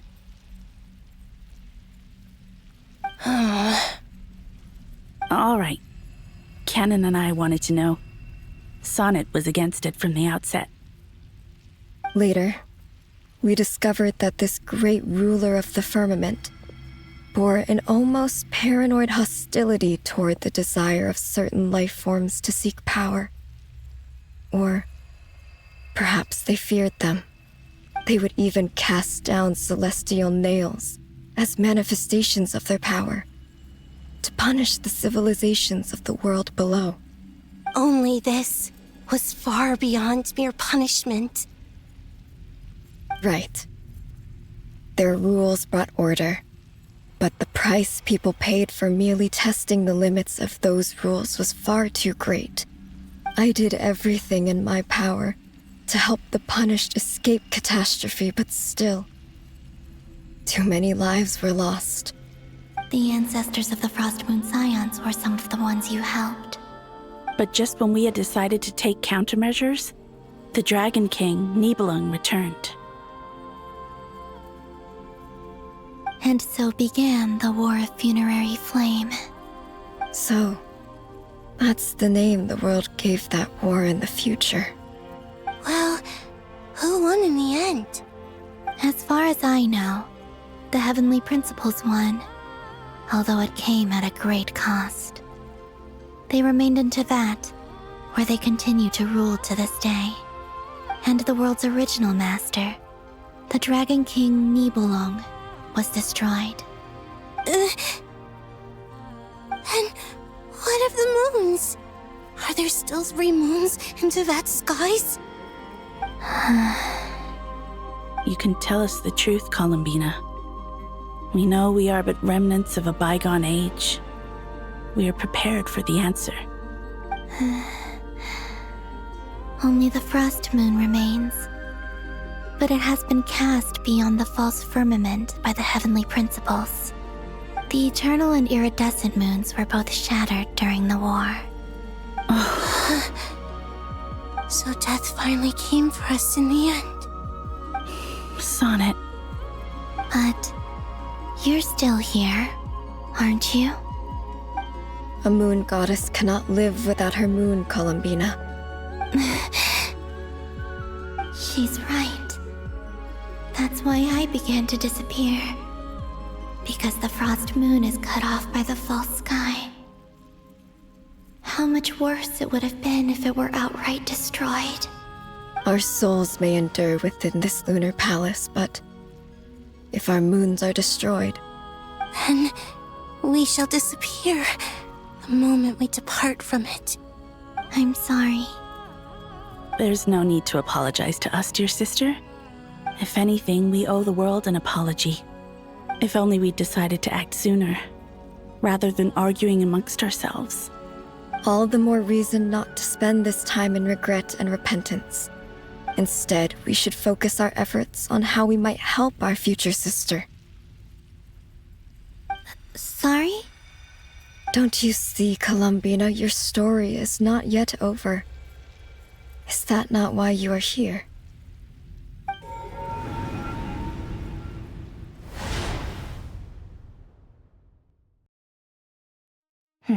It's done.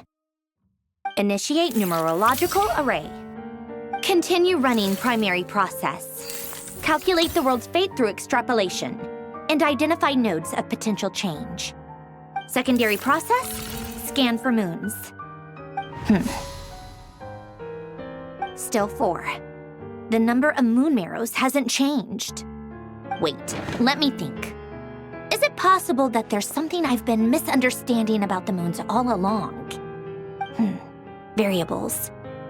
Variables in the world. I know where potential variables within the world come from. So what about the moons? Are there any variables there? Like their life or death, for instance. What if being alive or dead makes no difference to a moon? But that's so strange. Even immortal gods can die. Why would the moons alone be? Wait!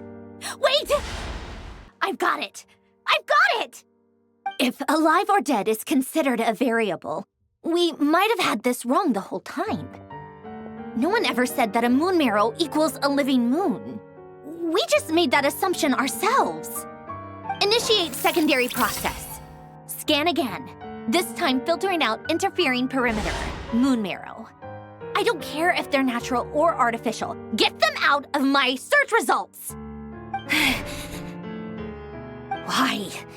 It says 3 moons still exist in Teyvat, even after excluding the moon marrows. But we know for a fact that 2 of them are dead. Redo the scan. Narrow the results to living moons and real moons. No, scrap that. Narrow it down to moons that have lunar authority and remain alive. Why? Why is it still 3? What is this, Columbina? Has the world lied to us? Or are you the one pulling the wool over our eyes?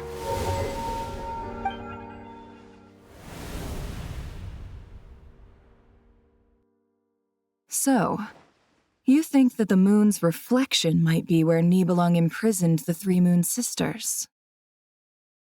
Yes, it would explain a lot, such as why that space would respond to a moon goddess's power, opening the moon gate at her command. It would also explain why Miss Columbina has been unable to leave, and why time flows in reverse there. In the messages she sent, Columbina promised us she'd find a way to return, but we have no way of knowing how, when, or...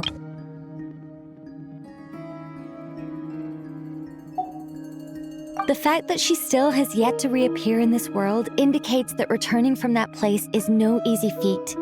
We cannot afford to simply wait for her. So you're saying, if she could return by her own power alone, she would have done so long ago?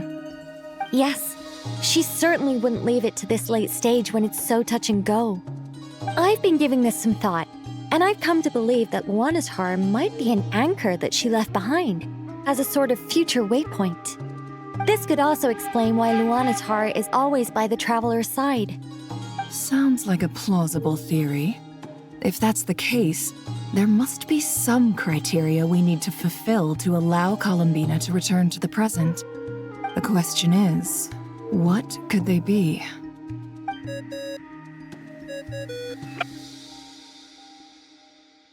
Hello? Listen up! This is extremely important!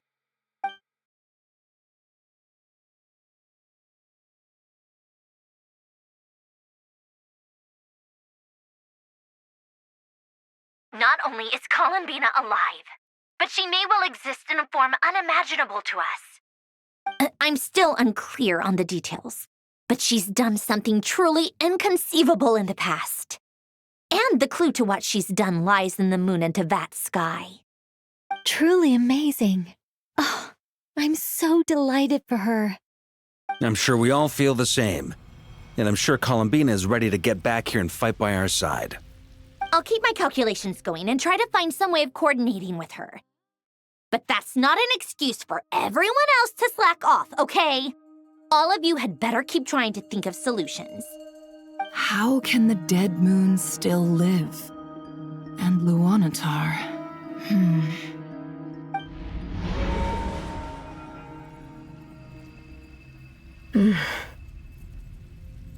It's hard to believe that's what will happen in the distant future. Our authority is linked to the most fundamental rules of Teyvat. I suppose it's no wonder that many would covet that power. I didn't realize that when you said friends, you meant people who live down in Teyvat. That's so lovely. I always wanted to go down there and have some fun.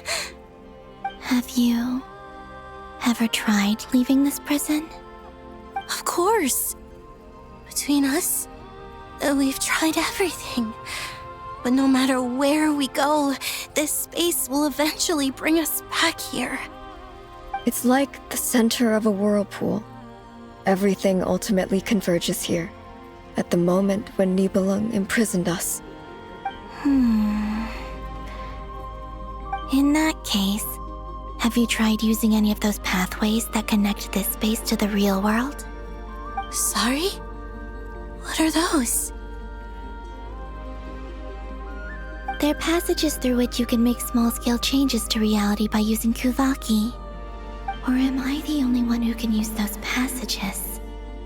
because part of my soul remains in reality. Kuvaki. What is that? You don't know? It's a unique kind of elemental energy found only in Nodcry, the land from which the moons arose. Oh. Well, it's true that the moons first rose up from the part that you say is called Nodcry. But there is no difference in the elemental energy between there and anywhere else. What? Could you show us some of this Kuvaki hyposelenia? Maybe if we see it, it'll make more sense. Okay.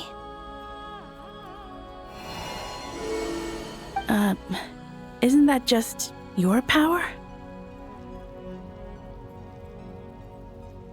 What? But it's everywhere in Nodcry.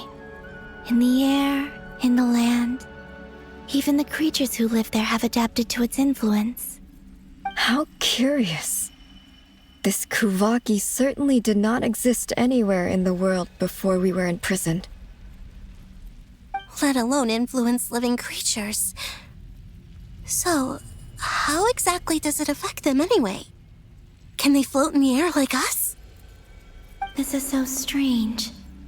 Why would their reality differ so much from mine? Columbina, you're looking for more than just a way out of here, aren't you? Yes. If I am to help my friends, I will need trilunar authority on par with that of our foe. You mean... you'll need our power?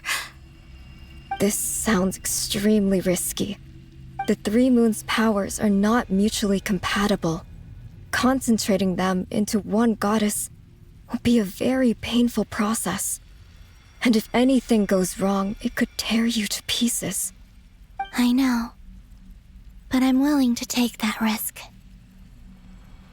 Even so, let's say we successfully transfer our authority to you. How will you take it outside this prison?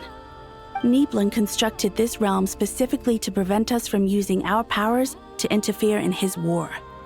No moon goddess can leave this place alive. What if I don't leave alive?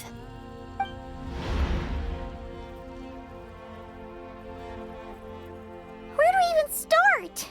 How are we supposed to figure out what we're meant to do to help Columbina?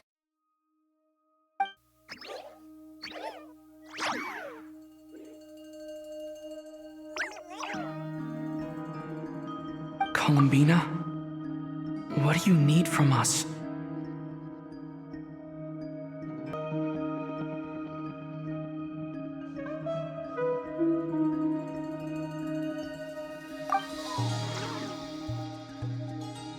If she really got to the beginning of time in there, how do you think she'd leave us a message?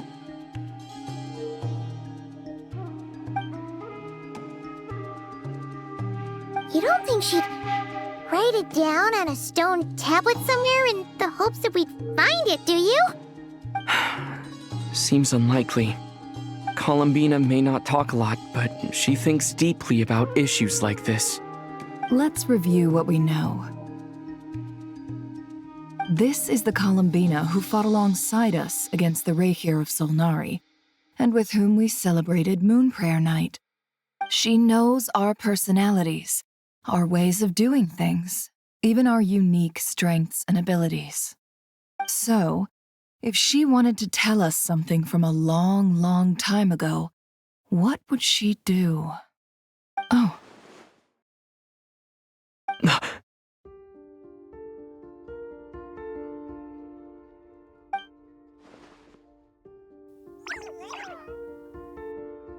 Traveler, you once said that those golden ripples also appeared when Luanatar was born. What if Columbina left Luanatar here, not just as an anchor to the real world, but for some other purpose? If she is part of Columbina, and Columbina knows that I can see past events through her. Oh yeah! Like when you peeked into Rarir's past through his heart! Nefer, wait! If you're right about this, And you can really see past events through Luanmatar. Your eyes, they'll... Oh, I know. Looking at Rerir's past in Conria was already enough of a strain on my eyes. Looking this far back into the past, it'll surely blind me. But it's our only chance. This is the only way. Boss.